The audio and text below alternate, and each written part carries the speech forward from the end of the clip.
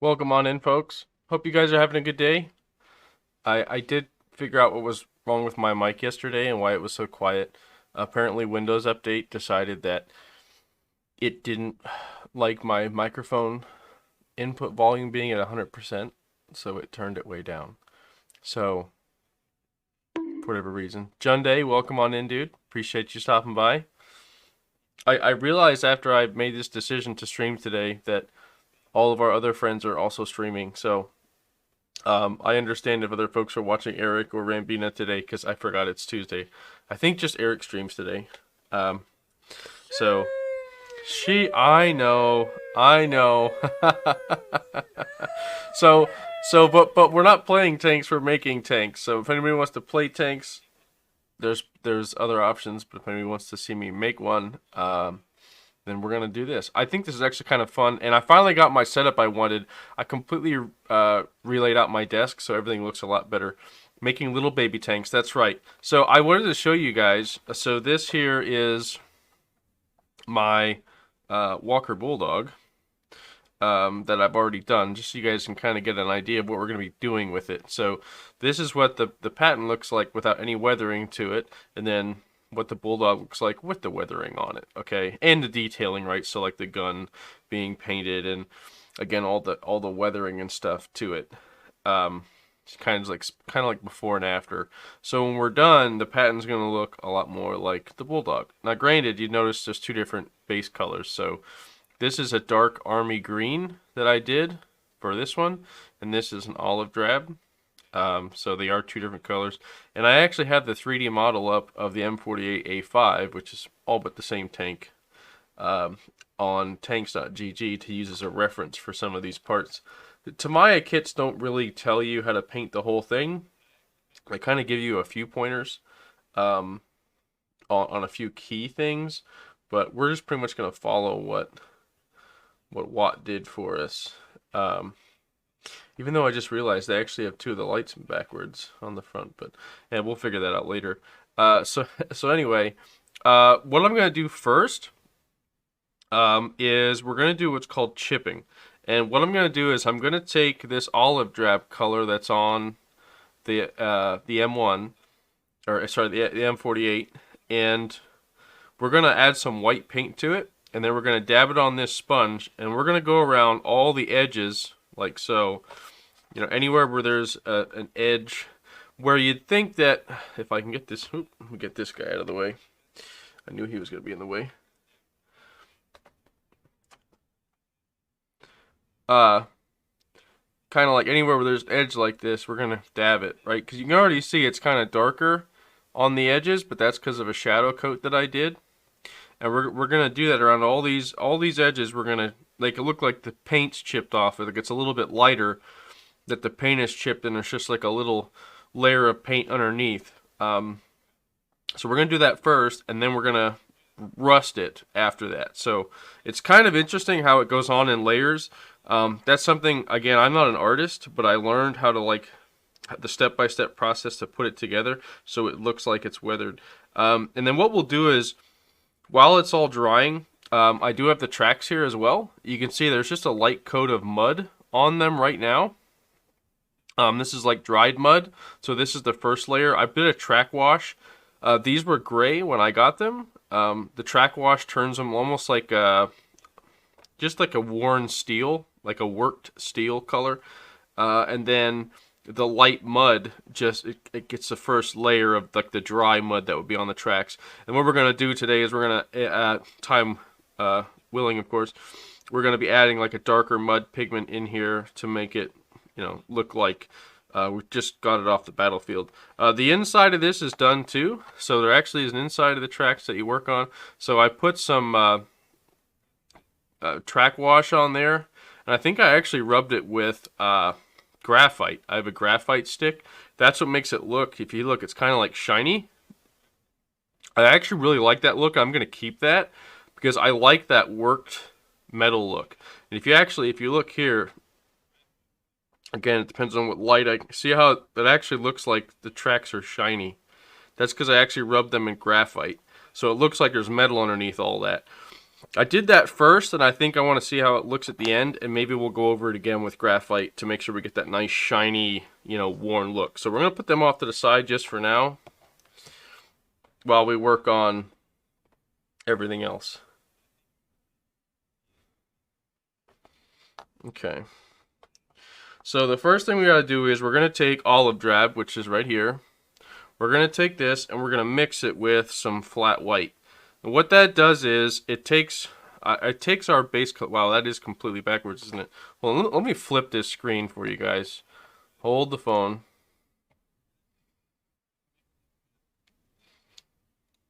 There we go. Now you guys are literally seeing how I'm seeing it. That I realize that that's backwards when I do that. So now, now there you go. That's literally how I see all this. You guys are looking at the angle the same way I am. So I'm gonna mix the olive drab, which is the base color, with the flat white, and that's gonna give us a slightly lighter paint color, and that's kind of what it would look like when it's weathered and aged, is just slightly lighter. So I'm gonna mix this up first. Mix it by hand here.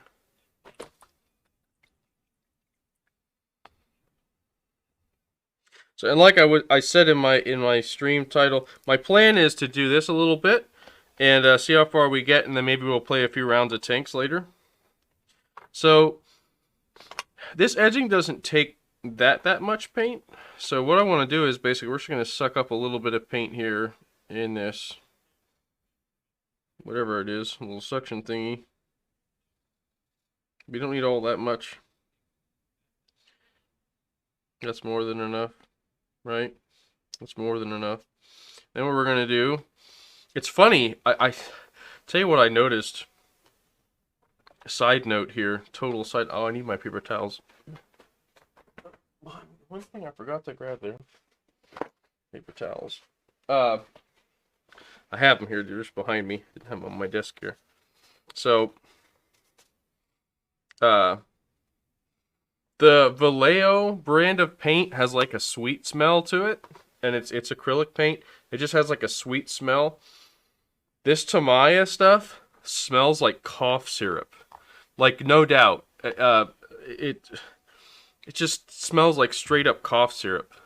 The first time I smelled it, I was like, "What the heck? What, like, how are they? They're both acrylic paints. Like, they must just use a different base or something." So I put in 1 milliliter of the olive drab, which again is more than enough. I'm gonna put in like literally a few drops of white. We just want to go a little bit brighter. We don't want to go a lot brighter, just a little bit brighter. 2, 3.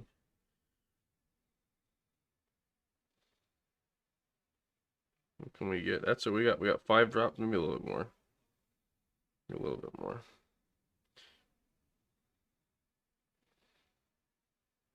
It literally smells like I'm mixing up cough syrup or something.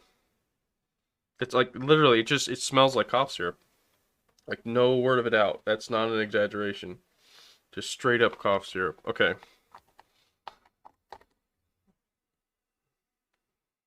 So then I have a little mixer here. My failed sponge thingies I bought. They're not really good sponges.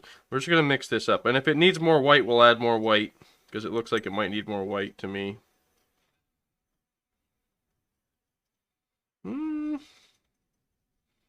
Maybe not.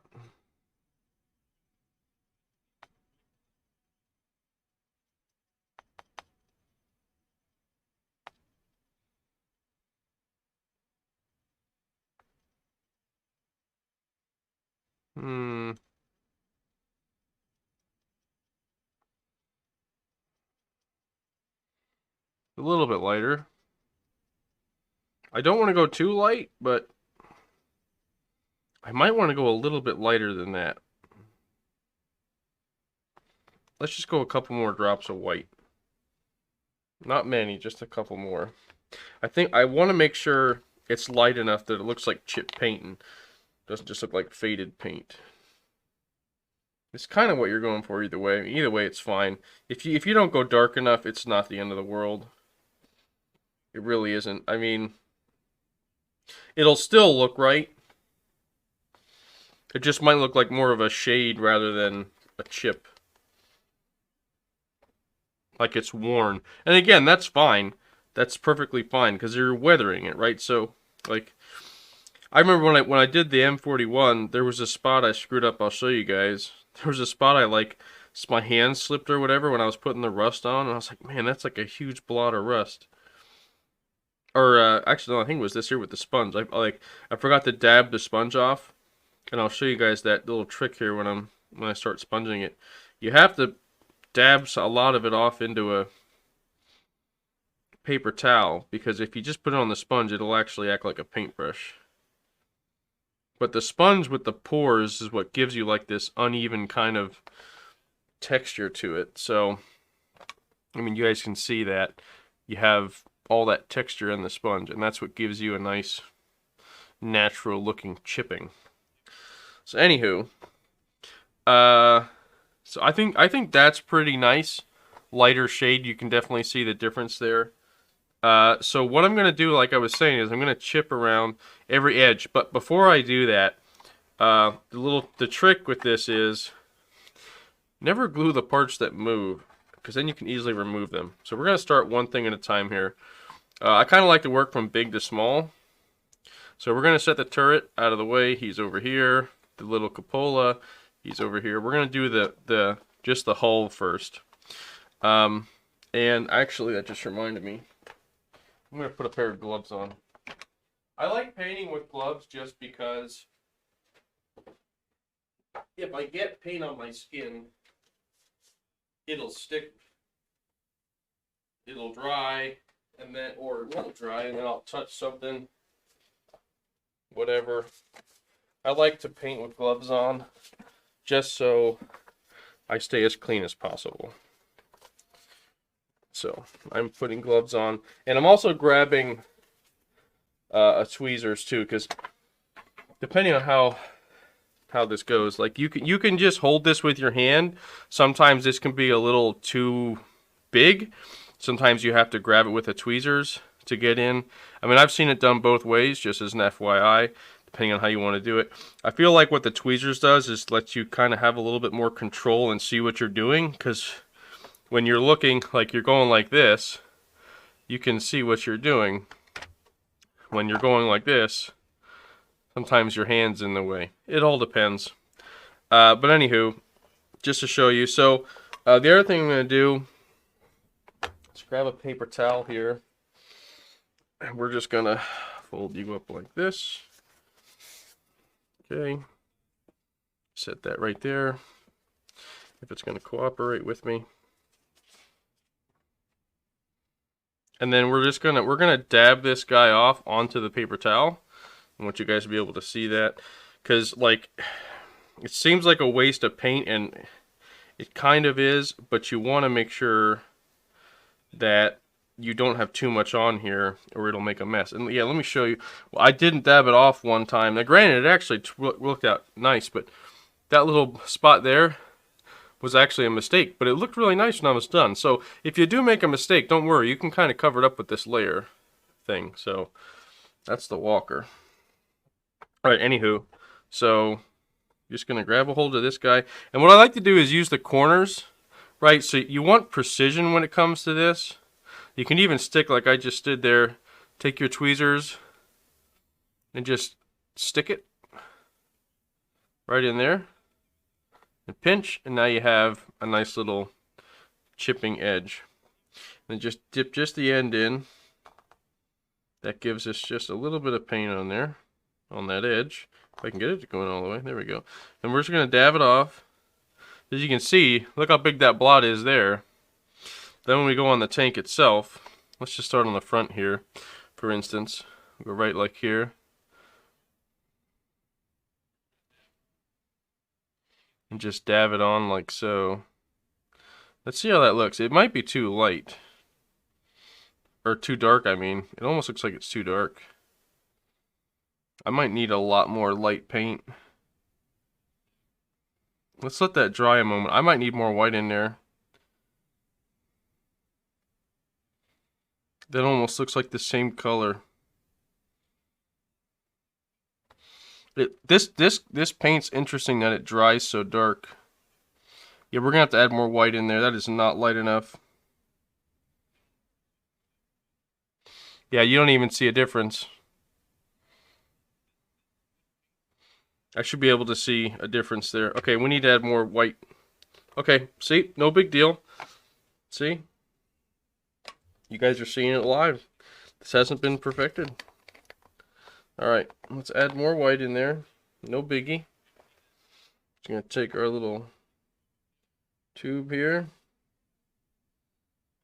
Got a bunch more white in there. That's not near light enough.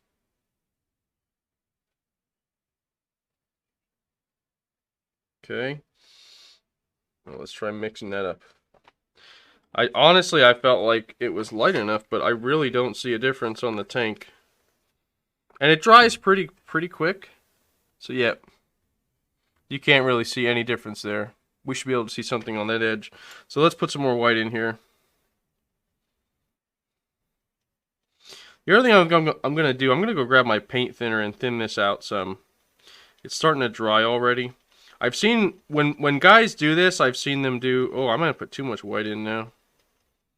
Maybe not. It's a lot lighter though. Maybe that's the right consistency we want. I definitely want it lighter. I just don't know if that's too light.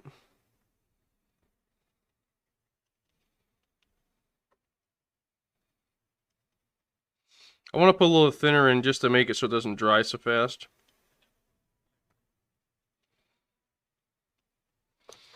Give me one moment.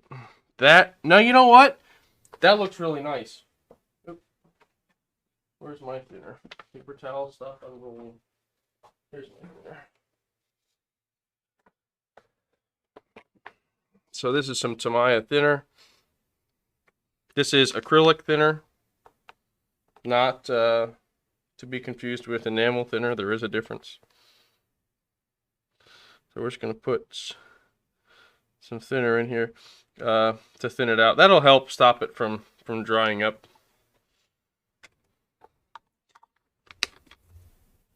Which is good. We don't want it to dry up too fast. Like it was already starting to get hard in here. A little bit of thinner.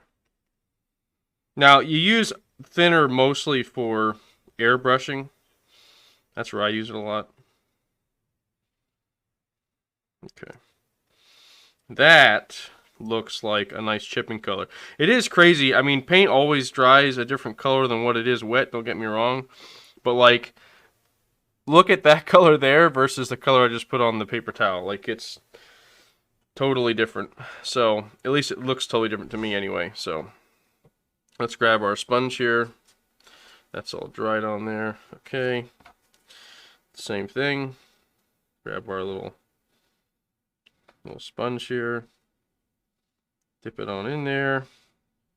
Let's dab it off. Okay. And then we're going to try this again.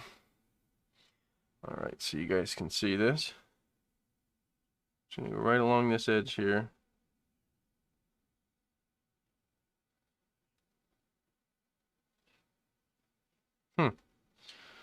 Yeah, this sponge is acting funny, or I'm doing something wrong. It's not coming off like I would expect it to.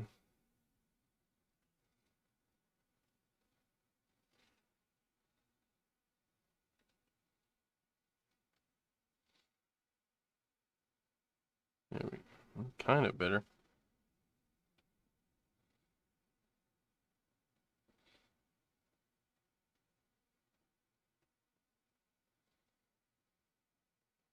It just looks weird.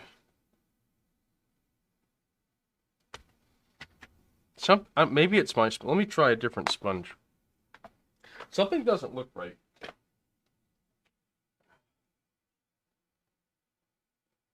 just had that type of sponge yet.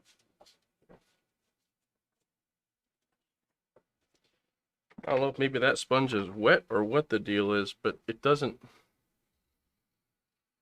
It's not working the way it did on my last sponge, that's for sure. So, just grabbing a new piece of sponge off of a different sponge. That sponge was softer. I thought maybe that would have been better, but maybe it's better that this is kind of a drier sponge. I don't know. So like it's coming off, but it's like that doesn't necessarily, that looks better, but it still doesn't look right. Not like I'm used to seeing.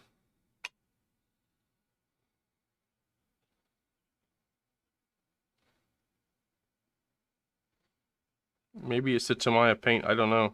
It just does not. No, it's not the sponge. It's the paint. Like it's almost like there's like a film to it. What is going on here? I know I added some thinner, but that wouldn't do it. I didn't add that much thinner to it. Like this is as much thinner as I'd put in something, let's say I was putting in my airbrush.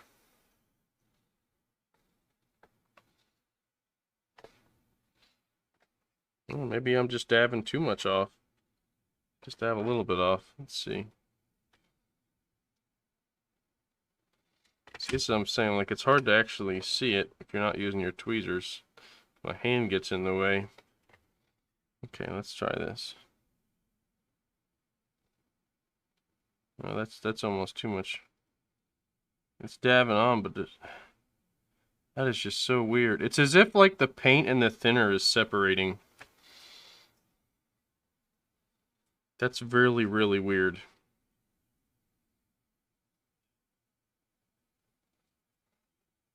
So I'm going to try mixing it for another batch, and we're not going to put thinner in it and see what happens. Let's just set this off on the side. Something doesn't seem right. And if something doesn't seem right, as I told my wife with her model she's been working on, if something doesn't seem right, stop and think about what you're doing. Because if it doesn't look right, it probably isn't right. Okay.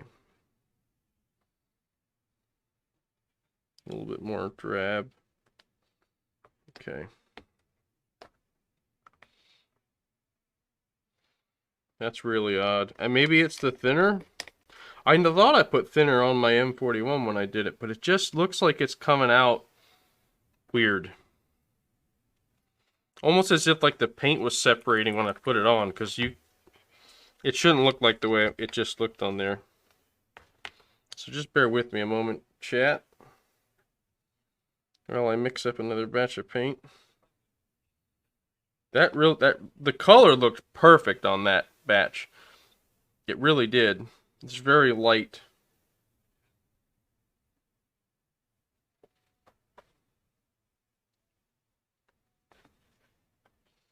Okay. I'm putting a lot more white in here. It's a darker color. I remember only having to put a few drops of white in on the Walker Bulldog, but that was a pretty light paint to begin with. So, let's try this.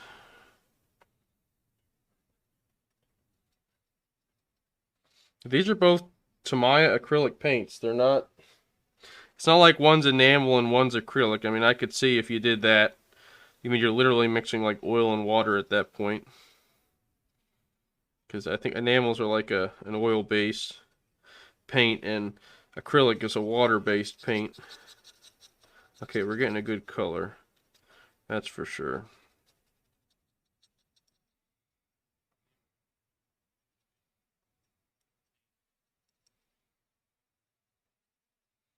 I really am shocked at that first batch. Just something wasn't right about it. And if this still doesn't work, maybe I'll try mixing the olive drab with a different brand of acrylic. I don't know why in the world it wouldn't mix though. It's just a flat white with an olive drab. They're both the same kind of paint. And that was acrylic thinner. There's no reason it should have done what it did. Maybe I didn't mix it up well enough too. I have no idea. I feel like it's blended well enough.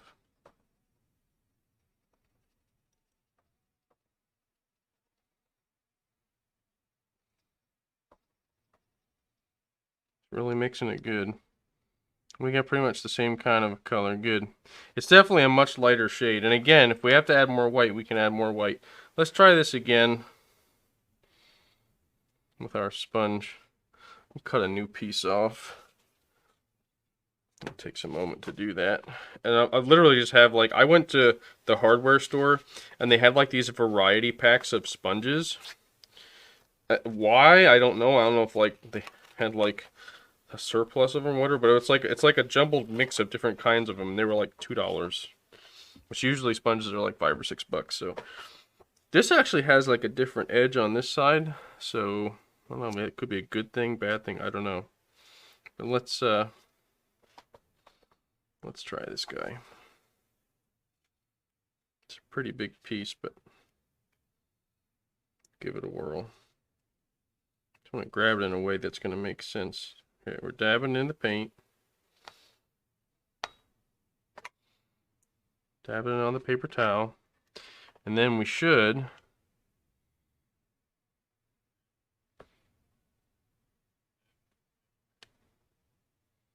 start seeing a chipping effect show up on here. It's definitely showing up better than the last one, but for whatever reason, like, it just looks odd. It's like the paint's like, how do I want to say? It's like there's moisture coming off, but not like that. That's starting to look a little bit better. There's almost like a texture to it, which is really odd. Right, but that's our chipping. So let's say we go there. Underneath here, we'll do some too. That just seems really odd. And if I don't dab it first,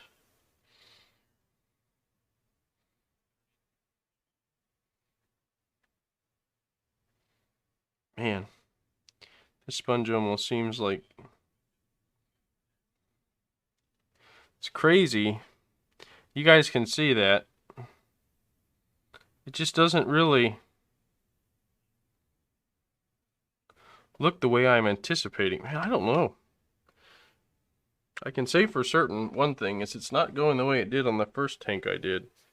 Let me try a fresh piece of sponge here. Just going to use this corner here. That was a drier piece and it's very large. Maybe that has something to do with it. I'm not sure.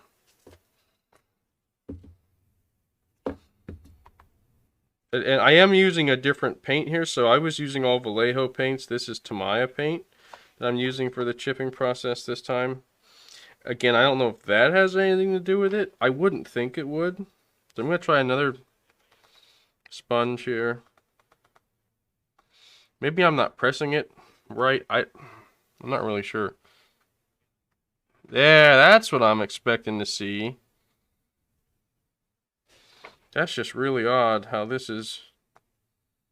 It's almost like the paint is separating in the dish, but it's literally two of the same kind of paints. I mean, yeah, they're both acrylic. 0 cents. Okay, so we got some chipping on the front there. Okay, so it gets to like a lighter shade of paint.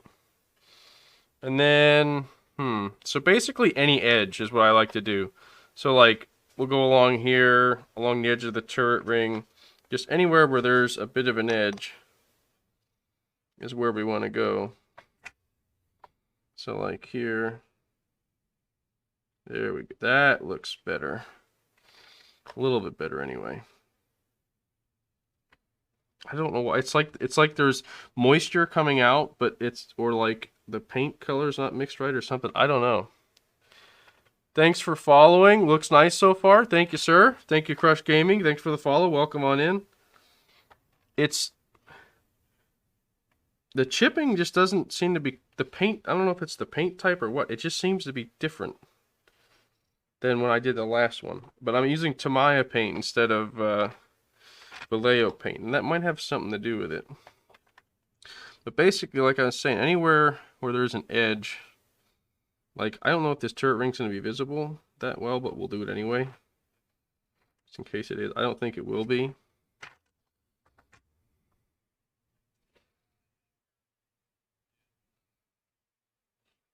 I just feel like there's like a color coming off, but it's not always a consistent, like, light paint color.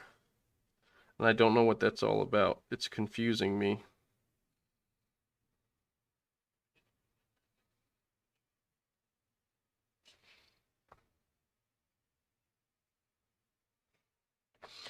Basically just going around any edges, again, that might chip off. I know a good... So this one here actually has a lot of angles. Not so much on the front like the M41 did, but I should actually get... Hold on. Let's get underneath these lights here. That's definitely a chipping point. Or not lights. Oh my gosh, they're not lights. They're vision hatches. Ports. Gosh, not lights. Oh my gosh. I'm like offending anybody who knows these models. Sorry about that. Okay, so that looks pretty good. I think like on the fenders here, I don't think they're actually called fenders, but like the fenders on a car like here, definitely be some chipping on this little skirt thingy as well. So you guys can see this. Yeah, that is starting to look better. I don't know what it was in the beginning. The paint just didn't want to come off right. Or maybe I'm just thinking differently. I really don't know. No worries. Thanks, sir. And welcome on in. Do you do models as well, or are you here for tanks, or? Because I play World of Tanks, but I also like to do modeling as well. I did modeling when I was a kid. My uncle used to buy me one every year for Christmas. And last Christmas I decided I was going to make this M48, but I didn't know how to paint it. So it's been kind of sitting built with no details on it. And I was like, I'm going to finish that. I did do, here, let me show you, since you're new here. So this is the M41 that I did last week. So you guys can see that. That's an M41 Walker Bulldog. So this is all bring it up a little bit closer to camera. You can kind of see the details. It's all weathered and aged and decaled. There's rust effects on it. There's dirt in the tracks and whatnot. We added details on the rear like the exhaust, soot and whatnot. Trying to hold that steady for you guys. There's a lot of dirt and rust on it. That's what I'm trying to do to this guy. This one turned out really well. I was really pleased with this one. So that's what we're doing essentially to this guy now, is we're going to do that same effect on this tank. So, oh, I've seen you post in Goose's Discord, so I followed it. Well, thanks. Welcome on in. Always glad to have a member of the squadron here. The Canadian Air Force, as Goose would say, right? Maybe I say that. So, just doing these edges here right now. You can see that. This is how I was expecting it to go. I don't know if I was just doing something wrong before or what, but basically what the sponge does is it gives you that kind of there's no distinct lines or anything. It's kind of like blotted chipping, which is how it would actually be, right, on the edges of things. Is, you know, the chips of paint, look at anything that's old and weathered. They're not really like straight lines or anything. So that's basically what we're recreating here with this. We're just going around all these edges.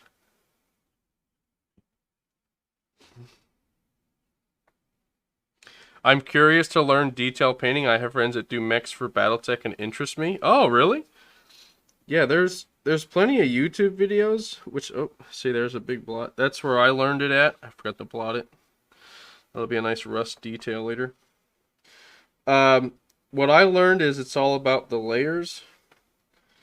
And I tell you what, I can show you what I learned through like the detailing of the well, in this case I'm going to do the detailing, the weathering detail.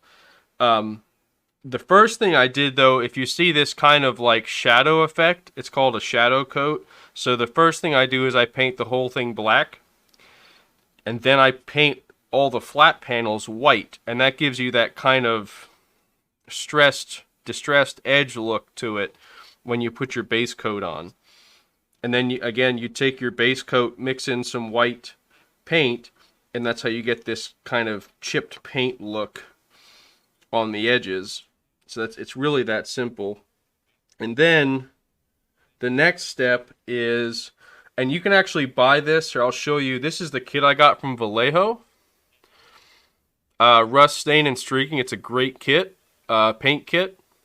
We're going to be using that here.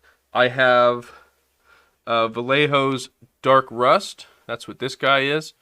This will actually go into all the insides of the bigger chips that we're making right now, and it'll look like rust. And then after we do that, we're going to put this wash on, which is a light rust wash, and that'll give it that rusted color inside of there. So that's the layers. It's base coat, then you do your chipping, and I paint on the rust with a brush, a fine tip brush, but I do this chipping with a sponge. It just, I think it looks more natural. So we're just gonna go along all these edges. Oop, see, and it's okay if you make like big blotches like I just did. It's okay because you can just fill them in with rust and it'll look really cool. And just do there. So like if you really dab it out, but your paint's still wet, it works the best when you have that situation. Like you see, there's nice little tiny chips there that I just did. Let me put some chips on here too. See, and then what you can do is like some of these chips you just leave as chips. You don't actually rust them, and then it looks really nice. It's like I'm just chipping some of these other spots I didn't in the front. You guys can see that.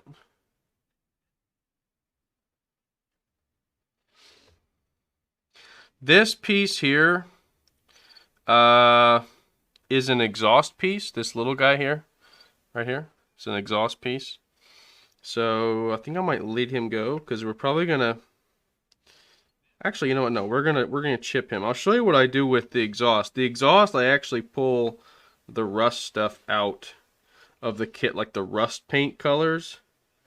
So we're gonna chip this guy here. Just like that. Now, see, now it's coming through like I wanted it to. Now, I don't know why it didn't do it in the beginning. It's chipping very nicely now. I don't know what that's all about. So I'm doing the same thing I did earlier. Maybe the paint's just behaving better now. I don't know. Maybe there was something in the sponges. That could have been too. Maybe they were so cheap because they were used sponges. Yeah, that look how nice that's chipping now.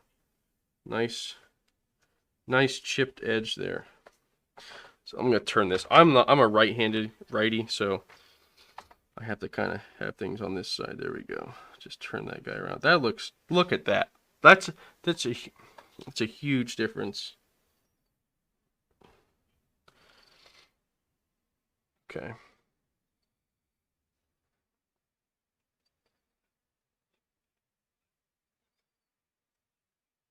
Just dabbing that off there. Let's do this guy real quick right here in the middle, if we can. And that little guy there.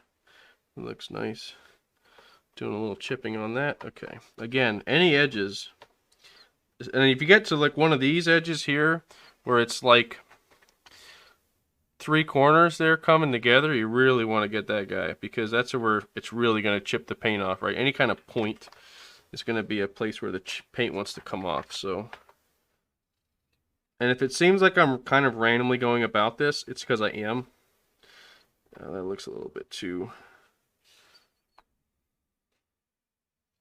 That looked a little bit too uniform back there. There we go. It's a little bit lighter on the paint. You don't want it to look too uniform. You just want to chip it lightly like that. Yeah. And then there's certain spots like there you want to go a little bit heavier. That's coming out nice.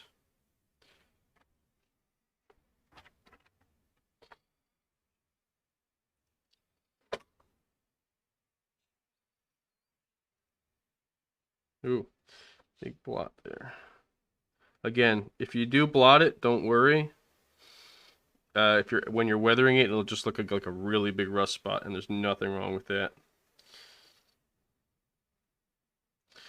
Same thing on the fenders back here. Let's get these edges.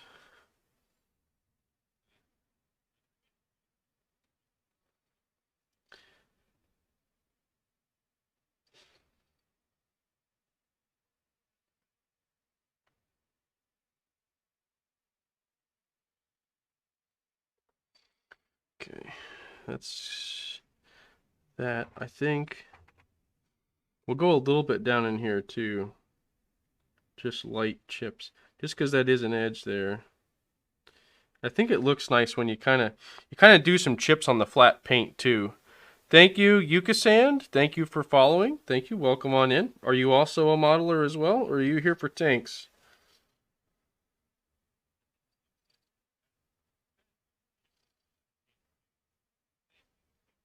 So we're just putting a little bit of rust, like kind of on these panels a little bit. So you can see it's just very light, very, very lightly. These are really big panels, so we might see some chipping. So I'm just very, very lightly dabbing it here in spots to kind of give it that look, like it's chipped there in the middle. So like any of these flat panels, we can just add a little bit of detail to that way. But you see how it's very, very light. Like I like to go heavier on the edges. Any of these edges that you can see like that. I'm going to do the top, then we're going to flip it on its side and do each side, do the front and back underneath as well.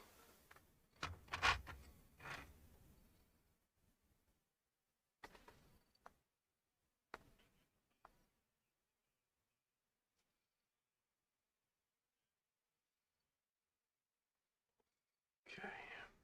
So again, any of these edges, these little hooks here, just going to lightly dab on some spots. That looks pretty good. With the tweezers, I will say one thing that's different if you use a tweezer is your hand cramps up a lot more because you're putting so much pressure on the tweezers to hold this sponge. You guys can see how well that's turning out.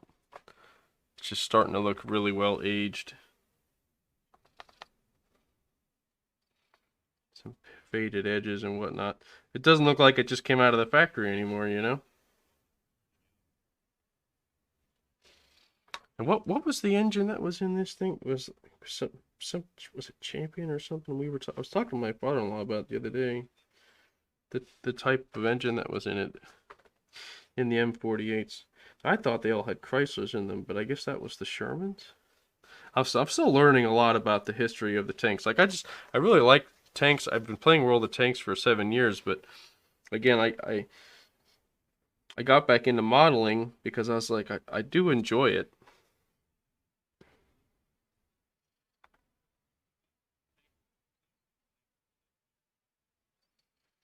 Okay, that looks pretty good there. I think we'll just add a few. Let me do these edges first. Yeah, see those are pretty big edges. Remember, this is just the hull. We have the turret to do yet as well. We still have plenty of paint left. Any of these edges we want to get. What I want to do is just dab. I think we're at a point now where we can dab real lightly on the tops of some of these panels. Again, give that some more of an aged look.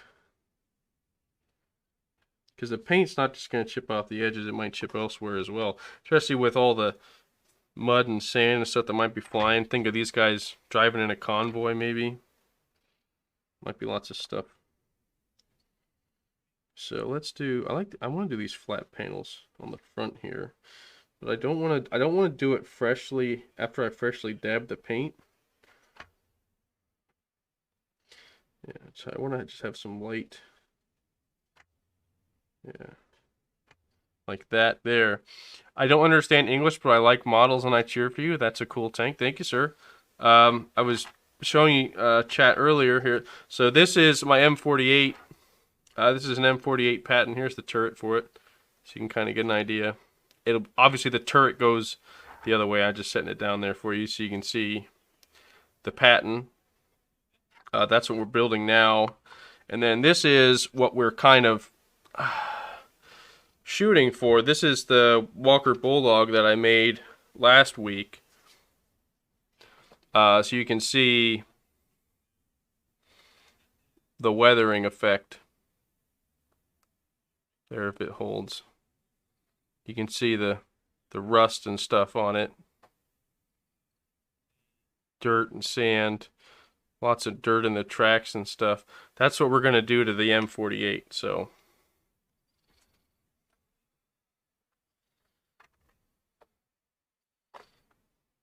where are you watching from, Yukasand? I know you don't understand English, but maybe you understand like where you're from.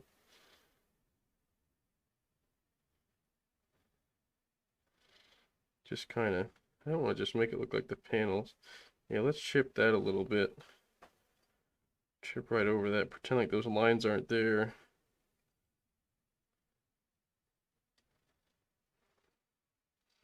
Again, it's just a light chipping there. We'll do the same on the front of the tank. Just give that a little bit of a touch here.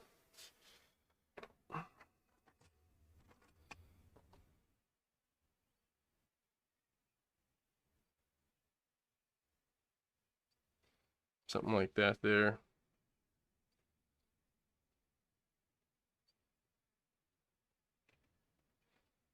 Come on, there we go. A little bit more. There we go. So that kind of gives it a little bit more of a weathered look there. That looks pretty good. Oh yeah, it looks pretty good for the top. I'm just looking over it, looking for any more edges I might have missed. I guess we can do a little bit around this engine here. A little bit there. I'm just looking over it, looking for any edges I might have missed or things that don't look right. I guess we could edge the gun holder too. This is meant to hold the barrel. It doesn't hold the barrel in this model, but like when these were being transported, they would be sitting up like this here and the barrel would sit in it. That's what that's for. I guess, yeah, we would see some chipping around that too. There's an edge there. This is why we kind of look over it one last time right here. Just going in with the corner of my sponge to kind of touch on that a little bit. Touch on that edge. That looks really good. Okay. Just a little bit on there. Just adding a little bit in there. Okay, I think that looks really good. Maybe just a little bit there too. Again, just looking over it, looking for anything that might look like it should be chipped around this. I think these are the engine, I know it's the engine deck, but yeah, there's like the oil caps. We should definitely have some chipping on there. Okay, some chipping back here. That looks pretty good. Okay, let me put that down for just a moment. All right, so that's our hull. Give you guys kind of a different angle on it. You can see the edges. All the edges are kind of chipped. Now, like these inside edges here, grab this as a pointer, like these inside edges here, we're going to put sand and stuff in those later. So, engine is a Continental. Continental. I didn't start with a C. Thank you, Continental. That was my first tier tank, 10 tank in watt. Nice. This is the A3. It's the same as the A5. It's just this has the smaller gun. So if you take notice, the turret's where the big difference is. This is the A3 gun. So it doesn't have the I think it's a 105. I don't remember the caliber. And I even have tanks.gg up to look at this model, but it has a smaller gun. But that's really about it. It's pretty much the same as the A5. I'm sure there's other changes. I like that tank too. I'm using automatic translation now. Oh, okay, cool. Maybe where the holder rubs on the hull, where the holder rubs on the hull. I should also do this hatch here. Oh, I see where the holder would rub on the hull. Yeah, it would. Well, it would sit like this. So yeah, let's do the back part. You're right. You're right. Good catch. Good catch. Did I? Is it this piece I used first? No, is this the? No, wait. No, it was this guy.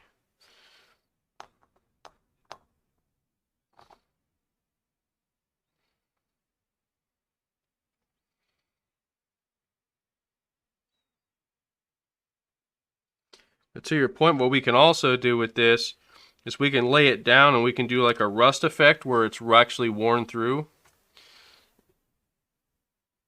We'll put a little bit more here. To your point, that's a good idea because that's going to be sitting on there. Kind of like that there. Yeah, look at there. So like pretty much right where that thing sits, we made a little square underneath there. Right where it's going to set. And then we'll put some heavy rust effects inside this guy. We just thicken that up a little bit. We'll put some rust effects in there and actually rust around the outside as if it like kind of like rusted there, you know what I mean? And I want to do this hatch up front. A little bit on this hatch.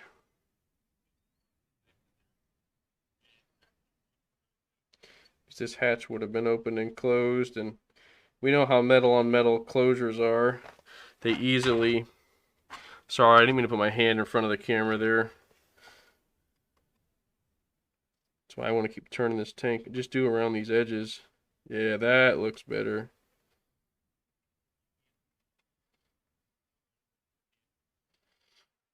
I I like doing it this way. I've seen, like, when you look at the Watt one, they actually do like a darker chipping, but I think that's actually like the rusting, so that's what it'll look like. This is just, this might look funny for now, but when we actually put the rust in, it'll look right. It's weird when you're watching this for the first time. You're like, how is that gonna look like something when it's done? And it's like, oh yeah, because it's layered. And that's what's for me when I was first learning, watching this and learning it. It's like, really, it's gonna look like that when it's done? Yeah, it actually does. It's the layers. That definitely is going to get rubbed on. Here's some more edges. That's why we kind of just, you got to turn it. Like, you got to keep turning your model because, you know, you're always looking at it from one side. It's good to kind of turn it around and just make sure you look at all your angles. Yeah, that looks pretty good. If I can get it down in there. Yeah, we can. Trying to get down on those. I think these are two little, I want to say those are exhausts. I want to say there's two little, I want to say this is like an exhaust manifold, but I could be wrong. There's like two little pipes that come in here and they go into there. So they're either that or they're intakes. Ah, wait a sec. If this would be the filter box, those are probably air intakes because these pipes don't go down through the here. Those are probably air intakes. Could be wrong. 105, yes. Okay, I was right. Thank you. Gun tie down. Yeah, that's what it's called. Yep. Yeah, that's like, here's on my Bulldog. There's a working one on my Bulldog, so it's the same Tamiya model, same maker, I should say, but there's actually a gun holder right here, and they actually left it open, so you can actually put the gun into it. So that's how it would look when it's being transported. Now, granted, they would close that, but you get the point. This one here is not open.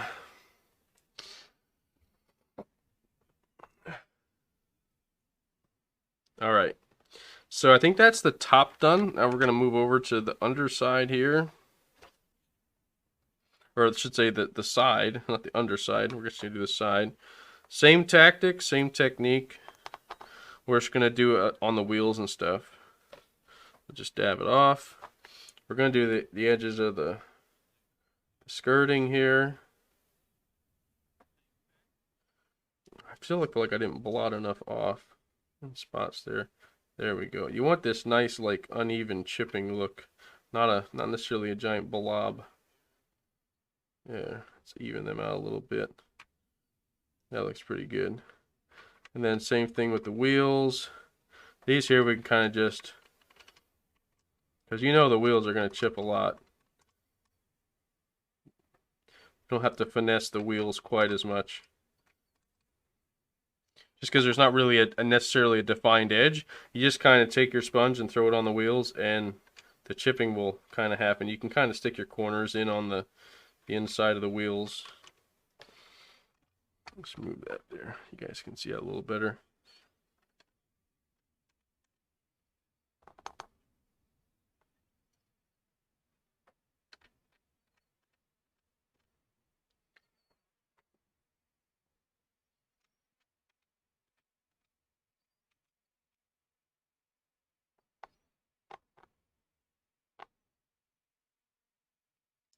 So it just gives it that weathered look. Even on the wheels, again, the paint would chip off. And what we're going to do eventually with the wheels is we're going to paint the road tires that tire black color. We'll do that. I have that setting here. And then once they're painted black and they're good to go, we're going to start putting dirt. So I have... I looked online for like different types of mud. Again, I watched lots of videos on this, but for mud, I actually found this like diorama mud. So it actually is paint with pigment in it. This is what we're actually going to use. This is the second layer, so this is like the wetter mud because it's brown, so it's kind of like it's wet yet. And then this is what I use for the dry mud. Same thing, but it's just a lighter color. So we're going to do that on the sides here after we get the wheels painted black and after we do this chipping effect. So we want to do the chipping throughout the whole thing. Again, it's like layers. And you might layer dirt over your chips, and that's fine, because that'll look natural, right? So what I do is I just try to get your sponge inside here as best you can. And again, you don't have to have a lot of finesse. A lot of this is going to get covered up with mud, but if you can sew some chips inside of here, and maybe I should cut my sponge down so I can get in there a little bit easier, but you guys get the point. It's just trying to get in here as best we can and get some chipping on the suspension and up inside the fenders here.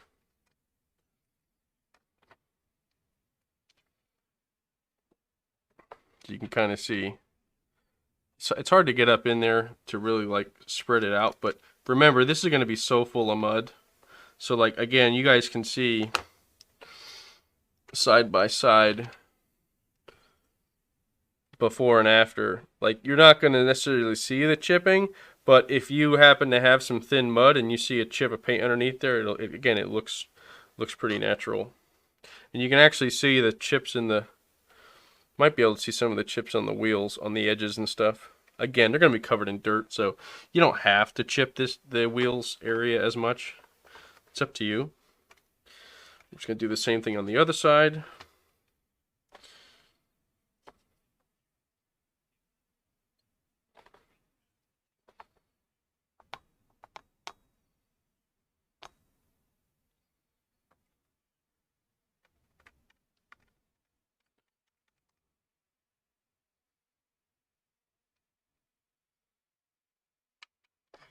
Sorry, going off the screen on you. Sorry about that.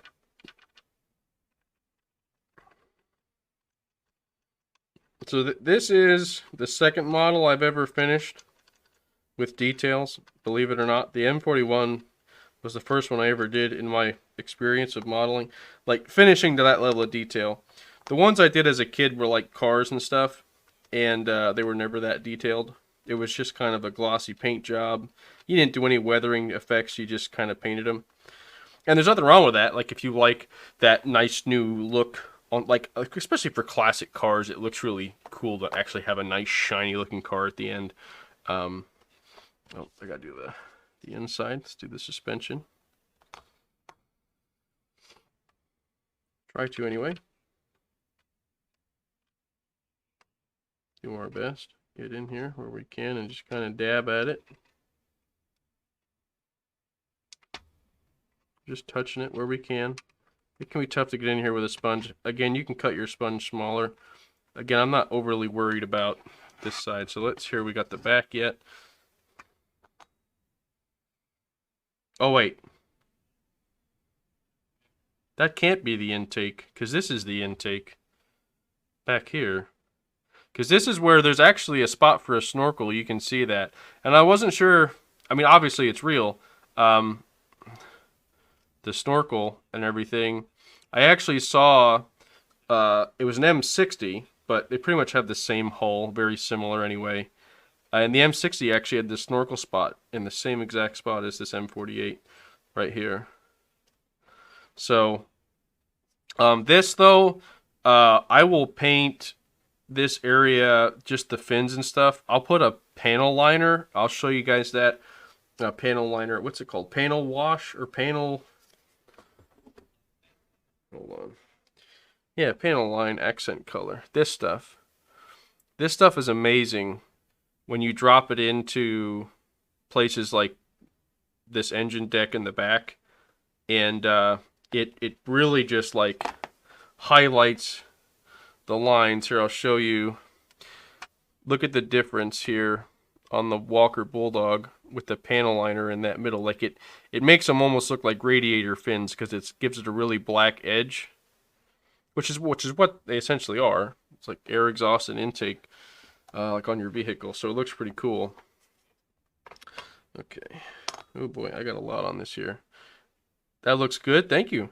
Looking at the M48 in watt to compare. Yeah, you're good, man. They're really close. Like I said, there's not much difference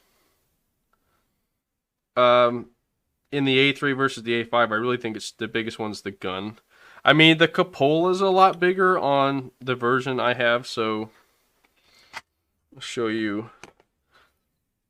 This is the cupola, which is more like what's on the M60 in the game. It's much bigger.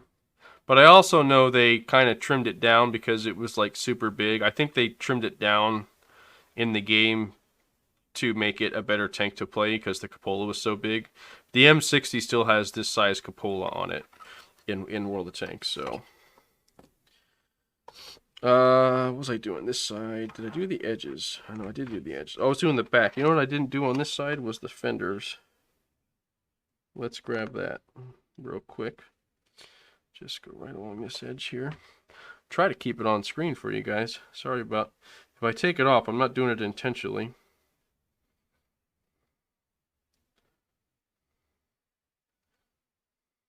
Just kind of chipping that edge like so. And you can see, whoop, very long tank in this direction. I did that side there. Then we're just going to do back underneath here, chip all this stuff, chip the edges. So we're just going on the bottom side here. Again, just chipping like there.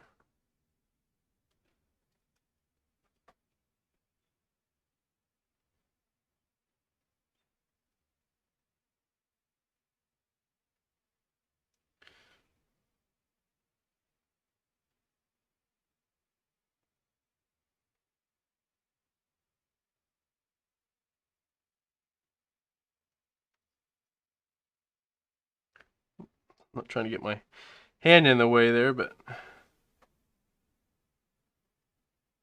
again, I'm just kind of touching the inside of that panel a little bit.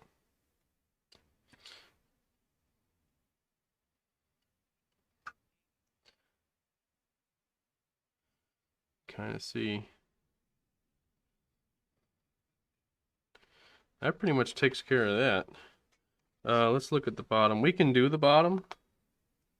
Not like it wouldn't chip down here too. It's just, again, you might not see much of this, but we'll chip it anyway. Chip this down in here.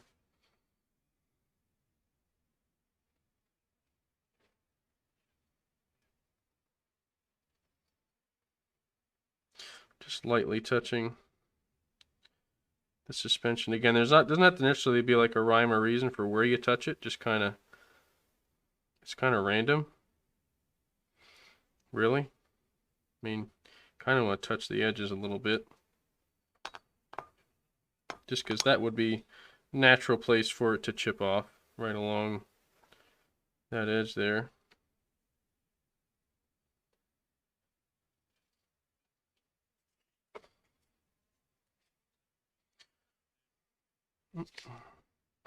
Not gonna lie, my thumb's cramping up there. Whew. Okay. Put some more paint. I might need to make it up some more. It's getting a little dry. Or add some paint thinner. Kind of wetting it up a little bit. A little dry in my dish. That's why I've seen people do this and they use like a paint retarder, it's called, which basically stops it from drying up so quickly. We can kind of go along here a little bit. A little bit of edging there, chipping. That looks nice. This is the bottom. I mean, again, you can even leave this go if you want to, because most of the models you're going to look at them from the top anyway, but I just think it's like if you look at, I don't know, like a table or something that's painted and you pick it up underneath and it's not painted, you're like, oh, well, okay, so they did the part you could see. That's just my opinion. But again, so there's the top. Get that panel liner out of the way. There's the top. And then from the front, I think I want to like thin this out a little bit on the front, like kind of make it, it looks like it just stops. Let's fade it a little bit. And by fading, what I mean is like kind of make it look like it fizzles out a little bit. There's not really like a clearly defined edge. Ooh. A clump that just came off there. Oh, weird. Okay. Again, don't worry if stuff like that happens, it just makes it look like that big clump there. We're just going to fill that in with rust. So if something like that happens, what just happened there, do not fret. I'll show you how to fill that in, and it'll look really nice. Just going to do these edges here. Again, as you do this, you'll do exactly what I'm doing. You'll be like, oh yeah, there's an edge I missed. So there's the front of it.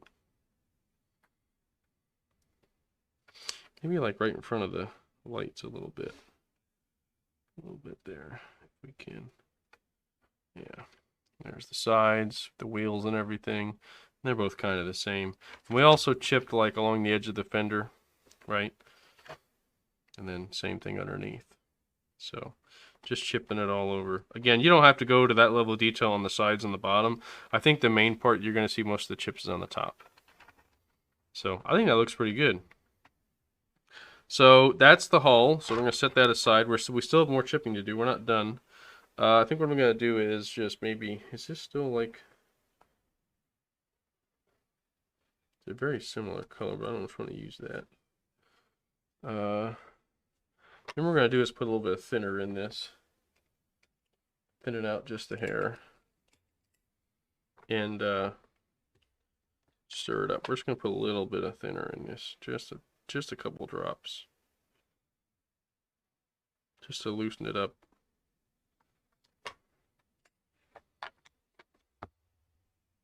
Looks good, thank you, sir. I don't know if that's going to loosen it up much. Okay, now there it comes. Okay, just took a second. Hopefully it's enough to do the turret and the cupola. Now the hull obviously is going to take up the most amount. The turret and the cupola shouldn't take up as much. So here's our turret. So I like to hold it by the barrel. Kind of makes it easy to start anyway. And then I will go from there. We're just going to set that there and let it dry. So again, we're going to grab our sponge. And we're still going to dab and whatnot onto our paper there. Okay. And then we're just going to go right along these edges just like we were doing. And then like along this top thing here, I think this is the radio receiver. We're going to kind of dab this one pretty good around the edges and whatnot. Big round piece like that's definitely going to see some wear. The edges here of this turret. And there's no like specific area you have to start at to do your chipping, by the way. Like you'll see me bounce all over the place. It's not a big deal.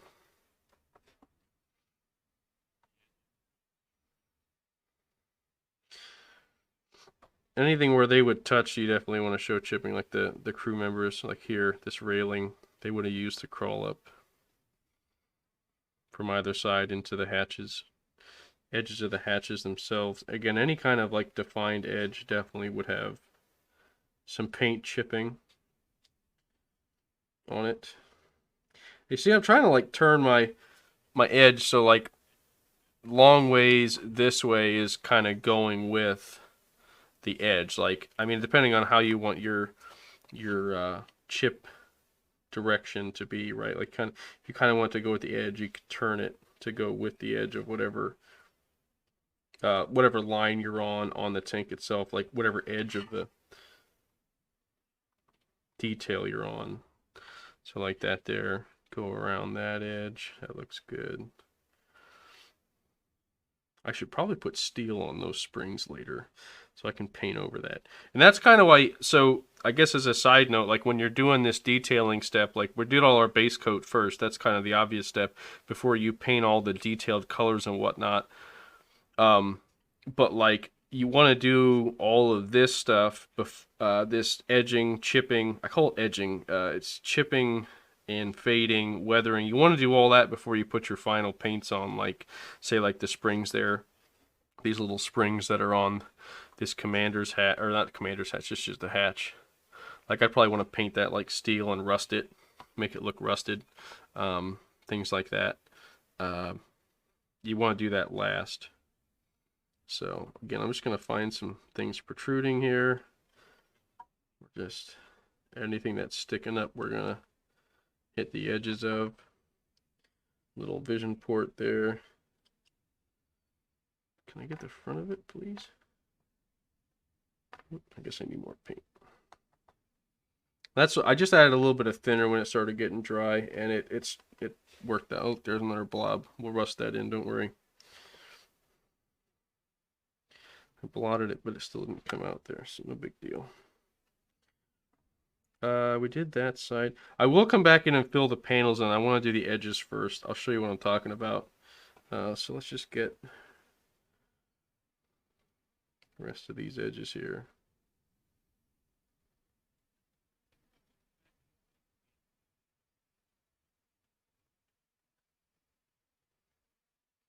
On the edges. This is a cable. I need to paint that again later.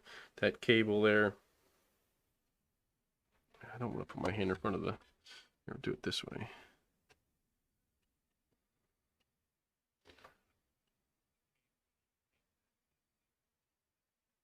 That's looking so much better.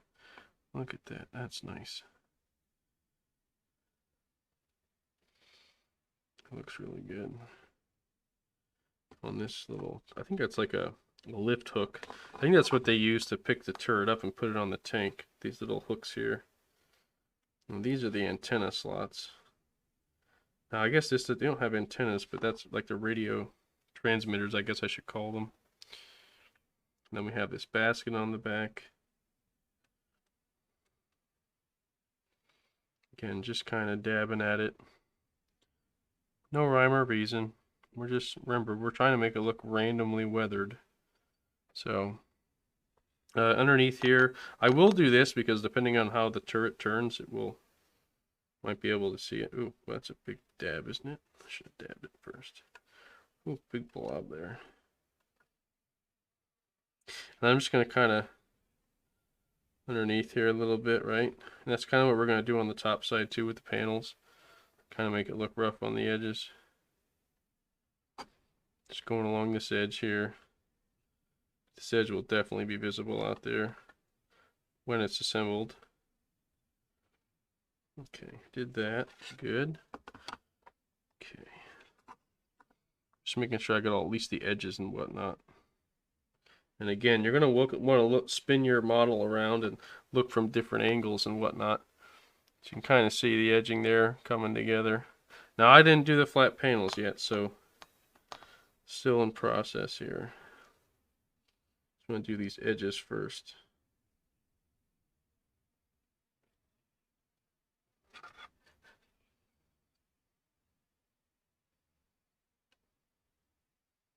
Just kind of doing a little bit of an edge like that there. Same thing on this inner part of the gun mantlet.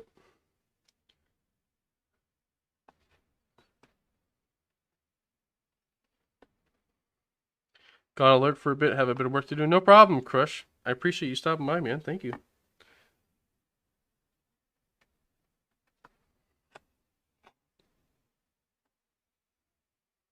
I'm just doing the face of that a little bit. These little horns on the front. Definitely want to get that. And then let's do, I think this is a light. I don't know if it's just a spotting light or an infrared. That's just, I don't really know. I'm trying to think if infrared technology was a thing back then. I feel like it was.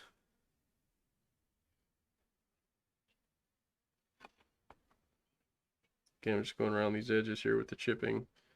Definitely on that, like there. And then before I do the barrel, just because then I kind of have to hold it in the middle of the turret to do that. I'm gonna do the flat parts of the panels here. So we're gonna make sure we really dab this off good first, and then we're just gonna kind of touch this in the flat spots.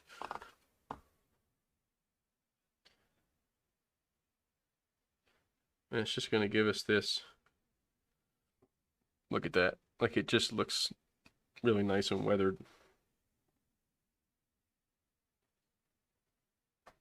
And again, it's because we dabbed a lot of it off on our brush. That looks really good. Or brush. Dabbed it off on our paper towel, I should say. Not our brush. We don't have our brush. Now here I'm actually having to press a little bit harder because it's like deep in there. Maybe that's the right way to actually do it. Maybe I was doing it wrong earlier. Again, I just feel like this Tamiya paint's a different beast than what I was using on the other one. But you dab it off and just, we're just going to touch it on these flat panel surfaces, just lightly.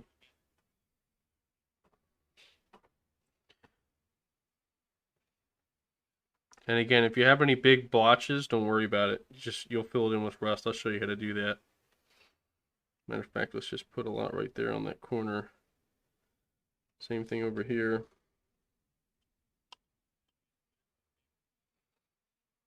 That edge there would be pretty well, yeah, worn.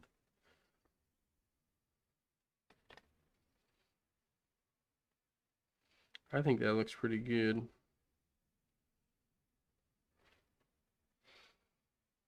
It's pretty darn good. And we'll do the barrel, or this light again, do the flat panels. There's some paint down inside the sponge. I'm just kind of pushing a little bit harder to get it out. And I think that actually might be the better tactic for the aging, just because it doesn't look as thick or I mean, again, whether it's blotchy or whether it's like this sponge effect, either way it's going to look good. I mean, you guys can see the difference in how this tank looks. Let's get back in here. It just looks a lot more aged and weathered. Okay, and then what I do, so that paint dries pretty quick, but you don't want to smear any that might be there. Let me just lift it up. So I lift it up by the circle here, the central part of the turret there that mounts to the hull. Let's just, you know what, here, we're going to go around these edges here on this turret. That's a good spot, definitely, to go around.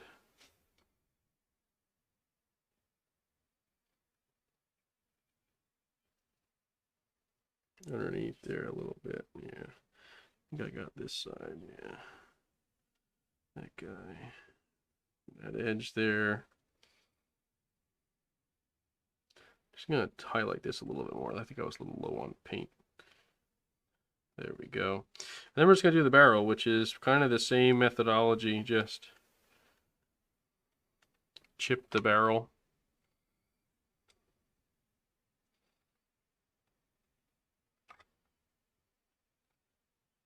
And again, this can be as detailed as you want, or not. I mean, this is up to you how much chipping you're willing to see on your model.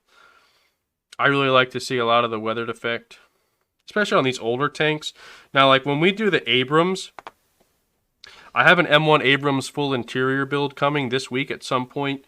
I think we're gonna do less chipping. Like we're probably gonna do this lighter weathering coat. But I don't think we're going to put much rust on it, maybe on a few corner spots, but I'm going to do very light on the weathering because the M1 is a much newer tank. I also have a 1/16 Sherman that I'm going to be working on. That thing, I'm probably going to put a lot of rust on and even try streaking it and stuff because it's a 1/16 scale, so it's huge. This is a 1/35 scale. Okay, so the 1/16, it swallows this thing whole. It's I can fit probably 2 or 3 of these tanks inside the 1/16 Sherman. So that one there will put a lot of rust on, a lot of streaking and whatnot. And I also have a Centurion remote control build I need to work on as well. I didn't start any of those 3 I just mentioned. I have 2 of the 3 here. Just didn't start the mechanical build. The Centurion I'll do a similar to this Patton just because they're about the same age. Now there are some Centurions still in action yet. I think the Israeli Defense Force still uses some Centurions. So just gonna dab on some more of that. And then okay, so that takes care of these 2 parts, and we just have our little cupola yet. He doesn't need a lot of paint. Just set that there. And just take this. I'm just going to use my hand for this last piece. This guy's really small, holding it by the gun, and we're just going to chip the edges here. Flat edges. Flat parts, edges, what have you.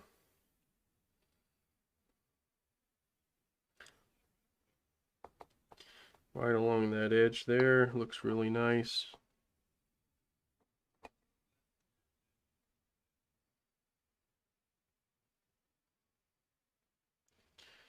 Okay, go the whole way around on that edge.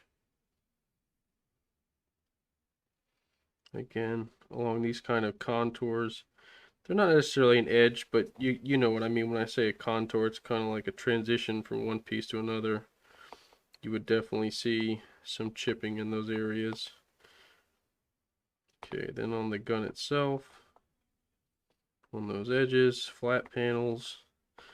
Again, this is a really small guy. Just dab in where you can.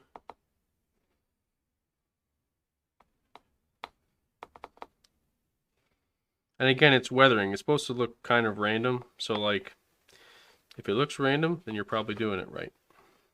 And you'll take notice as it's drying, it definitely dries a different color than when it goes on. For whatever reason, that olive drab that I painted this as a base dried much darker, which was interesting, but you can see, look how that's looking. That's coming along real nice. So I'm going to set the cupola and the turret to the side. We're going to go back to the hull because it's dry by now. Like I can touch this. There's no wet paint. It's dry. We're putting on, remember, like dabbed paint. It's already been dabbed off from the sponge. So it's kind of in the process of drying, if you will. So we're going to set that off to the side. And we're going to start putting rust in. So set this guy off to the side. Get a new little dish. So what we're going to do is we're going to put this dark rust in there. And basically what we're going to do is anywhere where we have like these big chips like this guy here and this one here, just anywhere, we're going to go with a fine brush, which I have. Yeah, I think this is one of my fine ones. Yeah, that should work. Actually, hold on, I'm going to get a finer one than that. Opening up my handy dandy box of tricks over here. I think this is a new one, a new brush. When I say a new one, I mean a new brush. I didn't use it yet.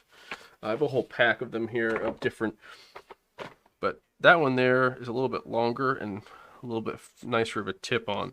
And the idea is we're just going to take our rust and just brush in these little spots here with the rust, and then that's what'll give us that the paint has been removed, it's bare metal look.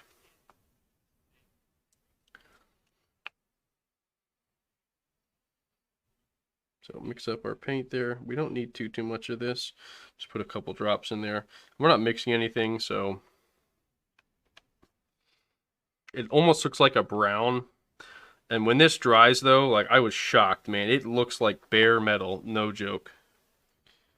It looks like bare metal. It's called rust, but it doesn't look like rust as much as it does bare metal to me. So we're kind of gonna dab it off here. We just want it on the tip of our brush, like you can see.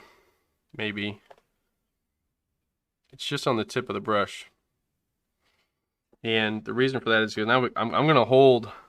I hold my right hand with my left hand to kind of steady myself, and I'm gonna show you guys on this big blob. I don't think we're gonna see him, but basically you treat the chip that we put on with the sponge as kind of like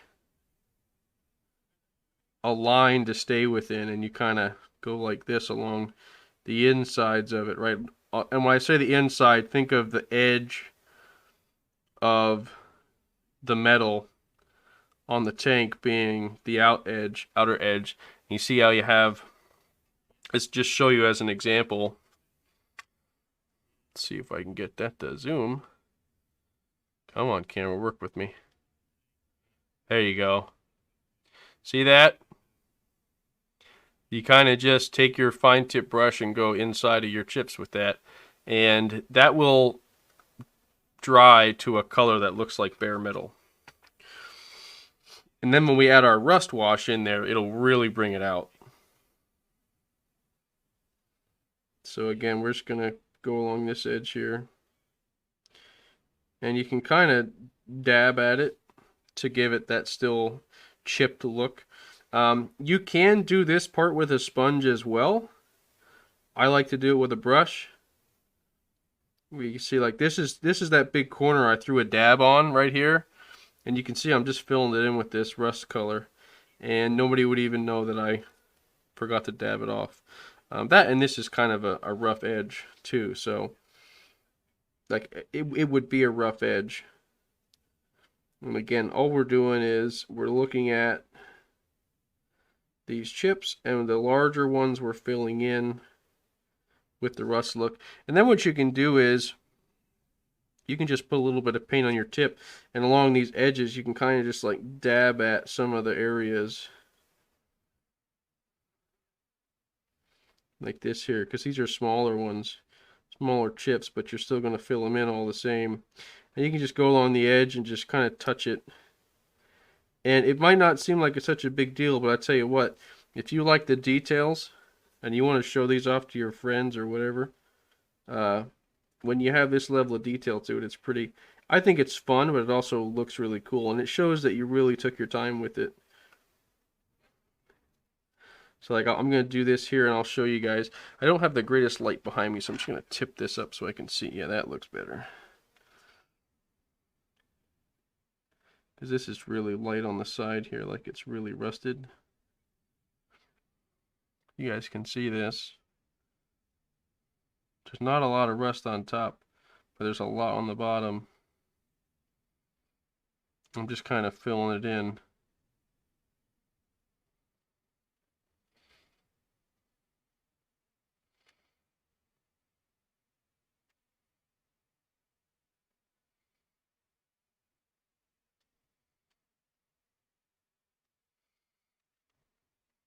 So like here you guys can see, even though it's just very small amounts, it just adds a lot of nice color and detail to those chips, and it looks like bare metal in there. And we're just going to do that for the entire part of the tank that we just chipped. Now that's why I say, like, if you want less detail in the chipping for like a newer tank, or maybe you like the look of a clean, crisp one, and maybe you just want a little bit of weathering, you don't have to go to this level of detail with the chipping and the rusting. You can just you can even just do like the lighter paint for the weathering, and then just do a light amount of that, and that's it. You don't have to actually add the bare metal rust and whatnot, and that'll definitely cut a lot of time off your model. But again, it depends on what you want out of it. Like I don't mind how long they take me. I mean, this interior build, I'm expecting to take me like an entirety of a week just to do the mechanical portion. So Again, I'm using my left hand to steady my right. I am a righty, so I'm kind of stabbing and dabbing at the edge of this with the rust color.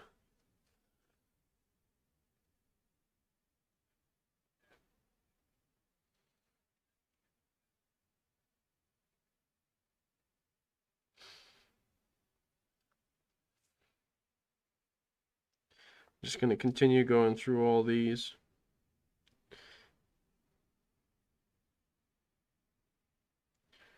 All the way around the tank. Now this part can be very, again, it can be very time consuming. It cannot be. If you like just having the weathered look and you don't want as much rust, you don't have to put as much rust.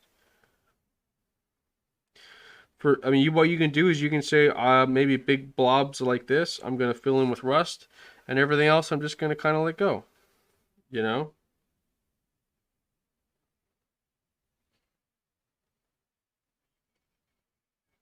Go right along the edge.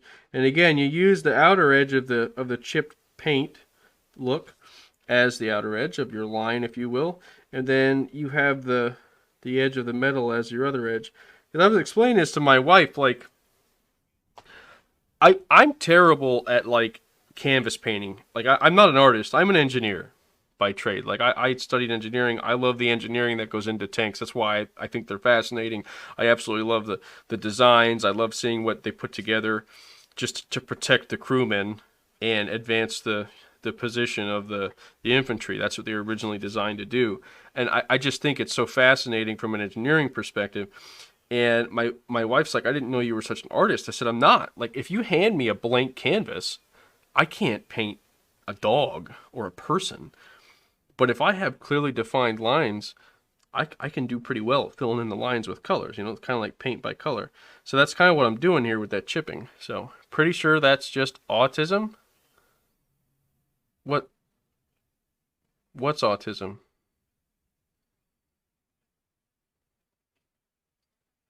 Me not being able to paint?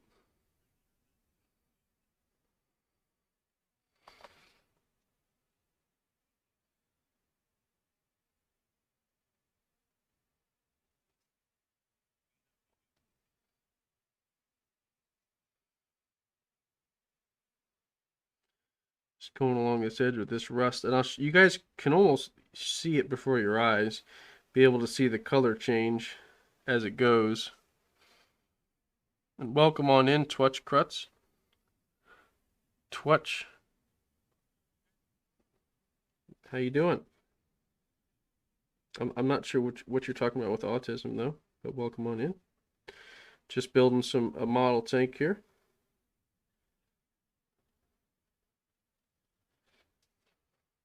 I'm just filling all these chips in with some rust color. It kind of makes it look like not necessarily rust. It makes it look like a bare metal when it's done, which is what we're going for. So again, we're only doing like the bigger chunks of chipping, right? So not everything is getting the rust. Just like you can see, some of these pieces here along the edge, we're not gonna touch that. It's just very light. But some of these bigger blotches of chip paint, we definitely want to fill them with rust. Makes it look really good.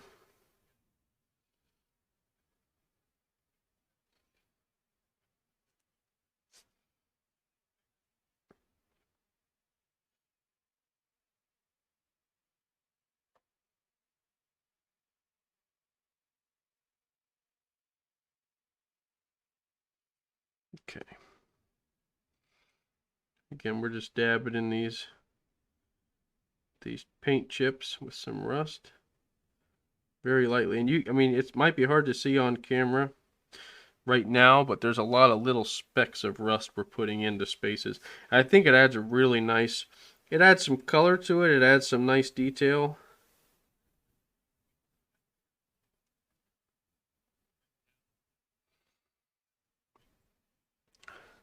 Just dropping by for a bit of Merry Christmas. Thank you, Taryn. Thank you, sir. Appreciate that. Merry Christmas to you as well. I hope you're doing well. I hope you and your family had a very Merry Christmas.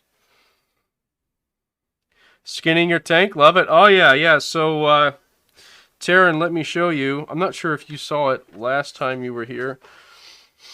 So we're weathering the M48 right now, and this is our finished weathered M41 Walker Bulldog.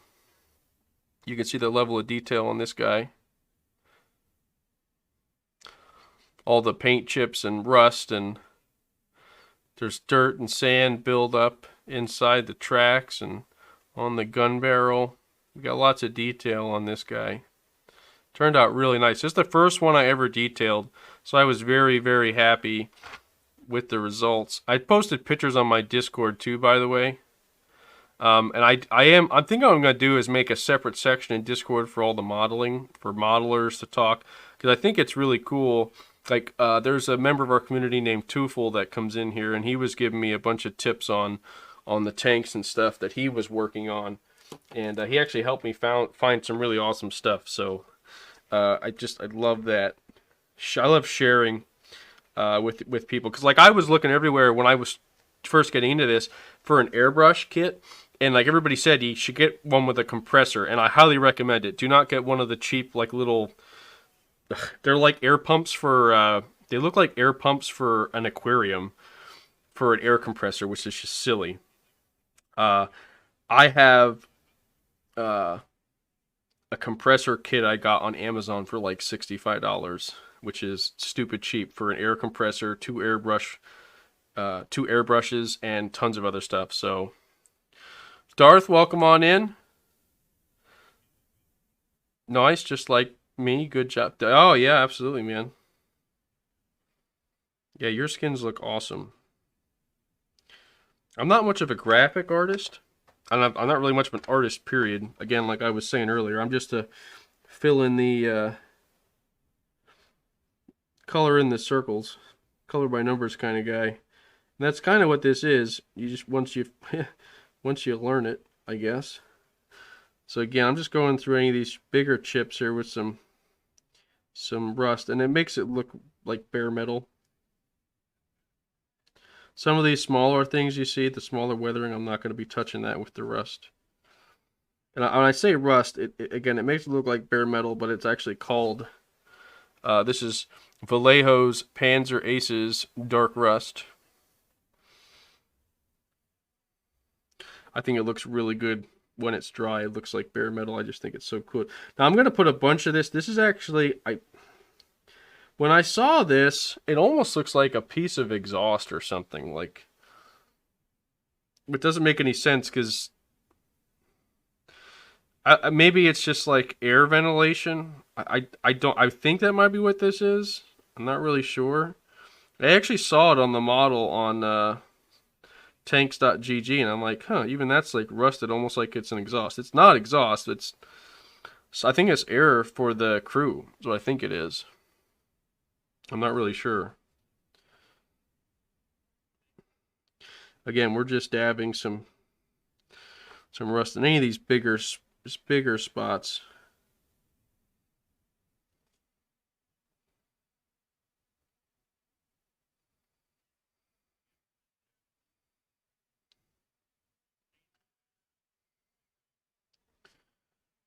Just kind of fill in any of these little, or larger spots, I should say, not little spots, larger spots. Some of them are pretty small, but again, it's those little details I think really add a lot to the model.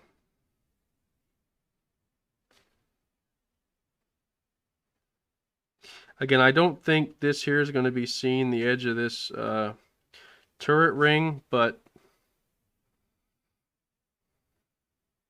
we're going to touch it up anyway. Lots of rust there.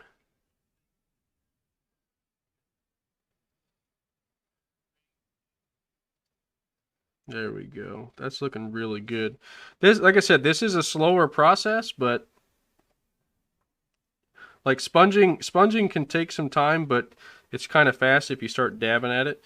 But the rusting part itself can take a little bit longer, just because you have to do it with this brush and kind of hit every little spot you want with that rust. I really think a lot of this would be exposed metal on top. Like, that's really going to chip the paint off. Being there, I'm getting like a dry spot on my brush Clean that off.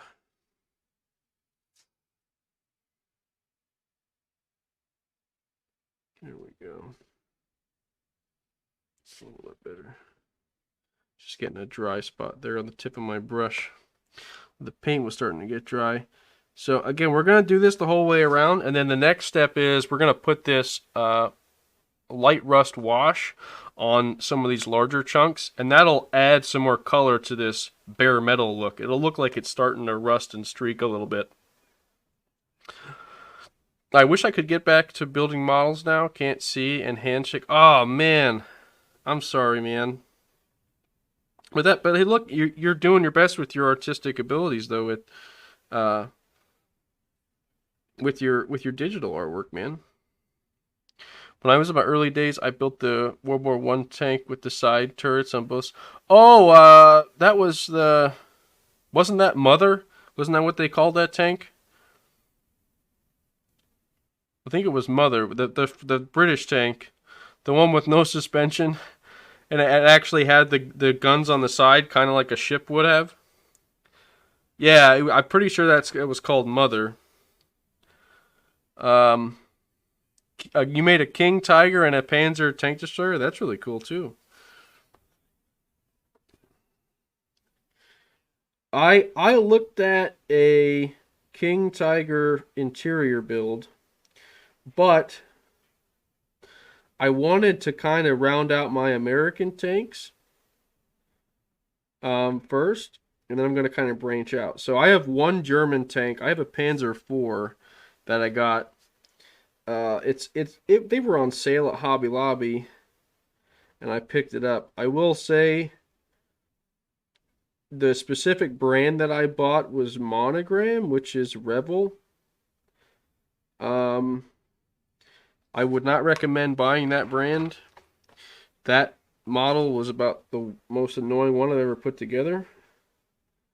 The tank looks okay, but the instructions were blatantly wrong in some spots or didn't guide you very well. And you could literally glue on parts that would get in the way of other parts later, which was really, really annoying because it happened to me. So, yeah, I definitely would recommend. Like these are Tamiya builds I'm working on now, and Tamiya is good. They have really good models. I don't have any issues with them. I will say, I have a TACOM model here. This is my second Tamiya. I have a TACOM model, which is a 1/16 Sherman, and I have a Rye field models coming this week of a 1/35th scale M1 Abrams with full interior. And I've heard the Rye field models are really good. I watched a few builds, they look really good. And the TACOM ones also look really good. So like TACOM and Rye field models seem to be the better builds if you're into modeling. Tamiya and TACOM are both Japanese. The Monogram Rebels are American.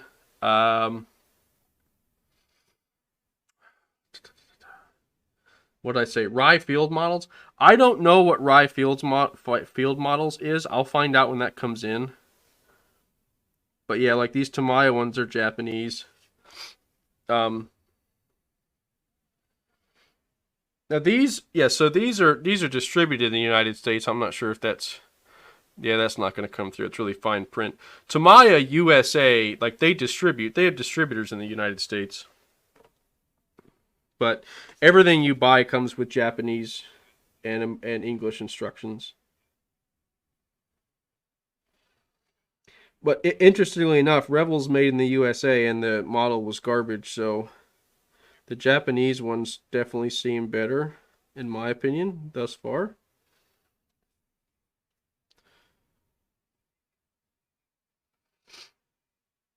But again, I think the TACOMs are also Japanese, but I could be wrong. I mean, because Andy's Hobby Headquarters, which is where I got the Sherman model from, and the Abrams model, he's actually working with TACOM. He partnered with TACOM to make the 1/16th Sherman, And then he also has for pre-order right now a 1/16 Tiger. I did not pre-order it yet, but we'll see how January and February look with my model builds, and I might pre-order it before it gets released so I can get it when it first comes out, which will be like the middle of February. And just imagine having a 1/16 Sherman and a 1/16 Tiger next to each other. Just like in a World War II display would be so cool. Can't go wrong with anything at Japanese. No, those Japanese models are really good. I agree. And I TACCOM sounds it. I also have a Bandai one here that I picked up. Again, it was on sale at Hobby Lobby. There's a Bandai 1/72 scale X-Wing. It's Luke's X-Wing. I have that one to build. It's really small, but it actually has a lot of detail for as small as what it is. So I'm thinking I want to get the tanks done first, and then I'll look at that one as kind of like maybe a break from tanks.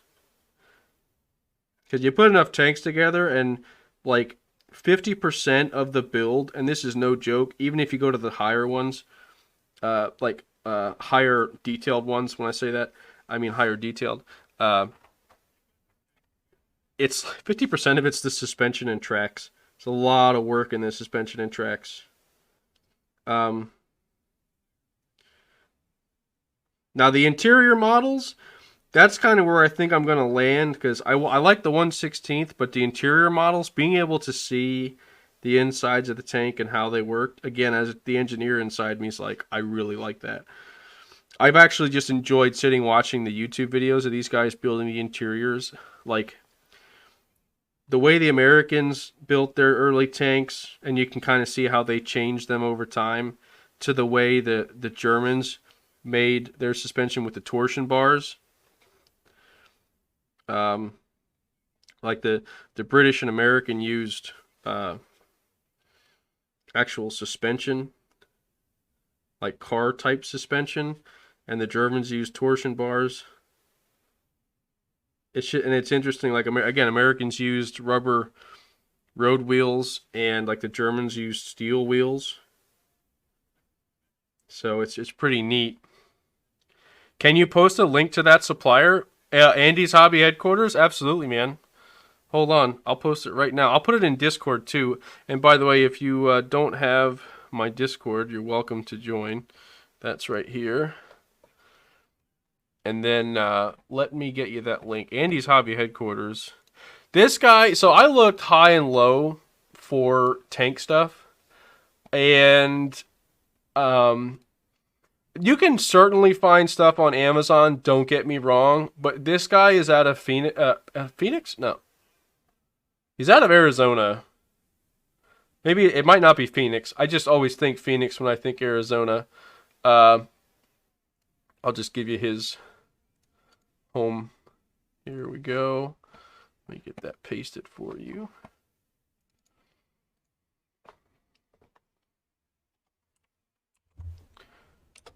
There you go. That is, he has everything too, by the way, not just tanks. He has, I'm looking at now, aircraft, ships, if you're into planes or warships, cars. He has the Gundams that people like, sci-fi stuff. Like, he has Star Wars and Star Trek stuff. So it's pretty neat. Everything he has, it's incredible. He has the best selection in one spot with the best prices. I want to point that out. Like, I found like 1001 Hobbies, Mega Hobby. Like, I found these other websites that have selection, but their prices are astronomical in comparison to his. And again, he's in Arizona, and I'm in Pennsylvania, so like literally opposite corners of the country. And I think I paid $12 for shipping for a model and a bunch of other stuff. Like, I had a humongous box. I opened it up on stream the other day with the Sherman in, and he only charged me $12. There's no way it only costs $12 to ship that thing. So, like, you do pay shipping, but it's very little. I mean, any paint colors. I think he did have no NATO black, like of Tamiya, but I found NATO black in another kit he was selling. So it's not like I didn't get the colors I wanted.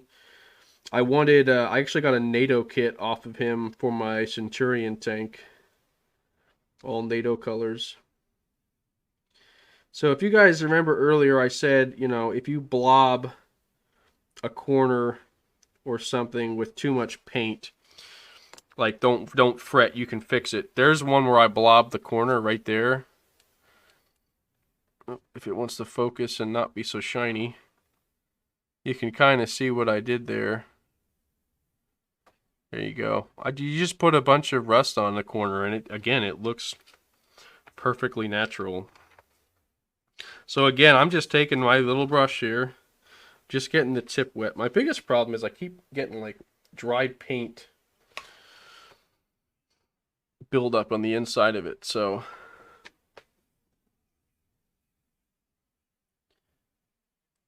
let's put a little bit more on. There we go. A little bit more on this edge. When it builds up, you gotta knock that like build up off of your brush. There's a little spot there. I forgot to get on that gas cap. Some spots there. Again, we're just touching it to give it a nice rusty look.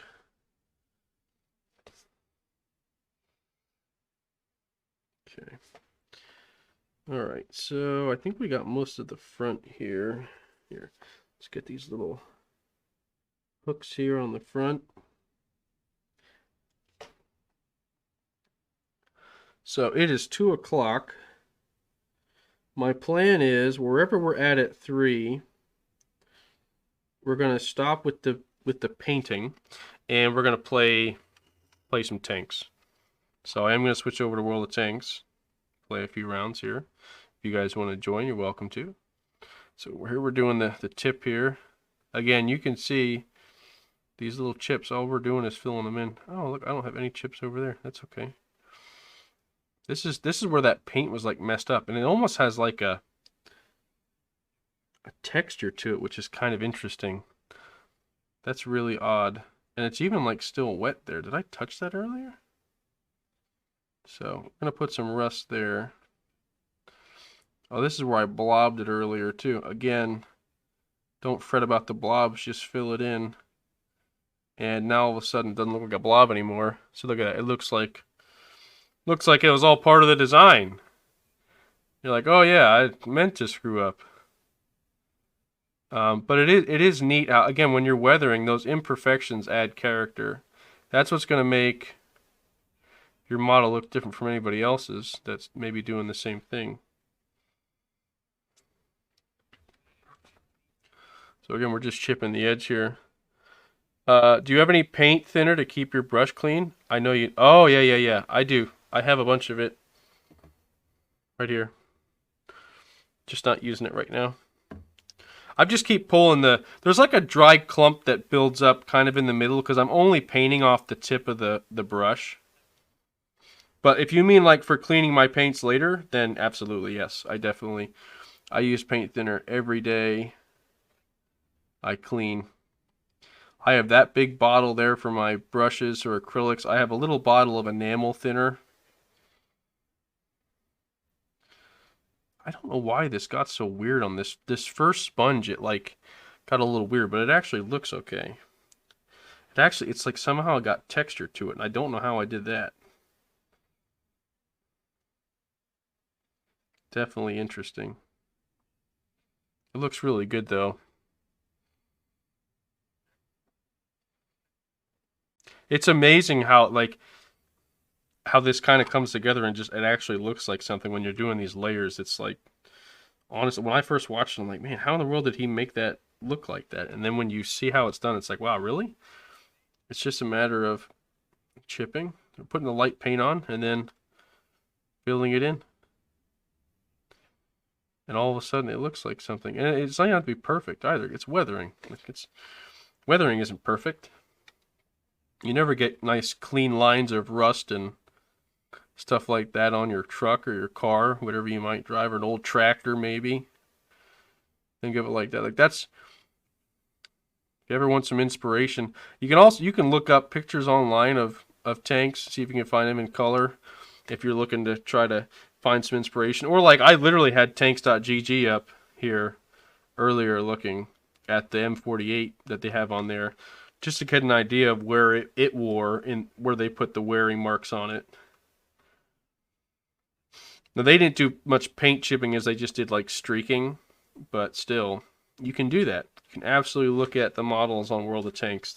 Believe it or not, there's actually a lot of detail in the tanks on World of Tanks, and you might even be able to like say pull up the tank you want to play and go into a game. Like if you want to do a winter mode or not mode, but like a winter look, play a map that luckily you'll back up. If you want to do like a snow look, keep playing that tank till you get it on a snow map and look at the snow buildup and then look where it sets.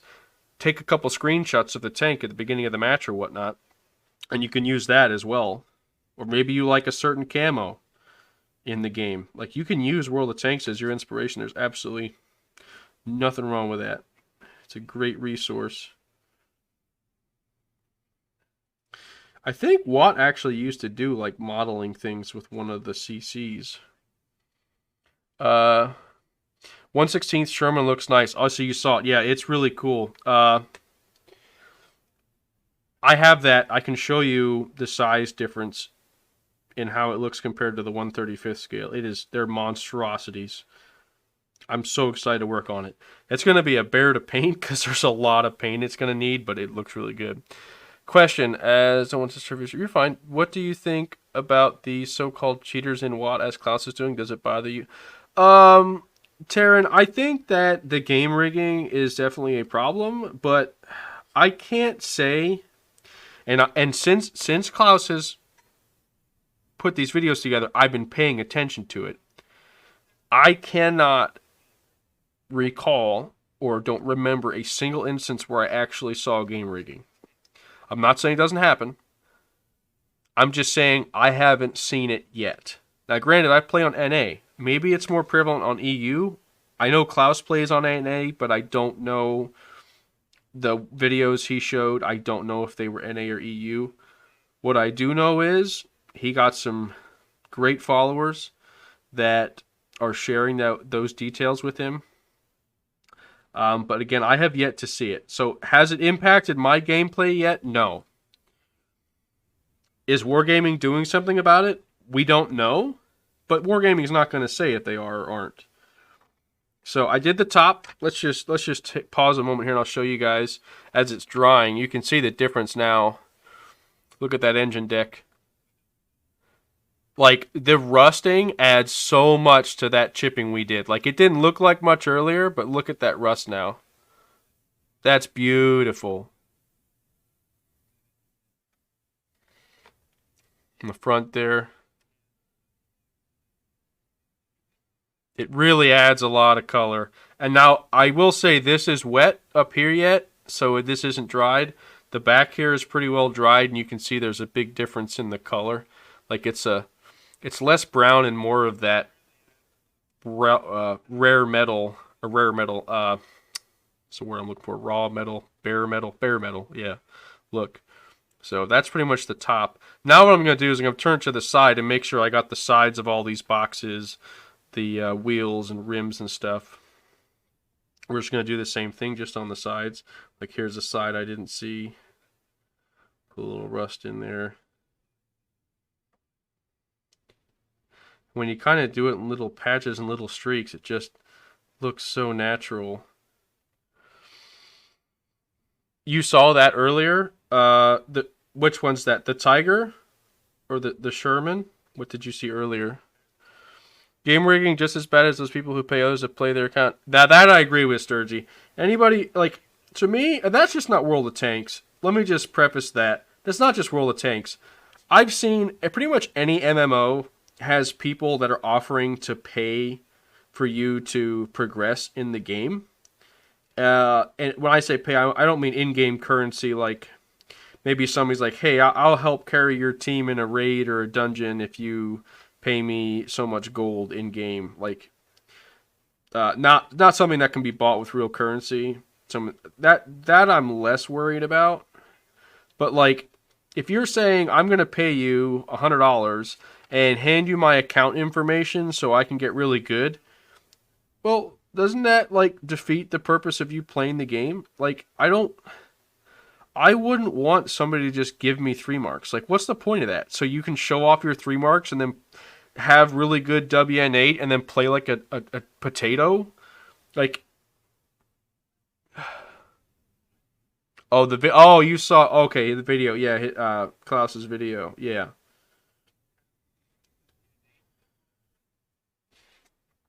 Yeah. I do commend Klaus for sticking to his guns and trying to hold Wargaming accountable for that. Like I said, they won't say anything publicly. I doubt it. They might do a little post saying that they're, you know, opening up a report. No, they already have a report for that. But they might say that they're doing a new ban wave. Usually that's what they do. They say, well, the next round of bans is coming in, and then that's usually about the end of it.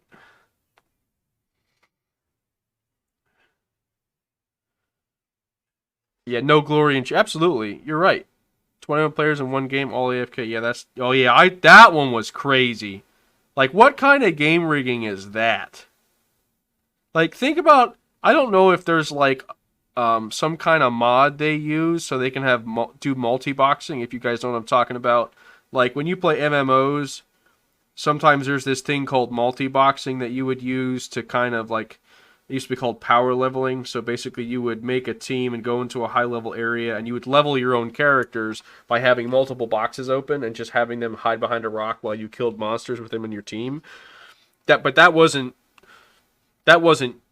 you paying somebody else to do it. That was you doing it with your own crews and multi-boxing. So you had multiple instances of the game open when you did that. But like to me, they'd have to have some way to have like 5 instances of World of Tanks open to do that, or like like think about if you did a one per computer, you'd have to have 30 computers to do something like that. It's just crazy. Okay. All right, we got that side done, so now we're flipping over to this side, doing the same thing. We're actually almost done with the rust coat.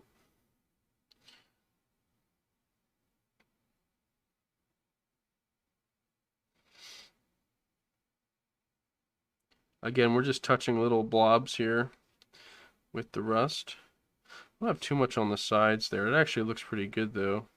I don't have as much back here. You can tell if someone paid someone to get them a 279E. Just look at those noobs with chieftains that bought them from auction rather than earning them. I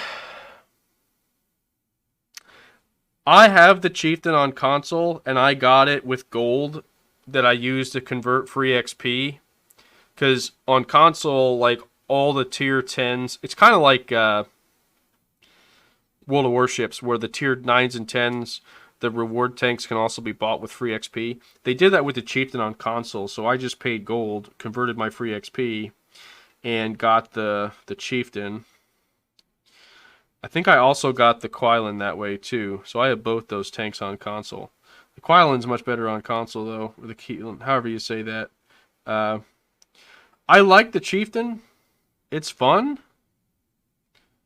but it still takes like it doesn't take as much skill to play, but you're right. You can tell when people basically have the tanks handed to them because they don't know how to play them. I think that's true with any kind of new player, or maybe somebody new to playing a certain type of tank, or just a specific tank new to the game. But to your point, I think that the way to tell if somebody somehow paid for a 279E is if they have like 2,000 battles and have 279E. Like, that's just crazy. Unless they re-rolled their account. What I do think is interesting, Taryn, though, going back to what we were saying with Klaus's stuff, so I think it all ties together. So hear me out on this. And maybe, I'm sure Klaus might have said this already, but like, you have these players that are, their accounts are being used, right, to partake in the rigging. They're the loser accounts. And if you look at the history, and I'm glad Klaus did this, you see these really awesome accounts. They were really good players, and they just stopped playing for a couple of years, and all of a sudden their accounts are being used for game rigging. So how did somebody even find these old accounts and know about them? I have to wonder if this whole paying for marks and everything and paying for good accounts isn't something that was done in the past, and all the accounts that people paid money for, you gave some third party your account information, they gave you your good WN8 and whatnot, and then you stopped playing because the fun was out of it because you already got all the stats and everything. Well, that third party still has that account information unless you find a way to change it. So they could just keep reusing those accounts and reusing them over and over again years later to do the same thing. Like, I wonder if that's not what it is. Like, I buy an account that has really good stats, I stop using it, so they sell that account to somebody else to use to boost another account or something. So I have had plenty of 0 games in my day. It's all good, man. Listen, if I see somebody that's trying the game and they just do poorly, I don't think that's a cheater. I just think that's somebody who's new to the game or made a mistake. I've had plenty of 0 games, and I have an above average score. I mean, I think my stats are pretty similar to Goose's, except I have a lot less battles than a lot of folks on PC. But that's not to say that I'm better or anything. It's because I played on console for 5 years before I played on PC. So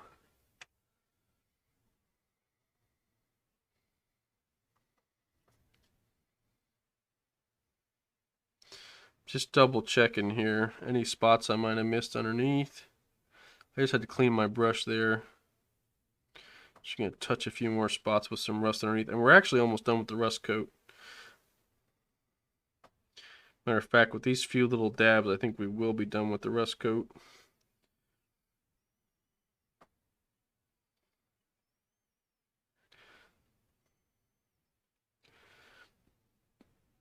Just double checking a few things. Think, oh, there we go. Spots on the back here that I didn't get. Sorry, I've totally pulled my tank off stream. I'm sorry about that. Pro streamer here. It's kind of hard to like see with the camera and light in my face as well. There we go. That looks really good. Man, that tank is going to fail PMCS. yeah, Elidius, welcome on in, man. Sorry I didn't see your comment there right away. Yeah. Oh yeah, definitely gonna fail. It's not gonna pass any kind of pre-maintenance checklist. I'm assuming that's what that is. Some kind of maintenance checklist. Definitely not gonna pass. Nope. It's got a lot of rust on it. She needs a fresh coat of paint and a good wash. But this is an M48, so these are all retired anyway. So I don't think anybody's gonna mind. I'm just gonna touch a few of these panels here. This is just the point where I'm gonna kind of go over it. Like I did with the chipping, and we're just going to look for any spots we might have missed with the rust and make sure we tap on it. And also welcome on in there, Elidius. How you doing, man? Appreciate you stopping by. Welcome on in.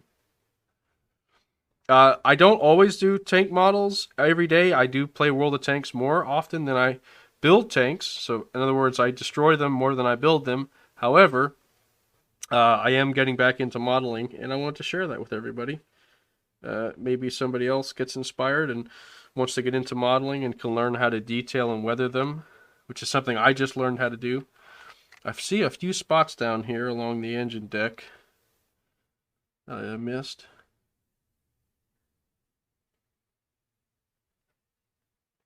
Right in there. That looks better. That's why we're just kind of giving it a once over again. Make sure we didn't miss any spots with rust. Most of these so-called players just started playing this year in December, and all of a sudden Unicom player. Yeah, I know, right? I'm just an average player. Crush, there's nothing wrong with that. There's nothing wrong with that. My biggest thing in the game is that people try. I get frustrated when people camp, but that's just because one of the things that they do tell you is if you don't know what to do in a situation, don't do anything. That's kind of it is a smart move, but at the same time it's frustrating when you want to make a move, you go to make a move, and nobody makes a move with you, and then you kind of just get left to hang out to dry. So I paint a ton of miniature tanks. I play a tabletop game called Bolt Action from time to time. World War II, 28 millimeter. Well, I never played a tabletop game with tanks. I think World of Tanks actually sells one. Wargaming does, but that's cool. That's really cool, man. After being dormant for months. Oh, Taryn, it's okay. It's good conversation. I mean, it's fine that you asked. I mean, that's my opinion on it. Is I think what Klaus is doing is really good. It's good and I think the biggest thing he's doing is he's opening Wargaming's eyes up to it. Just think about it. Even as a developer, we say, well, Wargaming should know about this. Well, how are they going to know about it unless somebody tells them and shows them? Like, I work with, technical aspects of machinery and stuff like that. And when somebody says, oh, well, this is the problem we're having with the piece of equipment, I'm like, okay. So I can either just accept that as fact, or I can go look at it myself. And if you show me what's going on, now I have an understanding and I can do something about it. As an engineer, that's what I do. Show me what's wrong, let me understand it, and then we'll figure out how to fix it. That's the same way they're going to handle it at Wargaming. They're going to want to see what's going on and what can we do to fix it. And I think Klaus is doing a great job, and his crew, his followers as well. It's not just him. He's not doing it in a vacuum. But I think the players that Klaus has in his little circle there, his followers and whatnot, they're doing a great job of exposing it. And I think that's really important. So I'm just thinning out my brush here to get it clean. Just dipping it in some paint thinner and then washing it on a paper towel. That's all I'm doing here. So the rust coat's done, guys. I think that looked really good. I think what we'll do, time-wise, we have about a half an hour till I want to play tanks for a little bit with you guys. You guys are welcome to join me in Platoon if you'd like. I think we're going to put the wash on here, and then maybe we'll start with the dirt underneath. I think we'll leave the tracks go for now, and we'll just do, because I do have the tracks started, I was showing you guys earlier. The tracks have a coat of light mud in them already. And if you look close, I rubbed them with graphite, and they actually have this shiny metal look to them, where the metal was worn. And same thing on the inside where the tires will go. You can see it's like shiny. That's actually graphite I use to kind of differentiate where the road wheels go. So I think the inside's done. It's just the outside I want to do with a darker mud. Darker mud. I know... Crush, you had asked earlier, I don't know that I found this stuff on Andy's Hobby Headquarters, but he might have it there.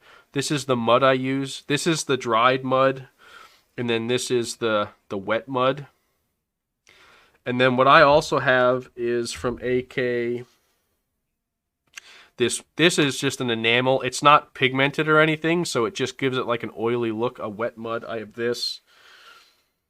And then what's the other thing I had too? I have a wash, here, Oiled Earth wash. I actually put this on the light dirt that I put on top of the tank to kind of give it that oily look, like it was dirty and sat on top of the tank. That's what I use for the top. Anywho, so the rust is done. Now we're gonna, the bare metal part of the rust, and now we're going to use this wash. So what we're going to do is we're just going to put a couple drops in here next to our rust that we were using. It's kind of funny. This is a stainless steel dish that I'm putting this paint into. And when I was cleaning it the one day, I looked at my wife. I'm like, man, look how this thing is rusting over it. She goes, oh my gosh, what's all the rust? And I was like, yeah, it's just a wash. It's not really rusting. It's like it's stainless steel. It won't rust. It's actually Wargaming doing it. That's my take on the conspiracy. They're trying to squeeze money out of the community any way they can. It's a conspiracy. And I'm not saying that there couldn't be some Wargaming folks involved, right? I'm not saying there are, but I'm saying I could understand if maybe some ex-Wargaming employee had access to accounts or something like that. I don't know. I'm just saying it's possible.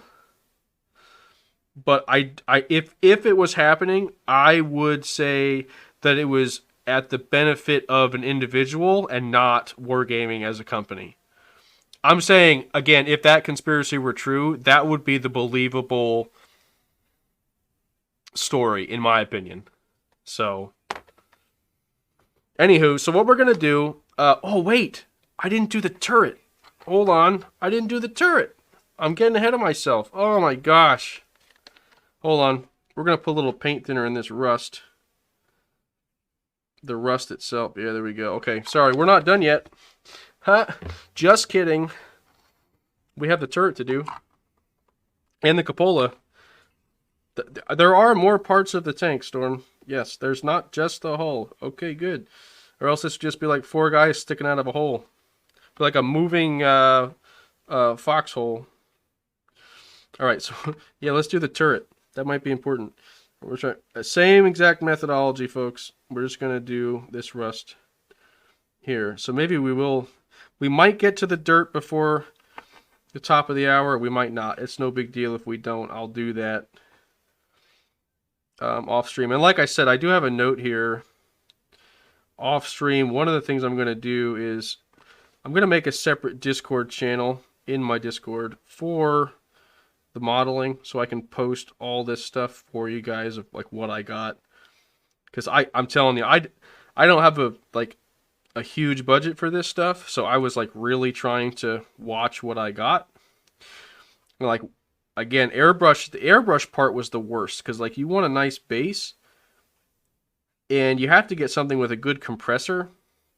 But like I went to Hobby Lobby, until I would have gotten a compressor and 1 airbrush, I would have spent $300. And I said, that's insane.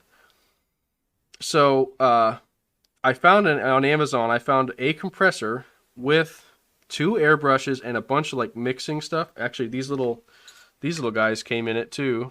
Oh, wait. No. It wasn't those guys. I got some other mixing stuff with it. A bunch of cleaning stuff to go with the airbrush and everything for like $65.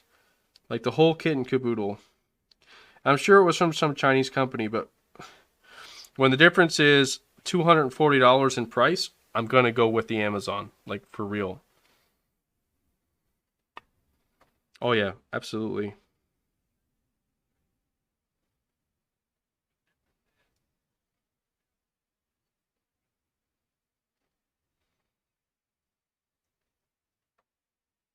So actually, I don't want rust there. I like the rust on these bigger blotches.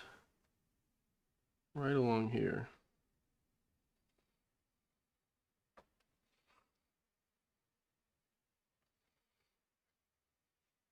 Again, we're just going with the bigger spots here. A lot of this is actually just weathered paneling, it looks like. But I like some rust effects, because like maybe they drop something down in here, because I do have other parts for these. I'll show you them here in a minute when I'm done with this rust coat. Before I put the rust wash on, I'll show you guys some of the stowage that I'm going to be putting on this tank. There's actually a bunch of stowage, more so than the M41 had on it. So just, again, touching all these little rust spots.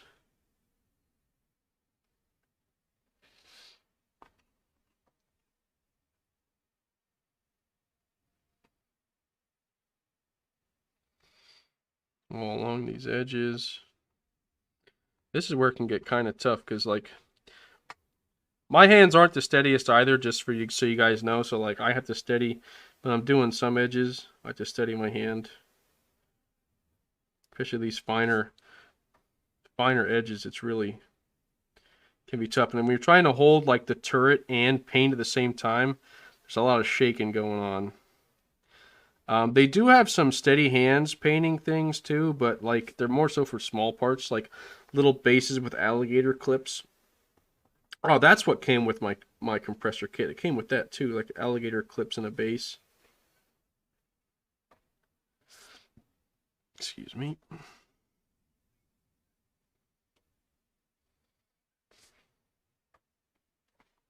Again, we're just going on that edge. I did put that watering can on before I was planning on detailing it this way, so I have to repaint that water can. I shouldn't say a watering can, it's a water can. Oh, I didn't put any weathering on the back side of that guy. I missed a spot. That looks kind of weird. but we'll leave it. It's okay. No big deal. Again, it's got to look weathered. Doesn't have to look perfect. If there's a little perfect spot, we'll just say they really PM that spot well. That's all. They really wanted to make sure that was nice and clean.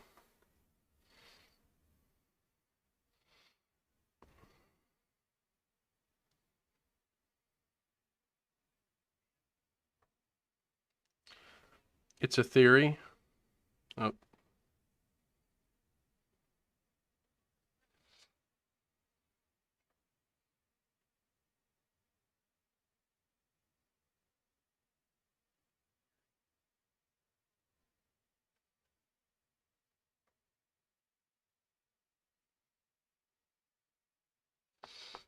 Okay, just put a little bit more here. Also need to do like the railings, these lift hooks, lift eyes, I should say, not hooks, lift eyes. I think I definitely want to put a bunch on these springs here because they are kind of a bare metal.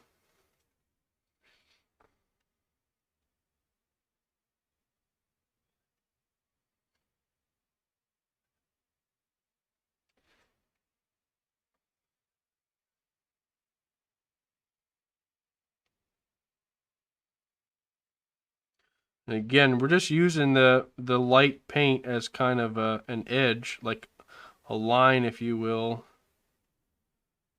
to fill in with our rust effect.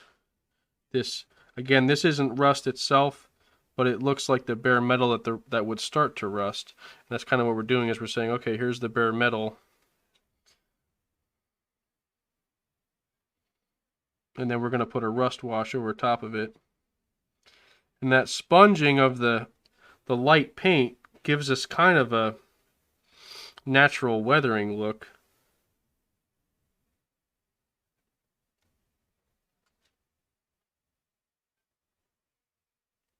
And then when you fill it in with that rust, it just kind of takes on its own little shape and form. It's incredible how it gets transformed right in front of your eyes. Like, even I'm amazed by this. So don't think, if you guys are like, wow, that looks really cool, believe me, I'm sitting here thinking, wow, I can't believe I'm doing this.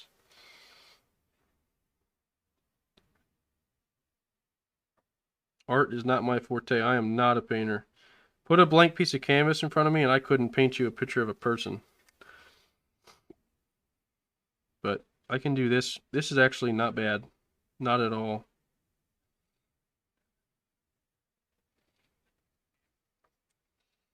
Okay. Now let's do this railing over here.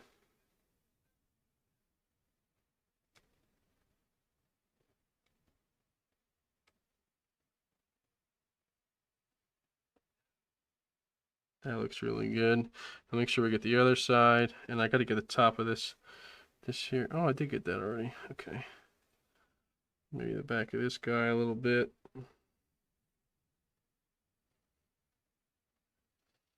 I'll show you guys this turret real close here when I'm done. You guys can see, for those of you that were here earlier, kind of got a chance to see the before and after. My paint's getting a little dry though here.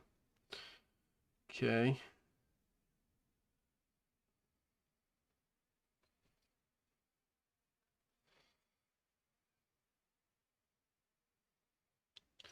Add a little bit of, yeah, you guys can see this. I'm just going to add a little bit of detail. And here's little tiny specks of rust in that chipped paint there. All right, so that's, we got to do the gun. Can't forget the gun. That's an important part. So we're just going to fill in some of those blotches with some rust on there.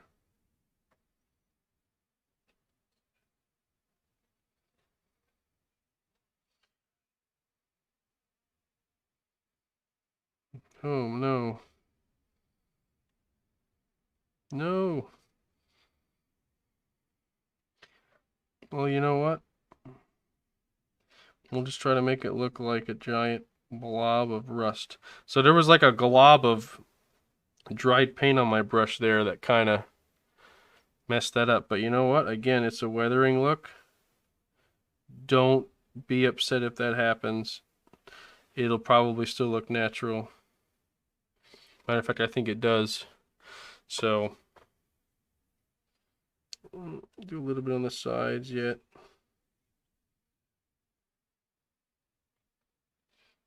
Okay.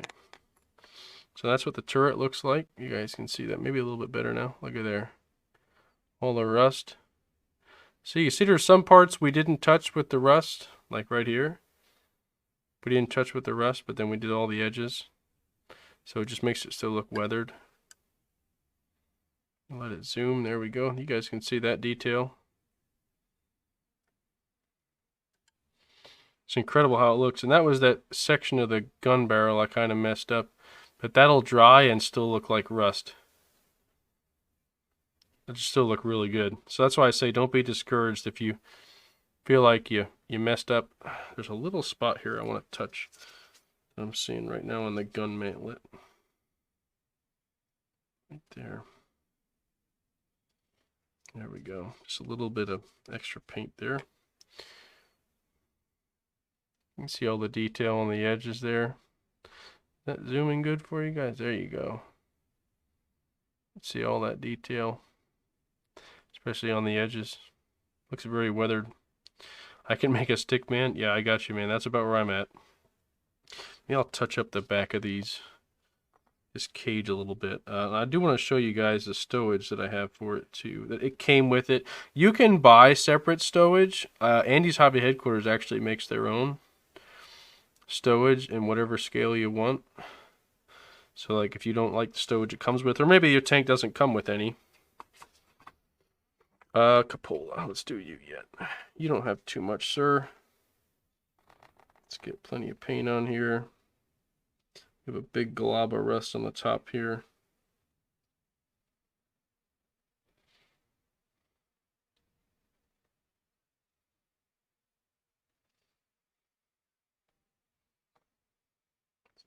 My paint's getting a little dry there, so it's good timing to have this rust coat done.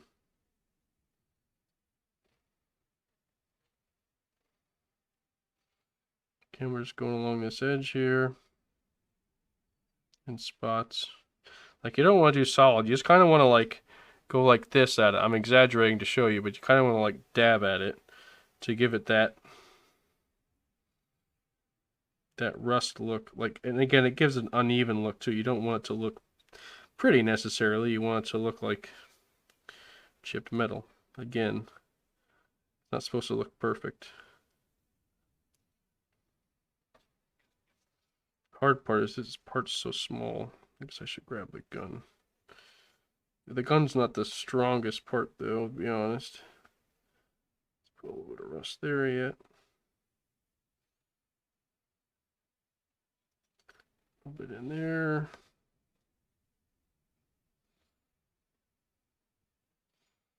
Those little pops of rust really add a lot of detail to it. It's just really, so again, it's still drying.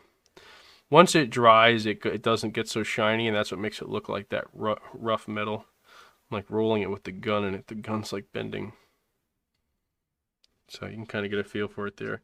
So the next step, we're going to take all these parts. I'm going to keep them all out here so we can see them for now. So don't forget to do them again. Let me clean this brush again. And I think we're just going to do the rust wash. It won't take long. This is the lengthiest part of the chipping is done. That's the longest part. I mean, we started stream at probably what, an hour and a half ago. So this whole process took about an hour and a half. So it does take some time. But you can see the difference before and after for those of you who were here since the beginning, or maybe just saw this tank yesterday when I showed it on stream. I've seen some tank builders use a hot pin and nail to melt a dent to be like a shell hit your turret. Ah, yes, that's a good idea. You can actually, yeah, you can use a hot pin or nail. What you do is like take like a wood burner or a soldering iron and warm up a pin, or just take like a lighter and a piece of metal and you warm it up and get it close. This polystyrene melts very easily. Like I've even seen it where guys say you can modify polystyrene by taking a cup of hot water, like coffee hot, like fresh coffee hot, like out your Keurig, or just put your spigot on hot water until it's like steaming hot coming out. Use that hot of water and dip the parts in it and let it soak for a little bit, and they actually become malleable. That's how like soft polystyrene is. So our brush is washed. Just double check. Yep, everything's out of it. So now we're going to use this rust that's been kind of pooling in here, this actual rusty color. And what we're going to do is we're going to touch any of these spots. This is a wash. It's not. It's an acrylic wash. It's like paint. I think it's acrylic. Yeah. It's water-based. So a wash is like basically watered down paint is really what it is. But it gives you these like streaking effects and whatnot. So what you do is, I'll show you again on a bigger section, like say back here. We're going to touch it to it. And you see it almost looks like runny.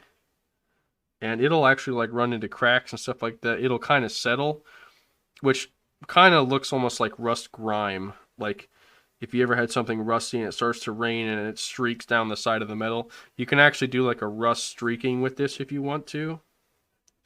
What I'm doing is just touching those bigger rust spots with the wash, and that's going to turn them from that just bare metal look to a rusty look. And again, it's a wash, so it's a lot of water in it, so it'll naturally like level itself out, thin itself out. So I just use it lightly on the big areas, but like if you wanted to go down the sides or maybe on the front with it, you could actually, let's try it once. You could actually put a little bit more on and kind of, it'll see how if you put enough on, it'll eventually run. I don't think you can do that. The other thing you can do is let it dry a little bit and then take like a, we'll try on this. I've never done the streaking before. I don't know if it'll be so much on this one here. Maybe on the front. Why don't we try streaking on the front? I've never done it before. I've just done the rust. So here's what we'll do. I'm gonna put some wash on here.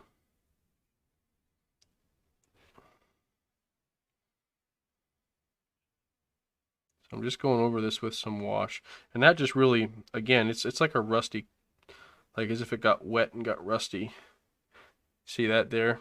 How that looks? And then what you can do if you want to streak it is basically, do I have something I can use as a prop to hold this? I'll use our thinner. There we go. Hold that so you guys can see it, and I can see it. And then what I'm going to do is grab a dry brush.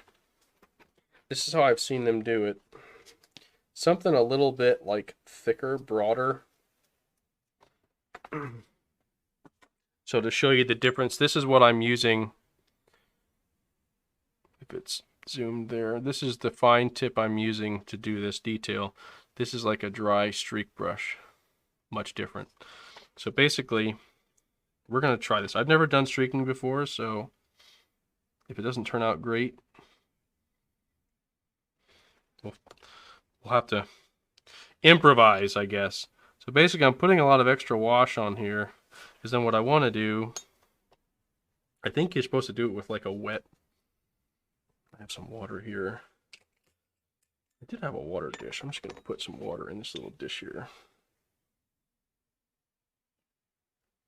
It's literally water I was drinking earlier. Speaking of, I need a drink. I'm just going to, whoa, not bump everything. I'm just going to dip this in the water so it's like a little wet. And the idea is, as far as I've seen, kind of want to grab this and go down with it so it kind of looks like it's like streaking. Again, not necessarily uniformly, but you can see kind of looks like it got wet and streaked a little bit. Now, I don't know how well that's going to show up with once it dries, we'll see, but I think it adds a little bit of color to it. Bought this M46 Patton. Good place to start. All in Andy's Hobby headquarters. Yet, what brand was it? Was it a Tamiya?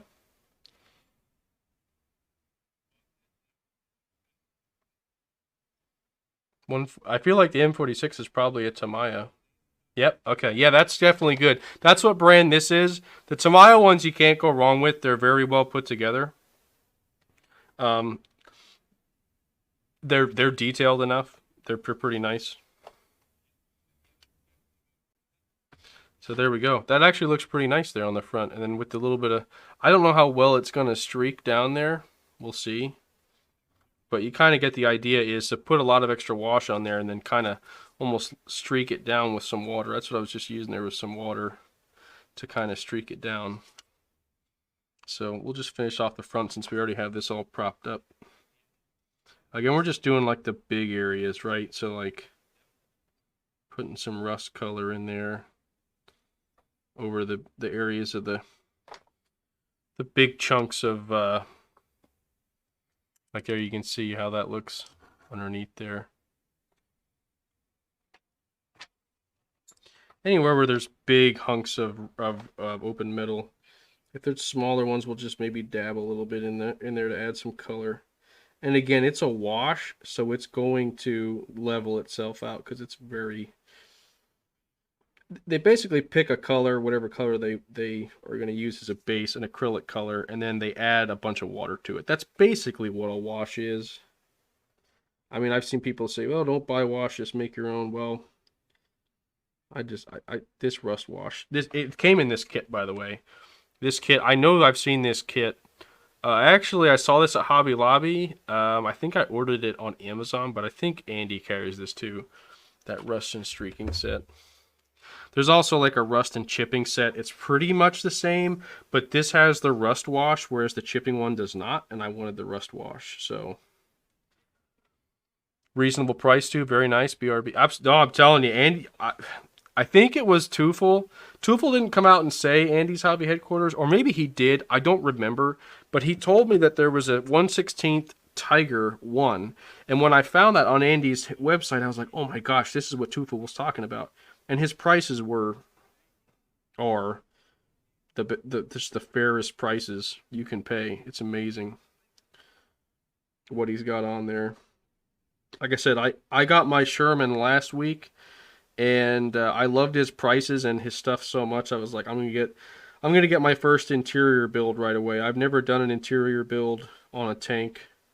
Again, I've done the car models as a kid.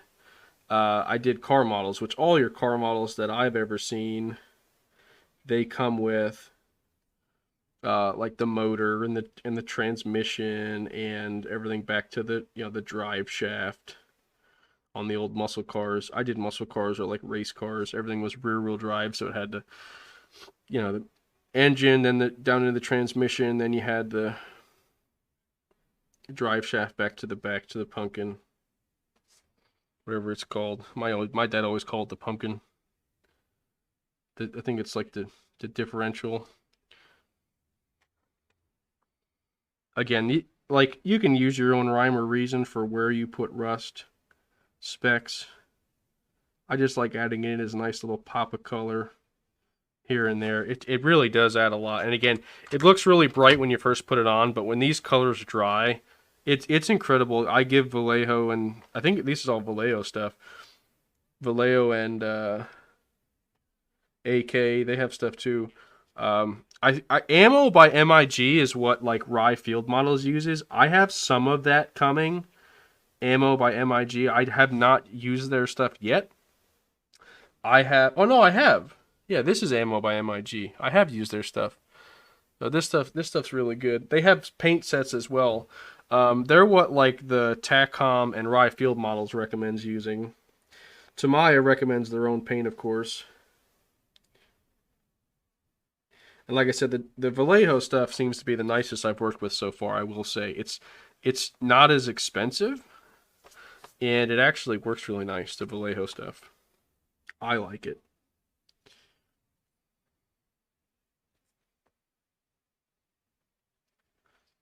Again, we're just touching any of these bigger spots with some rust.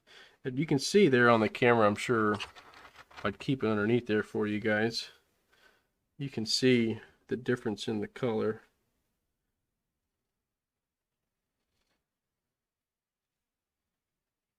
Thin that a little bit. There we go. We're not doing every spot, just a few of those edges that are like, again, the bigger edges is what I like to do the rust on.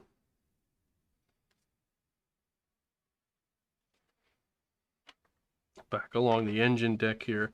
I'm gonna need a few more. And I like too, these Vallejo ones come with a dropper, so it's much easier to just use what you need and not waste so much.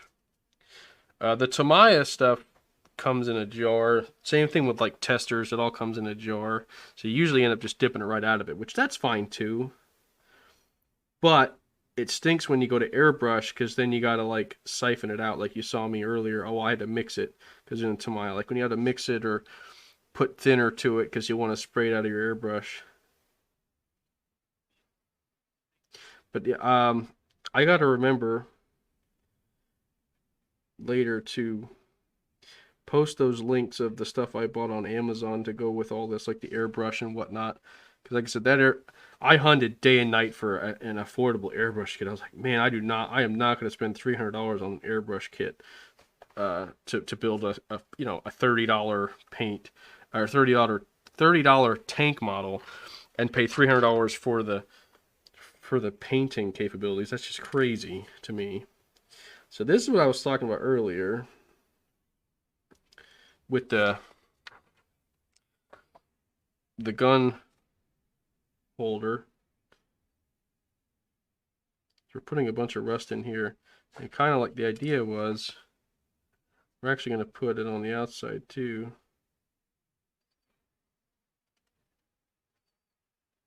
So it kind of like it rusted right there in that spot. Kind of gives it that outline.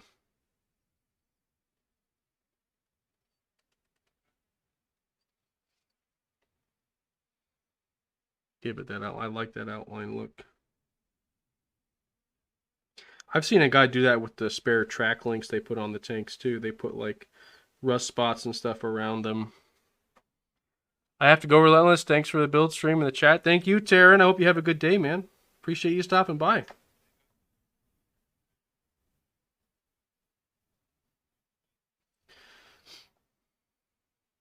Just giving the tank a once over, looking for any spots I might have missed. Maybe you didn't touch that I wanted to. There's a few there. These washes are just so nice because, like I said, it's like water here. But it's cool. You can even see it in the dish. It starts to dry like rusted. Just incredible what they can do with this stuff. I'm not going to lie. It's impressive. And if you get too much of it, you just soak it up with your brush. Just dab your brush off and soak it on up. Put some on our pickup hooks there.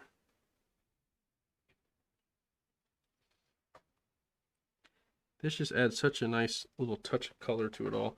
So I think, oh, did I do the lights at all? I might even miss that when I put the rust on. A little bit there. No, I think maybe I did. It looks like I put some rust on there. Just around the lights. Okay. Looks pretty good. Oh, engine deck. Back here.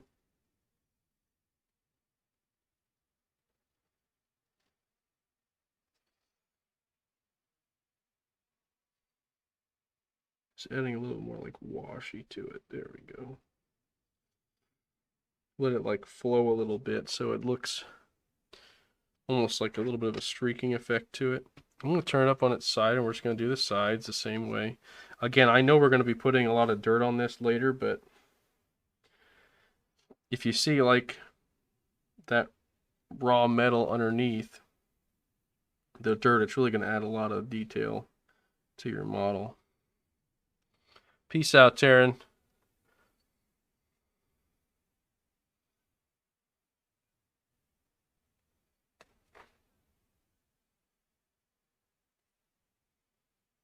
Same thing with our wheels. Everywhere where we have that little bit of rust. Just gonna touch it up with some of our light wash. Now there are actual rust colors, and I'll show you where I use them. Actually, I don't know if this model. No, actually, where's that model? Tinks.gg. So I have my second monitor here. Yeah. Interesting. So this tank, there we go. Okay, those do go down in there. I wonder, trying to see where like the exhaust is. There's two pipes. You can see them right here. There's two pipes right here on either side. I think what we're going to do is we're going to rust those puppies. And when I say that, I mean we're going to put this wash on as a base on them. And then what we're going to do is we're actually going to put some more stuff on over the wash that I think is really going to bring it out. So there is actual rust colors in this little kit, depending on how much you want to. Like here's a rust, just a actual rust color. There's a light rust in there too that you can add to it. And I think what also is cool about these little kits. Sorry, I don't mean to shake the camera there. Let me show you. So in these effects kits by Vallejo, and I'm not sponsored by any of these guys, just as an FYI. So it's not like I'm not being paid to sell you guys anything. I'm just doing this for fun. It actually comes with instructions. So like it actually tells you step by step how to like do your highlighting. It'll actually go through and say what colors to use to do what effects. You can actually see step-by-step instructions. I'm sure you can find these online. I'm sure you don't have to buy the kit to do it, but like it tells you step-by-step how to give it that effect and add the rust in. I think it's pretty neat. Again, just sharing. It's pretty cool that that actually comes in that kit. So anywho, let's finish our rust wash on our turret and our gun. So I think the hull's done. We added some nice color there. Let's actually look at that real quick. Let's take a look. You guys can see kind of as it's progressing here. You can see how we added some little bit of color to some of those rust spots from before. And that's really it for like the rust coating. Like I said, these little pipes here, these little guys right here, I'm going to use that rust color later on them. Not now, but later to kind of add more rust, more of a rust look to them. Because like anything that's attached to the combustion of the engine is going to rust because there's moisture in the combustion. Like water is a byproduct of burning fossil fuels. Oh my gosh. That was a goof. Dry brush, dry brush. Wet brush, wet brush. Can I wash that off of there? Okay, so I accidentally bumped my brush against this tank cupola unknowingly while I was doing that. So I just took a wet brush and brushed it off. It actually looks okay. It almost looks like it's washed with a nice rust wash. Doesn't look bad. So again, you saw it there. I didn't intentionally do that. That was an actual goof up. Since I have this already, let's just finish it off. And because it's water-based, if you catch it early enough, you can just dab it with water, or like I did there, a wet brush, and clean it up pretty easily. If you use, like, it's important to know what kind of paint you're using. If it's an acrylic, it's all water-based, so again, water washes it off or thins it. I mean, I'd rather use a paint thinner, but you can just use water to thin it. That really got washed there, holy cow. But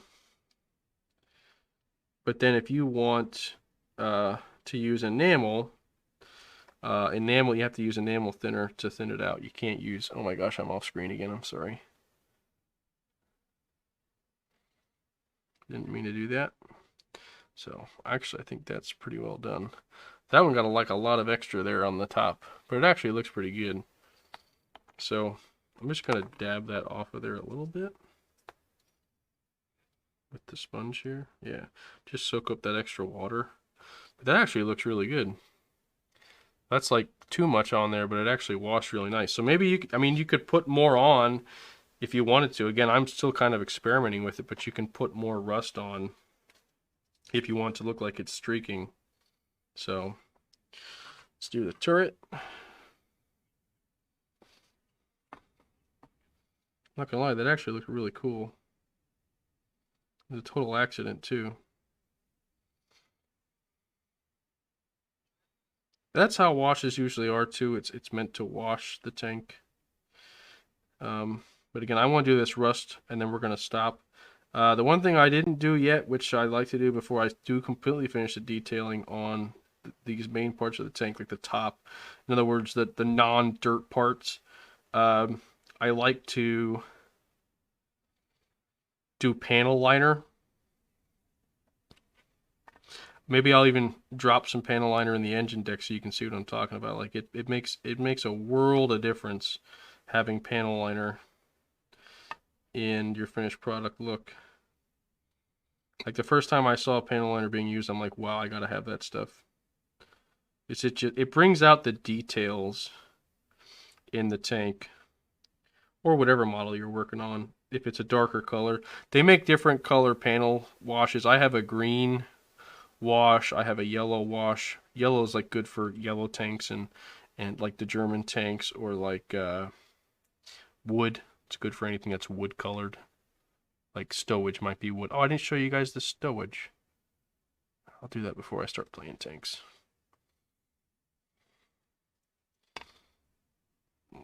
Big old rust spot there. Put some rust here along that cupola edge. Along there. It's incredible how much color that little bit of wash really adds to it.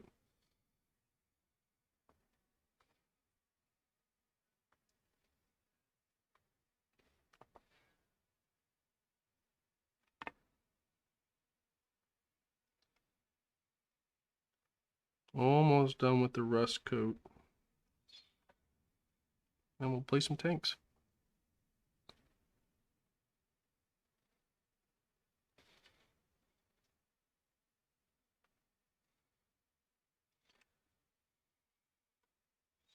Just again, giving it a good look before. I gotta do the barrel yet, but trying to make sure I catch all my spots I want rust on. A little bit more rust there. That looks good. A little bit on that corner. Maybe on the basket back here. Make sure I got all my edges I want. That looks good. Very good.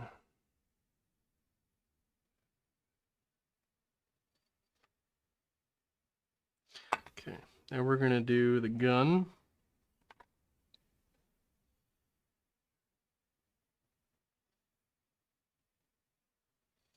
There's that big old blotch I screwed up, but you know what? Again, I feel like every time I've made a mistake in a sense, it always ends up just looking like it's part of the tank. Like it's incredible how even little hand slips or goof ups with your painting just it just fits. Like it looks like it was meant to be there. I forgot to do the back side of this rail. Just the last of my wash here. Looks really good. Looks nice and rusty. All right, so again, I think you can use water. Like you can see this is acrylic, it's cleaning it. You can use acrylic thinner, doesn't matter. I actually usually work with just a little water dish like this and it works just fine. You can see it's all coming out because again, it's water-based paint, so water will thin it out. And you can clean your brush with just water if it's acrylic. If it's enamel, you need to have enamel thinner. Can't wait for those electric tanks in Watt. Oh, jeez. Are we going to have to like charge them halfway across the map? Maybe a Cold War thing. So they actually have Cold War in World of Tanks console already. They have everything up to the Abrams and the T-72s, which it's cool. I don't like the way they completely changed the mechanics of the game, so it's not the same game anymore. They made a totally new spin-off that's much more like a hybrid between War Thunder and World of Tanks. It's fun, don't get me wrong, but the community is not there for it in consoles, so I felt like I played against a lot of bots, and which just seemed silly. I really wish they would bring it to PC, keep the same game mechanics, except make it so basically there's up to tier, I think it's tier like 15. Because how they did it on console was you started at tier 8 on the new game mode. So like you'd start at, say, the M46 Patton. You'd go to the M47 Patton, the M48 Patton, which is tiers 8, 9, and 10 from the original game. After you played through those 3 tanks again, then you would start with the M60. And then you would continue through like 3 different iterations of the M60 and then go to the M1 Abrams. Which makes sense, because it's like you play through, like, they say the M60A1, M60A2, M60, so on, like all the different variants up to the M1. Then you play the M1A1, the M1A2, the M1A3. Again, it's cool. I wish they'd bring it to PC, but keep the same mechanics. What they did was, like, spotting was the biggest change. Everybody is always visible on the map. They're not always lit and spotted, but they're always visible. Like one of the things they did. Anyway, I promised you guys I'd show you the stowage before we go play a few games of tanks. So, this came with a bunch of stuff. It's still on the sprue. I painted it. So, there's some water cans I have to put on there yet. I don't put the guys in them. I don't have like a diorama or anything. I kind of just like the tanks themselves. So I have some watering cans I painted up already with like a camo green, and then like there's like a leather strap that's on them. And I did confirm that's actually how they look on the Watt or tanks.gg. There's also some bags which I painted like a tan instead of olive drab to kind of give it some more color.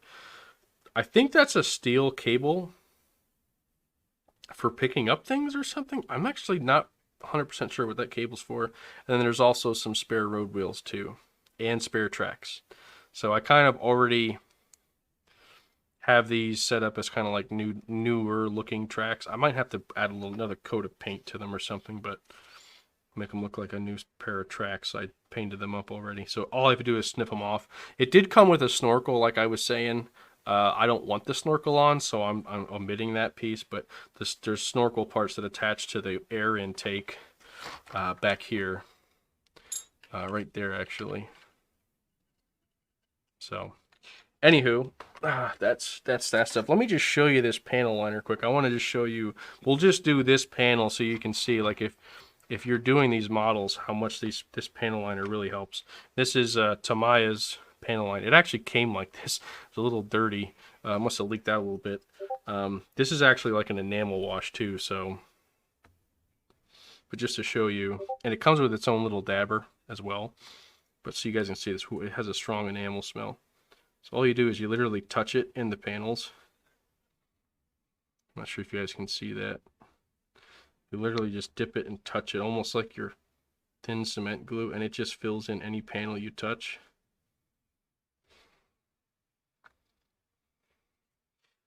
Let's pick it up a little bit here. You guys can see it better. Yeah, you can see that now. I'm just literally touching it, and it just fills right in. Like when I first saw this, I was like, "That's the coolest thing ever." But it's good for like these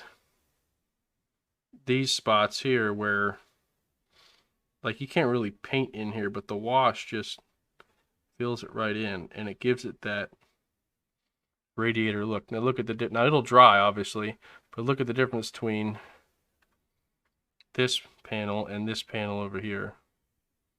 Like it looks like it has depth, almost like, you know, there's something underneath there, you just can't see it. Just adds that depth to it.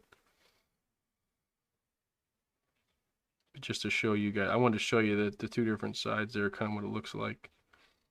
And then what you can also do, just to show you another little thing, like these panels, they don't necessarily come out that clear. That's what this is for. It's panel liner. So you like dip it in the panel, and you can see how quickly that panel is like coming to life. See that? It really, look at the difference there. I touched it in a couple different areas there. You see how it instantly like brings that panel out? And look at these other panels next to it. You don't even see them. Not in comparison.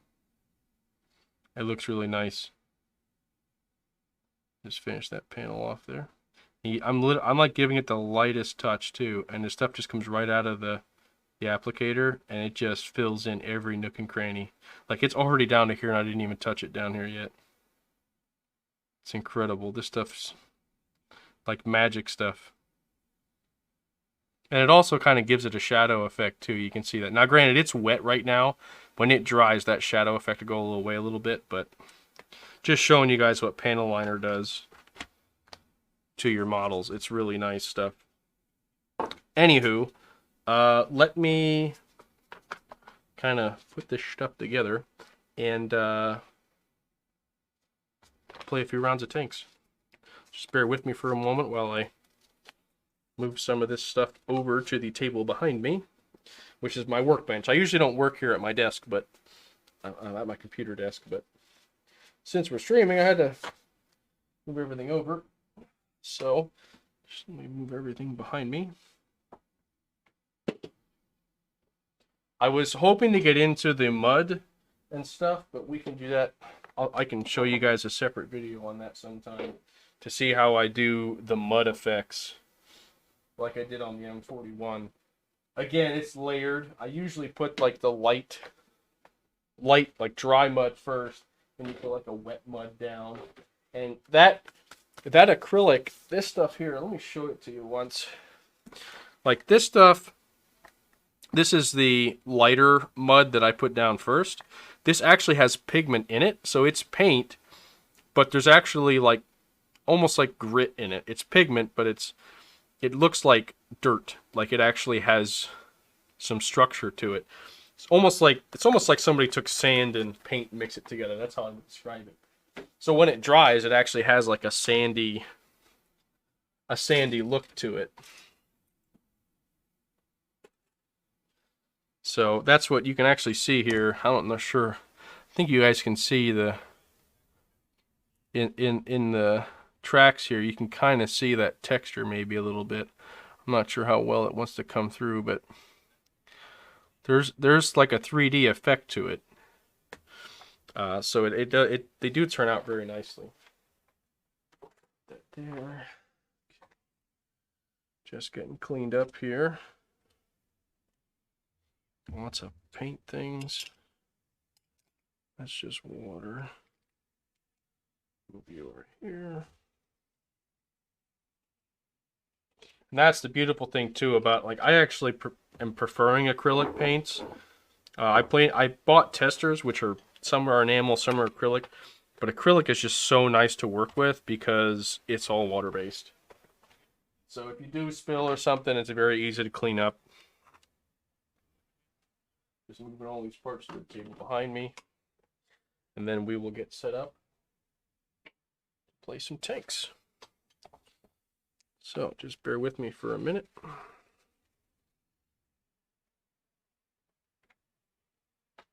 As I get cleaned up, because where you're looking is right where my keyboard has to go, so I can blow things up.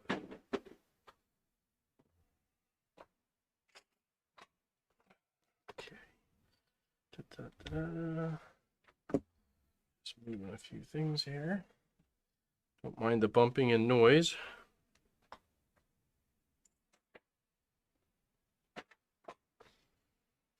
Okay, there we go. Put you over there. Keyboard comes back. All right, we're gonna be right back while I get my screens and everything set up. So just give me one moment.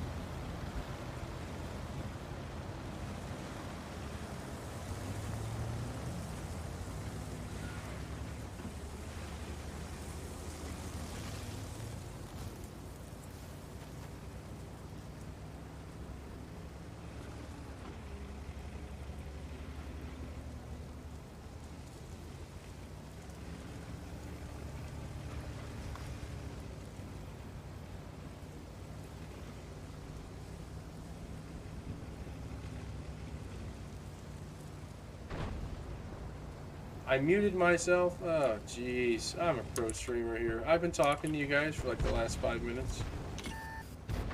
Oh my gosh.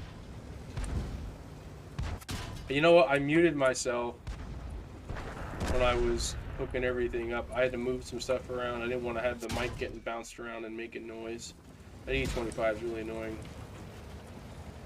I'm trying to figure out if he's blind firing me or if he actually can see me.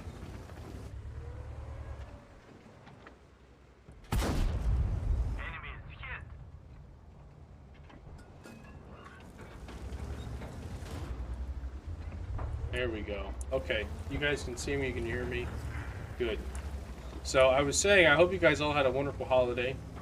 I know we had a good one. We were very busy hosting Christmas, and the family was over. We were all tired by the end of it. We all had a good time, and I hope you guys did too.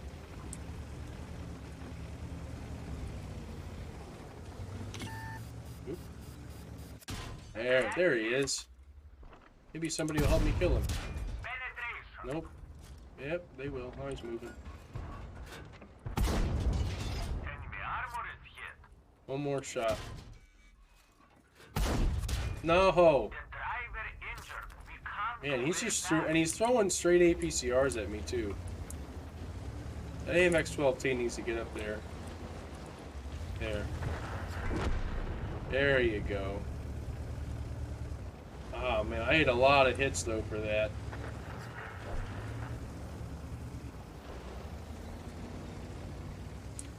He went disappeared pretty quick. Just surprised you weren't helping Patty prolong her 55-hour subathon. Rolls eyes. Oh, stop it. I already did help her with her prolonging of her subathon.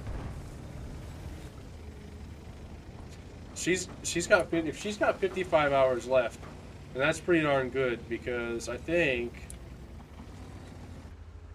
Can I not get spotted? Go. I didn't get spotted. Nice. She was at over 70 hours, so she's making some progress. I'm just hoping somebody I know wins the PlayStation on New Year's Eve. That's what I hope. I just say milk it while you can. Yeah, I know, right? Absolutely.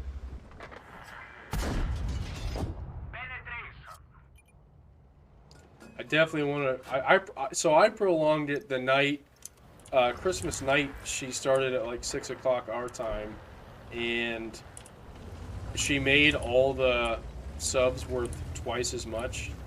And I think by midnight they were up at like 85 hours total by midnight, which is just insane. Can I see that cape? I can't look. No, I can't see them. So yeah, in the first 6 hours, she already had 84 hours on her timer, so she's gonna be busy for a while. I can tell she's kind of getting sick of it too, because I mean, even I like my games and doing stuff as much as the next guy, but if somebody said sit at your desk for 84 hours, except for like, you know, sleeping, going to the bathroom, and eating, well, she's even eating at her desk, like that's a lot to ask someone. Look at you, Mr. J Panther. Enemy armor is damaged. One more. Got him. Got him. And thank you guys for hanging out through the tank build. I appreciate that. I think that's a nice piece of maybe some more unique content for World of Tanks viewers. I don't know if there's that many streamers that stream building tanks as well as playing them. Outside, I know there's at least one. I don't remember who it was with the wargaming crew that would actually go on and he would do model tanks on the Watt NA channel before the merge. They used to. I thought Twitch banned streamed over 40 hours because of streamers that died. Oh. She did say she has to reset her stream. Like, she has to reset the stream at 42 hours. And I think she was at 40 hours a little while ago. So she might have reset it already today. I think so. And by the way, for you guys that were here yesterday and said my mic sounded quiet, when Windows did its update, it turned my microphone input volume down, which is why you guys were like, "Hey, you're so quiet." You know, my microphone volume got turned way down. I was like, "What the heck?" So it should be a lot more even now. It shouldn't be like spiky loud or too soft. Crazy poops, but he has been fired. Oh, I didn't know he was fired. That's who it was. I remember him doing those. I didn't realize he wasn't with Wargaming anymore. I mean, I guess I don't pay that much attention to it. But we're going to continue on with this guy. I'm actually enjoying this tank. When I first got this tank, I didn't think it was going to be any good. I was like, man, this thing probably doesn't have any armor and blah, blah, blah. It's not going to have accuracy. But against same tier or lower tier, it bounces a lot of shots. The effective armor on it's pretty good. I have my second scream set up now. I just did that yesterday. Is it yesterday? Yeah, yesterday. I set it up. And I can, like, it's cool to have, like, I have a vertical, I don't know what this thing is, a 27-inch monitor. I have a tape measure, I can probably measure. It's a pretty big one. And I have it vertical. So, like, I can see, like, the details of the tanks.gg tank's really nice. But I pulled this tank up, and I was like, man, it's like, the superstructure is really beefy for its tier. The only weak spot is that little tiny cupola and the lower plate. I feel like I shouldn't be going this way. It's tier 8s. I'm not going against an AT-15 or a Basante. No way. Not doing it. If this was like tier 6s, I'd go into the heavy line. This thing can bully tier 6s, and it's actually quite fun. Because if you're angled right... Can you see these guys? Yeah, we can. Ah! Nope. Not having a turret. Ouch. He's back behind there. That was a perfect shot to not miss.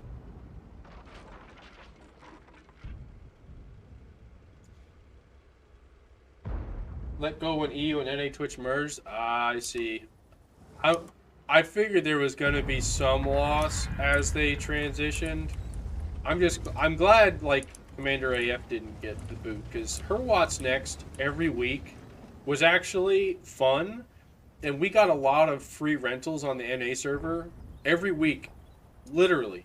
Every week. You got a free 3-day rental for the weekend. You could try a tank.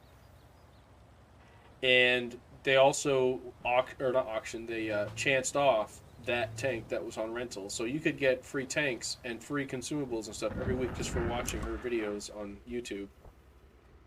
And I'm sad that they got rid of that show. I really am, but I'm glad they kept her around. She did a good job. Someone I was lurking on rated her stream, or I wouldn't know. I'm not a fan, but anyone that wants to watch her tribute, they can have at it. Oh, yeah. No, that's okay. Yeah, I know Patty's stream is not for everybody. And believe me, there's people in there that I've really, like... She's younger, so she attracts all sorts of folks, like younger, older, whatever. And a lot of the younger folks, the maturity level is not to my liking. And I just don't care for some of the jokes, but whatever. It's not about what I want. If they enjoy the entertainment, then they enjoy it. I like it because she doesn't live all that far from where I do in Pennsylvania, so I can relate to that. Like, I mean, you guys know what it's like. Like, people from your hometown understand your upbringing more than people from abroad, so to speak. Just because they understand the area, they understand the people, the culture. I don't know. It's just easier to relate to them. So, like.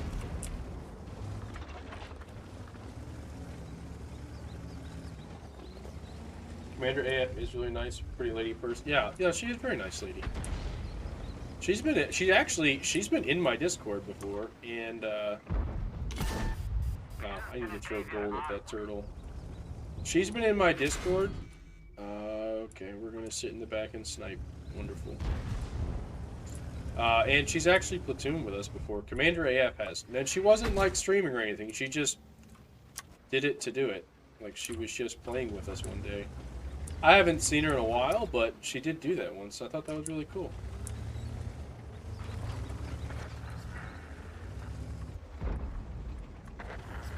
Can I see any of these guys? Yeah. Oh, maybe not. It's one of these, kind of. I'll let it. Yeah, he's gonna block it. Okay, this turtle's gotta go. I want that turtle to shoot, but not at me. Ha! Ha! Or the Borsig can just do that. I'm alright with that. Oh, here we go. Oh, wonderful. I can't still be spotted. There's no way. They're just blind firing. And of course artillery hit me, so my bloom is forever and a day away.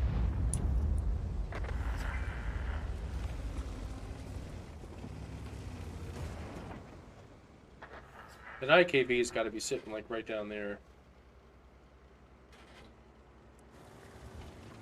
There you go, SMV. You should be up there spotting. There we go. Plus, she has an ignorant view about Canada that caused me to unfollow. Who does? Patty? I don't think she has an ignorant view of Canada. She doesn't understand it. She's only 25. And let me tell you something about 25-year-olds in America at this day and age. They don't know squat because they don't get taught anything.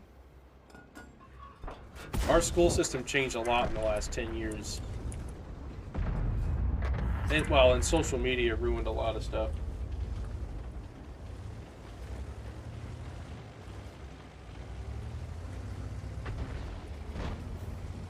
Sure there is. I was perma spotted the other night, even after my timer ran out.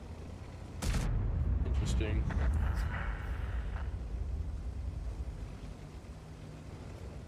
Well, it's a W, although I didn't really do much. That's for sure. I mean, I feel like I assisted my teammates in distraction, but you don't get any assistance for that. That wasn't the greatest match for me.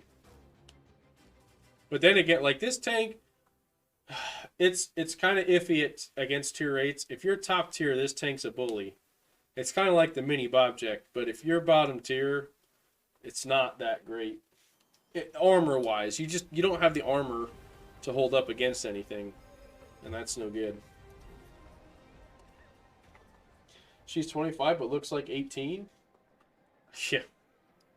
Dude, that's like...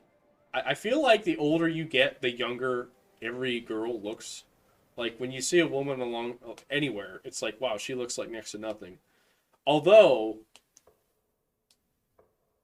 No, I think it holds true for any woman that doesn't, like...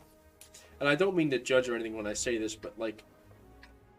Women who, like, use the tanning salons or tanning booths a lot, or, like, smoke, like... They seem to age differently. Like, my wife doesn't smoke or she doesn't use a tanning booth or anything, and my wife looks younger than what she is. Like, my wife doesn't even need makeup. Like, that's how young she looks. Like, it's incredible how... And I'm not just saying that because I'm married to her. And she's not standing right behind me. I promise you. She's not even home right now. So I'm saying this with no gun to my head, so to speak.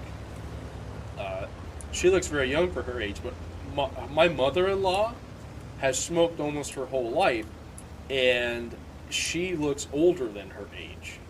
Way older than her age. Because she smokes. So, like, Patty doesn't smoke or anything, and I think that's probably a lot to it. I've seen, like, I went to school, like, I'm 32, okay? So there's girls that I went to school with that look like they're in their 40s. Because they smoked a lot, or they were in the tanning salon a lot, whatever. Like, and I know which ones they were, and I see them, I'm like, man, you guys look way older than what you are. You know? I think it has a lot to do with it. Thanks for showing me your lower plate. I appreciate that. Enemy armor is damaged.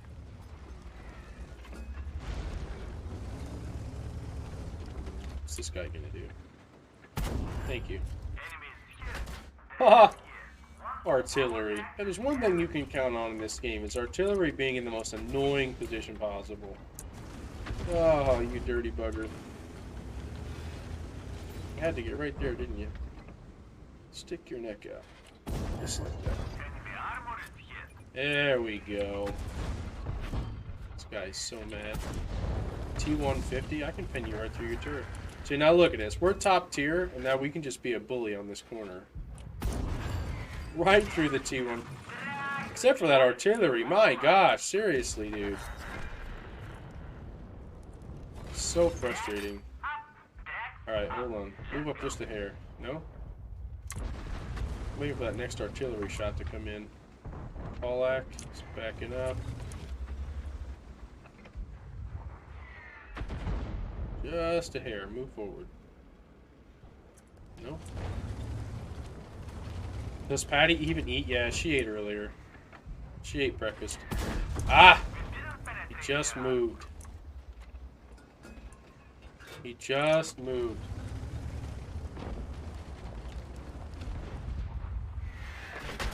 Oh, so much artillery fire. So frustrating.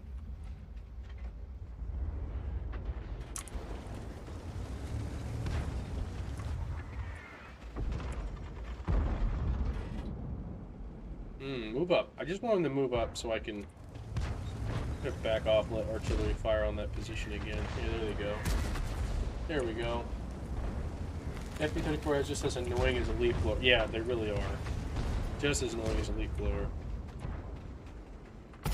Ah!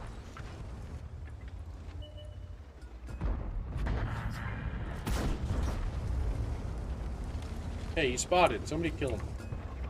Somebody kill him for me. Ah! I'm gonna hit that guy's cupola. Or I'm not. Gosh, that M44. They need to nerf it more. They just need to nerf artillery down to nothing. I'd be glad for that. Come on.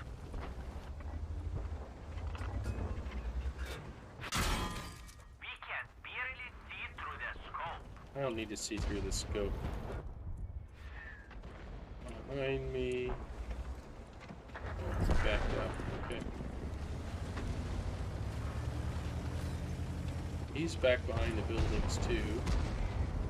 Observation device repaired. Enemy armor is damaged. Time to move up. No, Mr. M4 is not gonna. T-37. Okay. Let's kill this SU. Black Prince first. In the SU. Enemy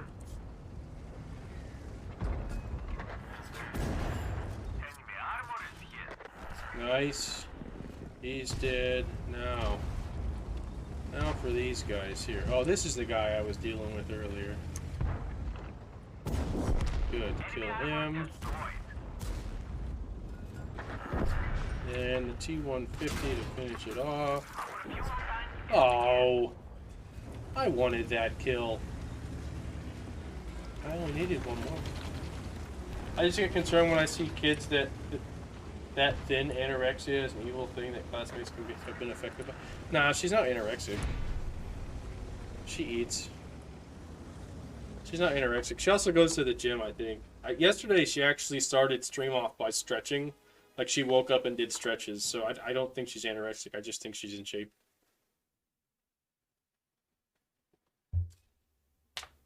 Honestly, like, when I met my wife, she was very similar build to Patty. And not that my wife has gained weight or anything. I'm just saying, like,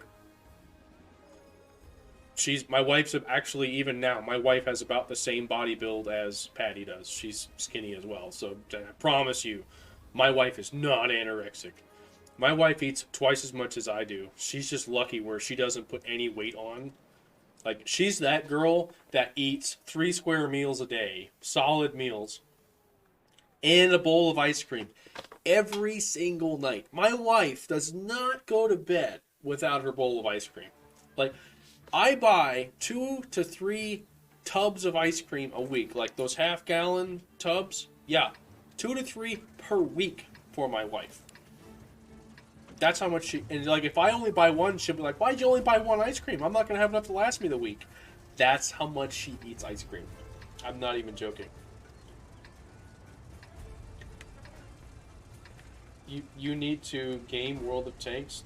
Still on... Oh, yeah, I do. Good catch. Oh, geez. Nobody's getting drops. Oh, pro streamers just screwing everything up. Hold on.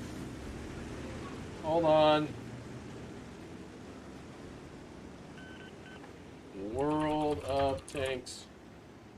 Boom. Thank you, Sturgy. Okay, good. Alright, you guys are getting drops now. Oh, we're on the south spawn? It's not like I missed anything anyway. Tier 9s! Oh, even better! Oh, joy. Oh, joy. I'm so glad I didn't see this matchmaking until the absolute last minute.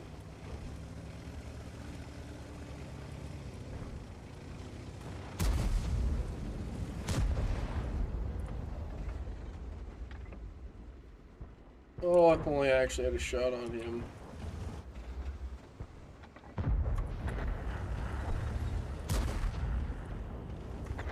Good. AMX-13's dead. Now the rest of them.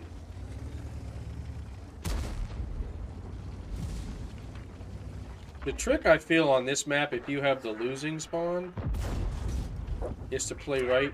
Is to play this side. 7-7. Oh, of course. That thing is a terrible tank, but somehow it can block shots. Didn't even hit that one. Wow.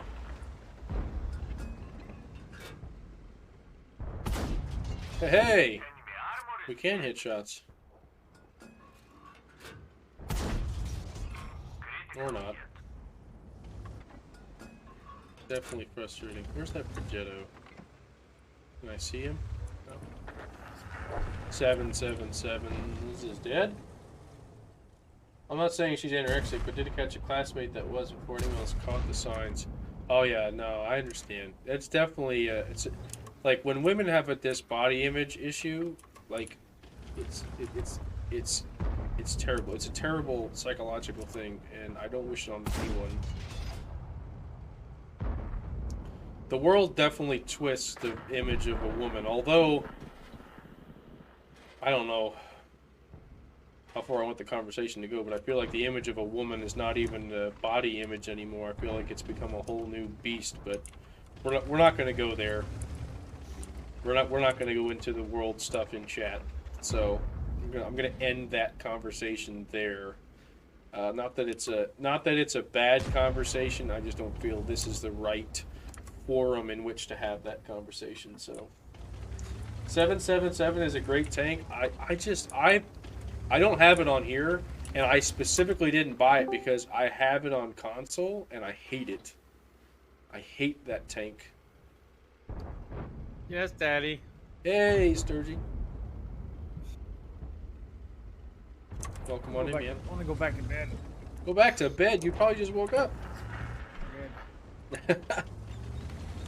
Isn't that how it always goes, though?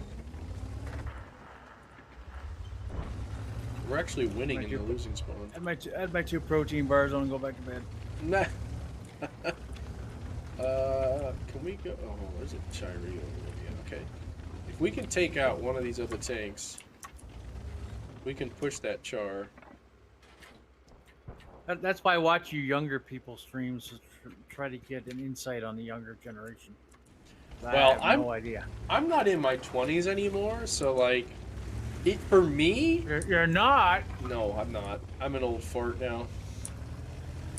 I feel like this generation is so far, like, so much different than our generation, and we were like the weird ones. Wow, that was a pixel shot. Oh, well, that was a pixel shot. Holy cow. Roger, roger. Wow. Can I do the same thing with the Chiree? Where's he at? That's like the shot yesterday on stream when I shot through the leg of the statue on that last map we were just on. That was kind of crazy. But yeah, I feel like this generation is just so much different than ours, and we were like the different ones. Enemies hit. Gisor, why didn't you do that? I shouldn't have had to go up there and take that clip. In a tier 7, no less. Like, we were like the millennials, we were the weird crew. We were the crew of folks that nobody could figure out. The millennials. We were the ones that grew up without technology and then grew into it. We're the ones that are the computer folks, the gamers, the nerds, the the ones that live, well, according to them, we live in technology and we learned it, but like, to me, I'm like, yeah, we were the tech folks, but whatever this new generation is, it's not tech anymore. It's like social media to the max, and they just have these short-sighted, like, I say short-sighted, not in a derogatory way, but like maybe short-term. That's the right word, not short-sighted, short-term. Everything like they think is in the short term.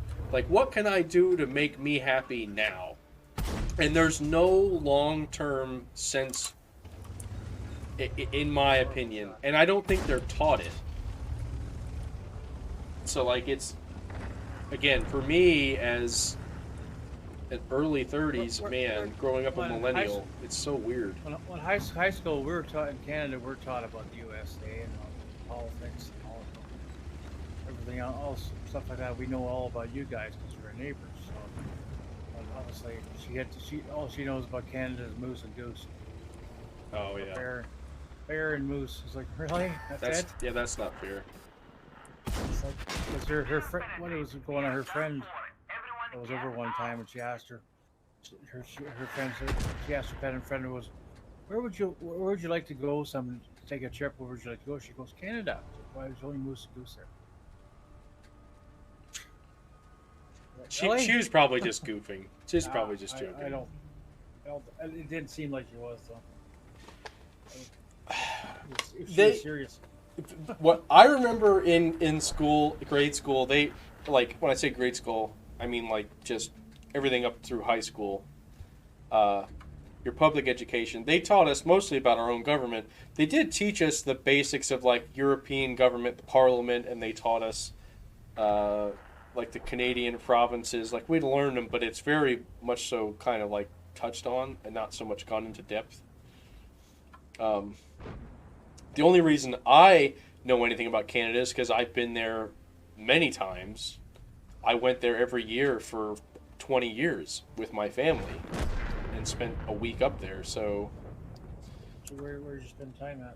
Up in Ontario, just above Gananoque, like between Gananoque and Kingston, kind of east of there, if you could draw a triangle. So Gananoque. Yeah, Gananoque. Yeah, we were in the Thousand Islands region. Yeah. Like, we went up 81 all the way to the Thousand Islands Bridge, crossed over there, and then I forget which highway we got onto, and it was maybe an hour into Ontario. We weren't that far north into it. It was all farmland. 401. 401's a major highway. Hold on. Ow, my butt. Let me pull up my Google Maps. And, oh, even this looks cooler and full. So, the lake we were on was Lake Beverly. That much I remember. So, there's Kingston, there's Gananoque. Okay, so actually we were, don't draw a triangle because we weren't. There it is. Nope. Lower Beverly, maybe? Yeah, Lower Beverly. Yeah, Lower Beverly Lake. Trying to find it on the map. It's a pretty nice sized lake. So there's when we crossed 81. And we more so went west. And I'm trying to... What's that? Somewhere by Brockville, I think. Yes, Brockville's close. I think we went into Brockville once, I think because we needed pharmaceutical stuff one time. Gosh darn it, what's the name of the... Oh my gosh. Here's the Rideau Lakes. We weren't that far up there, weren't we? Oh my gosh. Rideau Lakes. Yeah, That's French. okay, Rideau. Okay, sorry. Forgive my American enunciation. I could share this with you guys so you guys can see what I'm looking at. I've got it on the map right now. Hold on here. You guys can see what I'm looking at if I just go to... I think I have YouTube set up yet. Hopefully it doesn't have all my stuff on it. It's off 42. Oh, you guys can't see anything. Never mind. That's not going to work. Sorry, bouncing in and out. Yeah. Trying to remember where I went up there. But we went every year. Like, the first year we went up, we stayed in the campsite. And, like, we were in tents and stuff. And then after that, we actually started renting the cabins out. We were not that far up into it, though. Gosh, like, I feel like we weren't that far. And you're northeast of Sealy's Bay. That's what it is. Yeah, I think we're northeast of Kingston, too. Yeah. And just west of Kingston is Napanee, and that's where T. Northman's from, and also Avril Lavigne. I'm just going to search it here instead of trying to find it lower. There it was. There she... Wow, I was, like, next to it. Delta. That was the town. Delta, Ontario. That's where we stayed. Near there. Along the edge of that lake. And what was... Lyndhurst. That's the other town. So it was neat because we could actually... from Cedar Knoll Camps. It's actually on Google Maps. Cedar Knoll Camps is where we stayed. And we would... actually get on the boat, the bass boat, and take it into Lyndhurst. You could actually go to the next town over. Okay. From the lake, there's a river that flows down to Lyndhurst, and then there's a dam. Yep. Thanks for the screams. Welcome on in. Thank you so much, Eric. Thank you for the bits and for the scream. Thank you so much. We were just talking about Ontario. We were talking about Canada. I haven't been up to Canada since before. We're just COVID. talking about We're talking about millennials and what's the gen now? Is it Gen Z now? Is that what it's called? No. Is that the generation we were talking about? The 20-somethings now? The difference between Gen like X. millennials and Gen Zs? I'm Gen X, being 52 on Thursday. Gen X? I think it's funny that when you go into Patty's channel and if you're older than 30, they're like, you're a boomer. I'm like, do you guys even know what a boomer is? Like, yeah, it's somebody who's old. I'm like, oh, geez. Somebody that's older than me. yeah. Yeah, I'm just like, man, really? You don't know what a, like, it's a baby boomer. It's a generation. Yeah, like, it's the end of the war. Mm-hmm. The 40s to the 50s. Yeah, what did they say? Like, was it 40 or 60% of the population was born, in the United States anyway, was born during that era? The soldiers came home. Hey, Eric, how's the grind going? Grind is going pretty good. We're still working on the SU-100. You tell me, Eric, should I play the Tier 8 through the guns, or should I skip it? Because I have the Tier 9 fully unlocked with blueprints. Like, I had enough blueprints to fully unlock it for no XP, so I did that. My question is... For which? The object line. The 268V4. Should I actually play through the Tier 8, or should I skip it completely and just free XP the guns and say the heck with it? Logging in. All right, yeah, you let me know. Which is the Tier 8? It's the SU-100. It's the same tank as I'm playing now, but I think it gets bigger guns and maybe some more armor. It's up to you. I don't know. Skill has it ranked as a 2 out of 5, as in it's not a very good tank. So... Why would you ask Eric? I'm the one with every tank in the game unlocked. Oh, yeah? Stuff. Well, I can ask you, Doesn't have too. that. Eric doesn't have that. You're welcome, Mr. Borat. I know Eric has been playing this line, that's why I ask. He has, like, 7... What was it? 700 battles in the SU-100, the Tier 6. Means he's not good at it. No, I think he just likes it. Grinded. I saw him get 9 kills in a match once against me playing that tank. So, holy cow. They're all back there. Alright, I'm running away from this mess. Now my recent win rate, 1361, with a over almost 51% win rate. It's pretty good, man. What the? I guess you gotta look when you're driving. I got ace tanker in my T50-2 the other day. Oh, nice. Hey, Almost baby, 70 V4. That's right, man. Esco, I'm working towards that. Almost 7,900 win rate.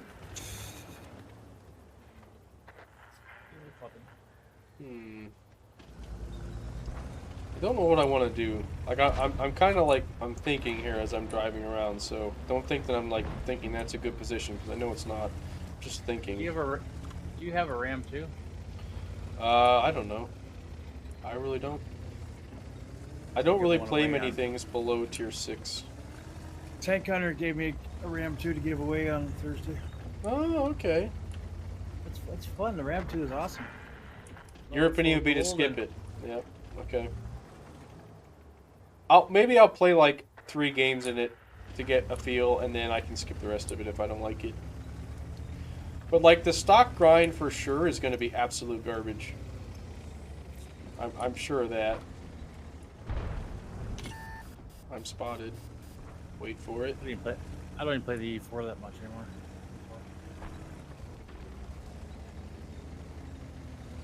I got the E4 and immediately went down the E3 line. I like the E3 better. Said that. Just because it has armor, like the E4, you get the turret, but you lose all the armor. Okay. So I know there's and an ISU sitting back there. Hi, Eric the Virus. No, armor not hit. Say what? Eric had to get 100 more bits so he get retain his second place in bit count. Oh, I see what he was doing. That's all right. I need to change those to all time. I need to figure out how to do that. I wonder if that's in the settings somewhere. Yeah, it is. Let's change your mind back and forth because I don't know. Let's go in. Can I change mine to all time?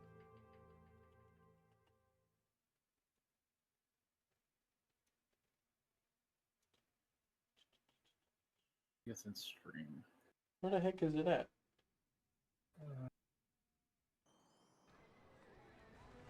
Oh, here.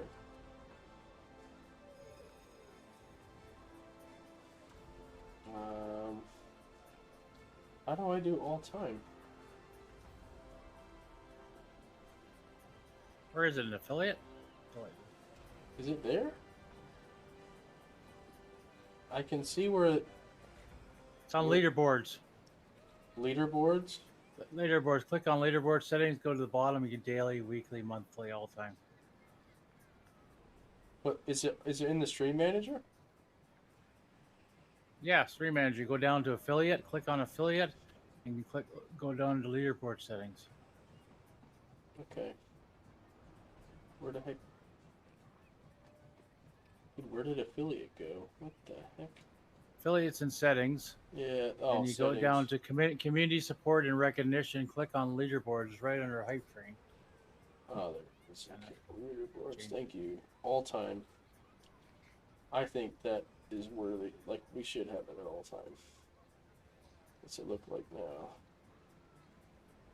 There it is. KV at 148 still. Kindvig at 21. Look at these. There's our all-time. Kylie's at 21. He's only at 10 on mine. Arian. Oh, look at it. I like the all-time. That looks nice. All right, guys. Let's continue on. We got, I think, like, yeah, what's that? 25,000 XP left to go on this one. Well, I gotta take this out. No. I had this in to listen to a stream earlier. Actually, I had that in to listen to Eric's stream. I was listening to Eric's stream while I was building that tank. And since Eric's not streaming, I didn't need it anymore. It's hurt my ear. I was there, Eric. I was there the whole time. I really was. I was lurking. Well, not lurking. I actually had you here on my desk the whole time. Not sure if you knew that. Sorry, Eric. I wasn't awake when you were streaming. Hard to play E4 when there's a V5 and minute. Yeah, I agree with that. Yeah, the E4 does not have the armor to go up against those guys. Ooh, I'm fourth all time, and your all time cheers. Woo! There you go. I for one want to try and save up free XP and Italian for the Italian tier 10 TD. That's fair. I gotta save my money though. I gotta stop spending it because I need to buy a bed box spring.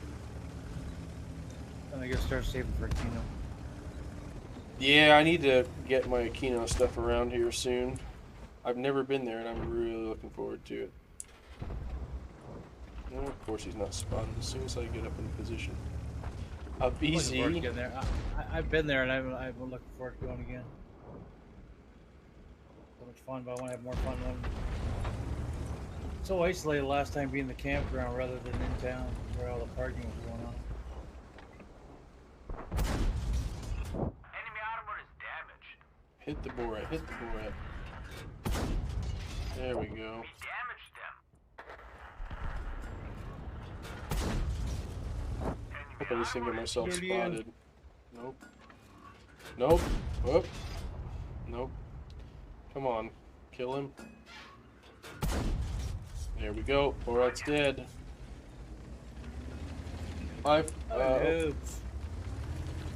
What'd you say?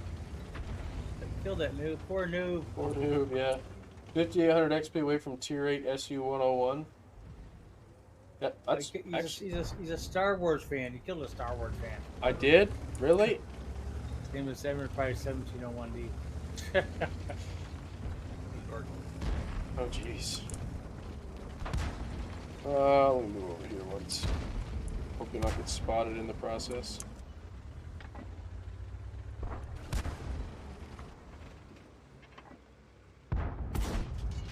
We damaged them. Nice. I went too far forward, though.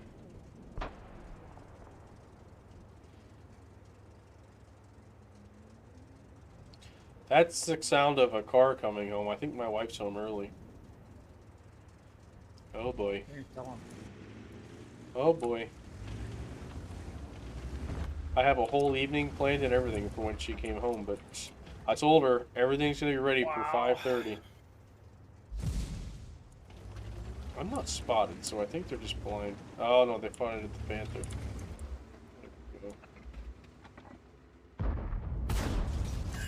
There we go. Poor Targy. Targy 1966 logged on. He's got it set as rear run, which is not. And he's got it set as mode only, so you can't even tell him. Can't even tell him that it's his stream is messed up.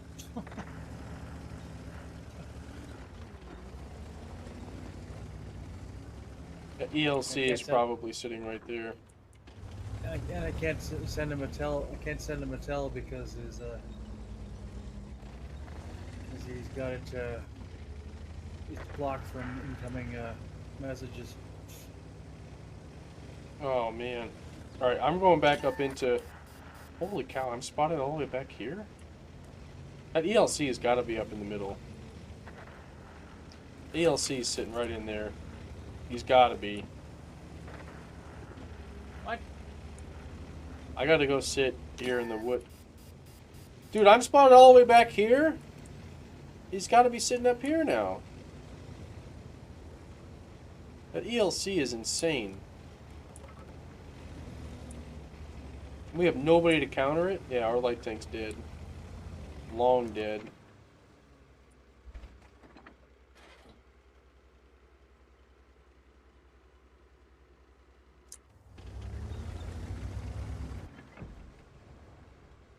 There we go. Sit right back here and shoot them as they come into the woods. I'm gonna throw a goal at that BZ.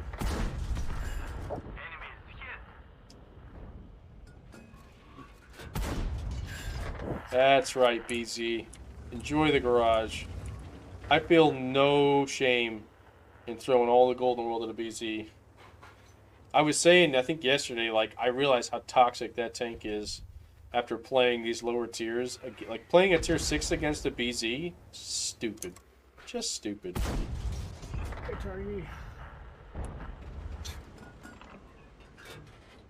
Keep pushing. Keep That's coming. weird. Channel I'd followed and never watched before. I can't even put emotes in, or it says conflicts with their thing. So they must be a Lady May fan. Oh, jeez. Anyone that's anyone who's an affiliate with Lady May has it, so I can't even put emotes in the channel. Like, they don't have me chat banned, so I can see what's typed, but I can't participate. He's tracked. Oh. Oh, come on. That BK, really? Good. Now you're dead. Oh, there's the ELC.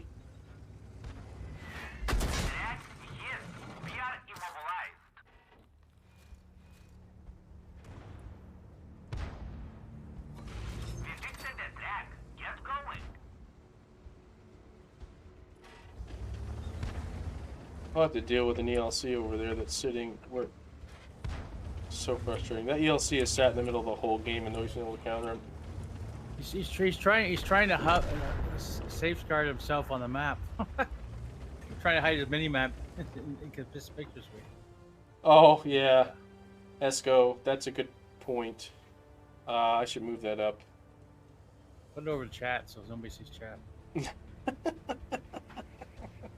See all the toxic bullshit. Yeah, that is actually that is a really good idea. You know why I didn't even think of that? It's because usually I have my head over there. Yeah, your head's just your big fat head. I'm dead anyway. I'll take 2,800 damage. Pretty good. That thing. Oh, hold on.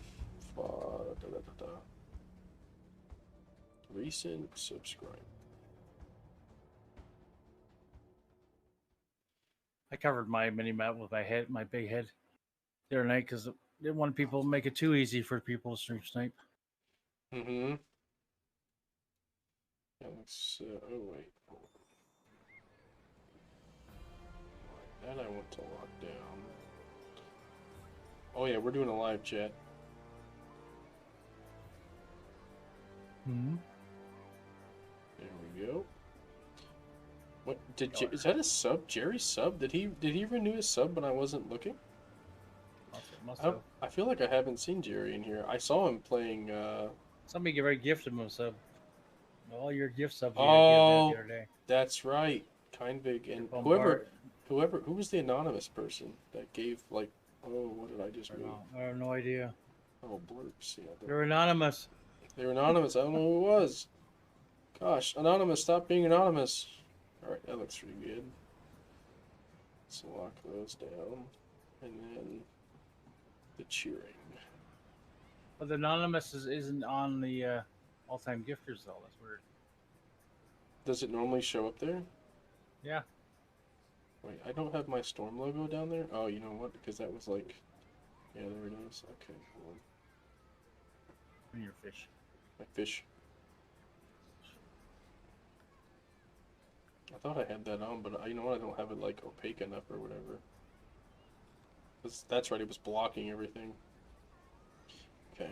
All right. We'll leave it at that. All right. Let's play another one. Got 7 minutes left on this booster. Playing the SU-100. Thanks, Esco. Appreciate it, man. I hope this looks better. I remember about when my name used to be Sturgis_NA. On Twitch. Oh, really? Yeah. Well, I had 2 accounts: Sturgis underscore Canada and Sturgis underscore NA. I got you. I got you. Oh, that does look better. Definitely looks better. Not in the way anymore. That's where my head used to be before I got my green screen set up.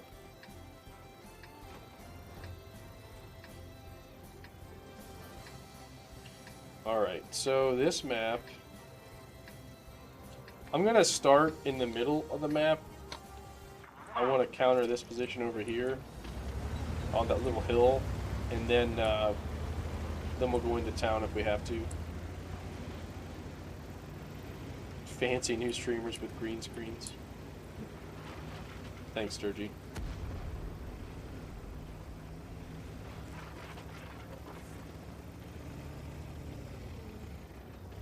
Now your damage received is covered by your head. Yeah, I see. It says damage received.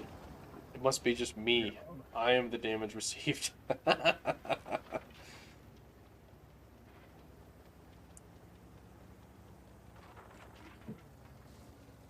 Yeah, that's good. It does cover up the toxic chat really nicely. Somebody's complaining about an OP team, whatever, an OP platoon. What? Look at this map. Chat, look at this map. Our light tank's all the way over there. Oh my. You've got less tomatoes on your team. Yeah, we've got less tomatoes on our team, but nobody went down. So like, there may be less tomatoes, but there's a lemming train. yeah, it's not really much of a lemming train. They haven't even left the station.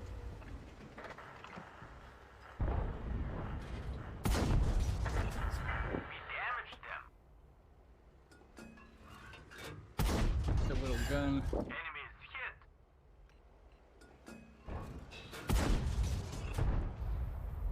That's worth a second blind fire. We are against tier 9s. It's just crazy. When I got my Caliban ace tank or whatever, and the Top Gun, I got a blind shot on a Centurion. He stayed in the same spot for at least 15 seconds. I put it in between the buildings and got him. Pixel shot. Nice. And it was a blind shot because he held the gun in exactly the same place. Got him. I'm just worried about this flank over here. I know it's coming. Yep, there's one of them. We're gonna be left to dry. That's exactly what's gonna happen. Hung out to dry for sure. I'm gonna drop You're down. better. You're a 7200 rate player. You got this. Oh yeah, no, I know what to do. Get back up here. Like 2800.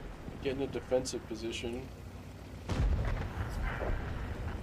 I've been playing this game long enough. My problem is, sometimes I get impatient, but I feel like with the amount I've been playing lately, I'm working through that. Like I get impatient and make stupid mistakes. Like what stinks is I have nobody to spot over here, and I'm spotted. That's bad. That means they're sitting right over in there. Yep. Yep. Yep. Yep. Yep. Yep. Yep. Well, if I could knock off the first 25,000 games that I played, then my stats would be a lot better. There we go. Took care. Oh, there's a char there now. Now I'm really in trouble.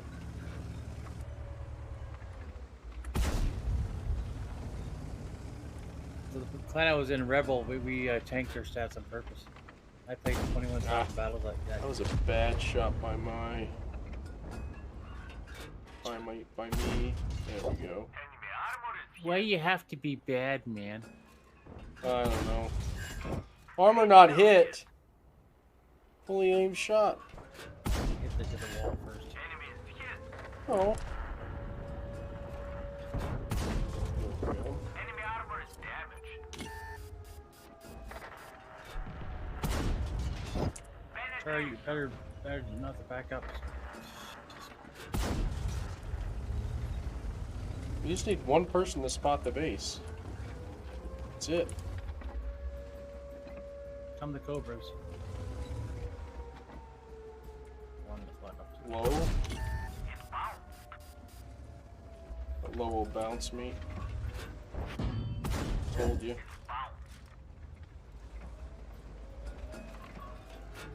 HA if you just wanna. Just the char shooting me now. Something else you haven't reset it. Don't Char. shoot the low again. Don't shoot the low again. Shoot something else. Tiger, something. Char. That char. Their whole team's over there. I mean, we literally handed them that whole flank. Against a bunch of noobs. Against a lot of tomatoes. Absolutely. That char is pretty close though. He's at 7,000. It's the snowball effect when decent players see no one's going to key spots. They just avoid it altogether, and this is the outcome. Plus, sitting on this map is kind of weak. I couldn't agree more, Esco. Everything you said is 100% accurate. City. Go ahead. Is that PR? Or is it, what do you have it set up for your PR or WTR? Rating or Whatever the WTR? default one is, it's the wargaming system. So it's WTR. Yeah. I had it at WN8, but it reverted back to this, and I just didn't bother going in to change it, so... 1.8 is totally inaccurate. You can't rely on that bullshit. Yeah. We should win this, damage though. only. Damage only doesn't take into consideration spotting. Yeah, but you know that, like, Just- all the big guys, they all, in clans, they look at your WN8, so... Well, they're idiots. 90% of them are idiots. Yeah, to your point, it's pretty much how good are you with, like, medium and heavy tanks. Or tank destroyers, I guess. Lights don't really count. Well, lights, you need good lights in clan battles. So. Lights are so pivotal in any game mode. Like, if you can't see your enemy, you're in deep trouble. That's why when I see light people playing light tanks badly, so what are you doing? What are you trying to get damage? You want to get more spotting assisted damage than you do regular damage. It's like that's the pivotal part right there. He's definitely over here. No, wait. He just got spotted. I don't think that char spotted him from the middle. Yeah, I agree. He's right there. Sparta move. This he's anonymized. We'll see who this is after the match. Whoever this guy is in this Cobra, he's pretty good. He must, maybe he's marking it. I don't know. He's pretty good, but he doesn't have any marks yet. Don't click me, you clicker. Oh, that's funny. Yeah, most people get their win rate from lower tiers, tier 5 and up, like the T67, the Hellcat, and stuff like that. WN8 is good to gauge, but you have to see the average tier as well, because 5k WN8 on low tiers means nothing, but 5k WN8 plus is a strong indicator of skill. I agree with that too. Absolutely right. Because I've had a bunch of asshats who they're saying, your winning sucks. Say, buddy, you play tier 5 and 6. My average is over 7. Yeah. Yeah, anybody can sit at lower tiers and SEAL Club. Yeah. Well, I can do it. Wow.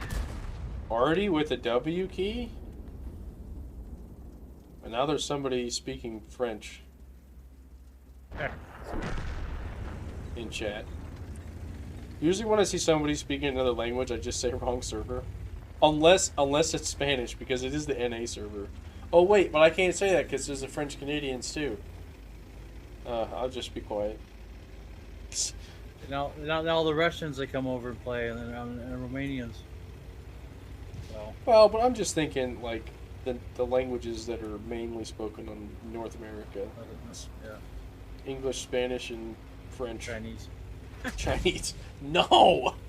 I think that's like the West Coast. You know how many million Chinese there are in the freaking North America? Oh, there's a lot, I'm sure, yeah. There's a lot of every nation. I mean, that's what... There was nobody here, and then everybody came here. That's what made America. So...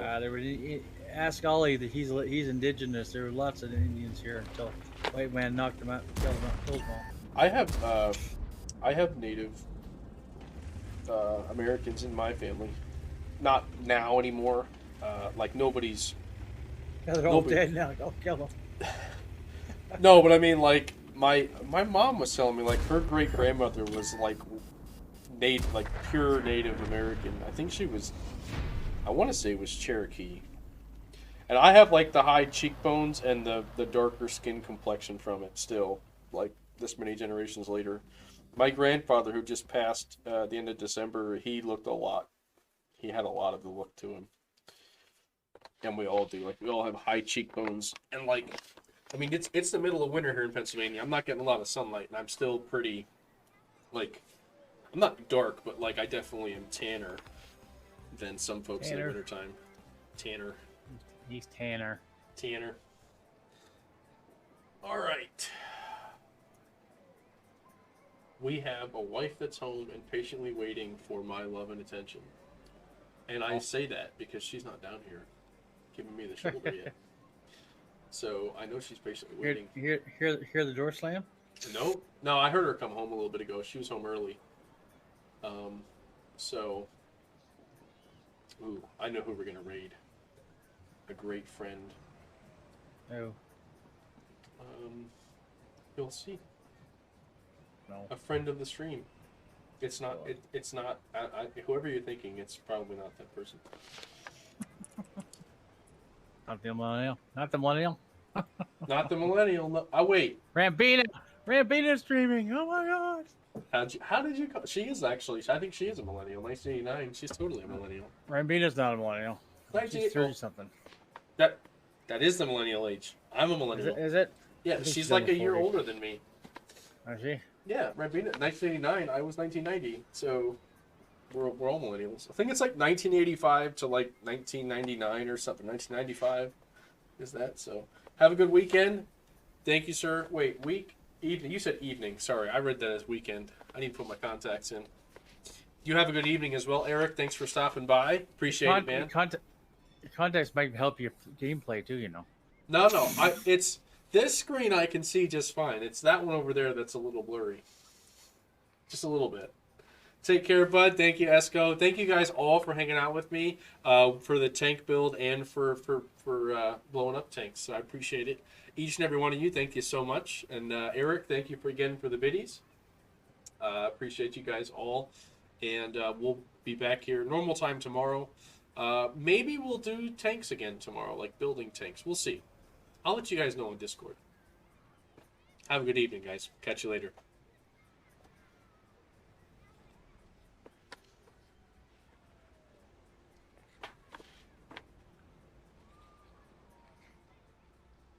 You need to hit the button before you don't have to let the timer run out.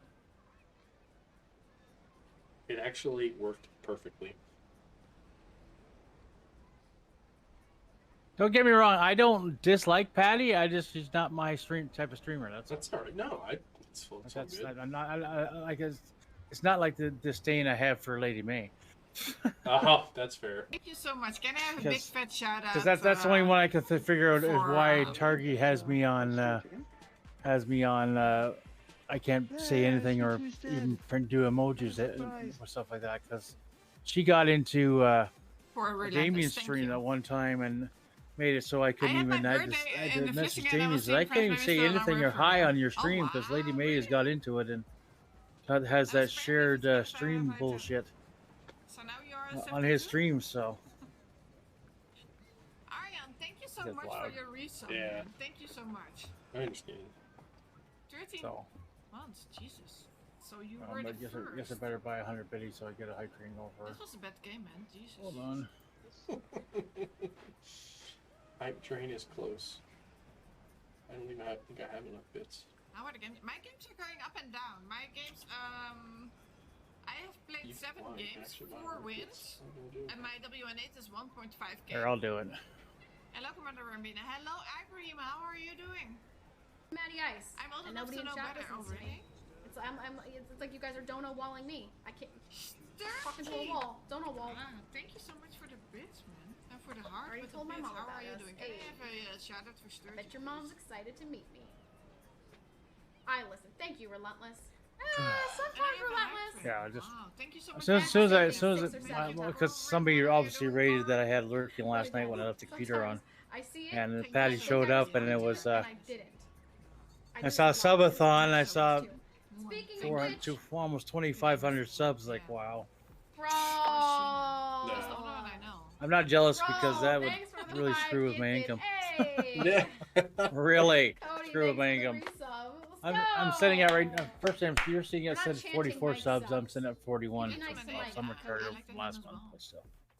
But yeah, that's. Dylan. I really that's I'm hoping Gifted. tomorrow's stream be the last stream of the month, and I like Yeah, you choose. It's your turn. really rather You are have not completely than innocent. rather have Wait, no is that 100 subs, hours? no bits on my birthday. Just That is- donate to my friggin' box spring fund 100 hours. Yeah. because I don't have to claim donations. Just hit 100 hours. Let's go. Because I don't Oh, have to. that's I nice. don't have to. I don't have to tell government about my donos. Well, that's Told me not to. Sabina is anything but He innocent. told my caseworker told me not to. Oh. Holy moly! So, but if anything that goes through Twitch, I have to report. Right. Right now, I'm sitting at 177 Canadian. My limit's 200. I got one more stream to do my birthday. Like to get your payout, is that what it is? Yeah. Yeah. Oh, they didn't lower it to 50 for you guys? Soms zijn innocent, Brina No, no, my payout's fine. Every month I get about 150 bucks. Oh, I got you. I'm not bragging. That's just what it like. The first year I didn't get hardly any payouts. I got three payouts for the whole year, but since I don't know how you say that. sort of taken off, Never I mind. guess you would say, 1,210 Right. followers. I lose every couple days. I'll lose a couple, then I'll gain Is it letting them back or you whatever run else. on occasions I got with you. that? But I'm giving out two 2,500 gold org doubloons, and It's only a jacket. It's nothing. so that 2,500 doubloons can get you 2 mega crates, possibility of getting shipped. Yeah, but it's leather. Look, Oh, that's totally So- worth it, dude. I got the. I don't know. All the thing They gave me a bunch of free ones, and somehow I must have got them from Twitch drops or something. I don't know. Maybe, yeah. I have like 2 tier 6s. I have a tier 6 destroyer, a tier 6 cruiser, a tier 7 cruiser Atlanta, No, I mean, the thing that with shoots all like the- crazy. Yeah, I know, man. and I It's like a picked material up the with tier straps. 9 Azuma because I heard it's supposed to be really good. So I have more thingies with straps. Ooh. it's Yeah. it's I not picked up a bunch of 8s, I'm going to go. and I got used coal to buy the Moscow tier 10 and the October Revolutionary one tier 5 shit. with the rest of my coal. Why am I reloading? Nut. I did spend about 5,000 doubloons, but the doubloons are cheaper on World of Warships than they are than gold is on tanks. right. It's like 10 or 15% cheaper. Okay, before I do I that, feel need like to though pause the this price for of the ships is Or not, offset you wanna to just chat, Wow, chat? is this counter. really It's cool? like a tier 9 premium ship's $70. I didn't really do a lot The of only Yeah. nice. Yeah, it is. Boy, Whereas what I paid Why is that 2,500 even for, Go ahead. and I got it. The I got only nice Santa hat is I got one the hat is Alaska only part of the black costume. version, B version, Okay. black camo. So And I paid 2,500 gold, and it's a $16,000 I gold am ship, currently a Black Friday container. My parents, they still think you're crazy. You're paying money for a ship. It's virtual. The game could go away, and you'd be out all that money. I know. People pay thousands, like $3,000 or $4,000 in tanks over the years. Well, it's entertainment. sorry. I'm Yeah, texting my it mom. is. Yeah. Think about any game that you play, like even guys that play like World of Warcraft or something like. Till you add up all the subscription fees and everything, you're spending that much money in it. Yeah. I'm getting most of the money back, and thing I don't give a lot back to the community. Well, I do. I give other ways other than money because I don't have money to give away. So like that's I give people support by raiding them and stuff like that. And most people have returned the favor, but some haven't. Like King Dragon for you hasn't, and A2K never did. So, Yeah. but I've tried to make up with Cade. I was talking to him on stream when he was by himself there one night, shooting the shit for a bit. So Yeah. hopefully that's resolved. Hey, I don't mean to cut you off. Yep. I gotta go gotta make go. dinner for the wife before. What's for dinner? I think. Oh, we're making steak. That's what she wanted, steak. So. I had steak last night. All right, have a good one. Later, man. Nice chatting. Absolutely, man. Anytime. Do you know anything about the Chamber of Secrets? Yes. Can you tell me? No. But I can show you. That's basically what Harry does. Harry has a little shit fit because Voldemort says no. What was that? That was me being Harry. When Tom Riddle says no. He's like, oh! Like, Harry, what did you think was gonna happen?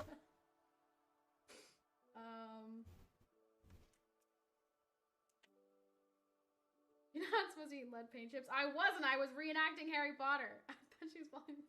No, I was not falling out of the chair. I'm texting my boss right now. I'm trying to make sure I get everything that I'm supposed to say. Okay.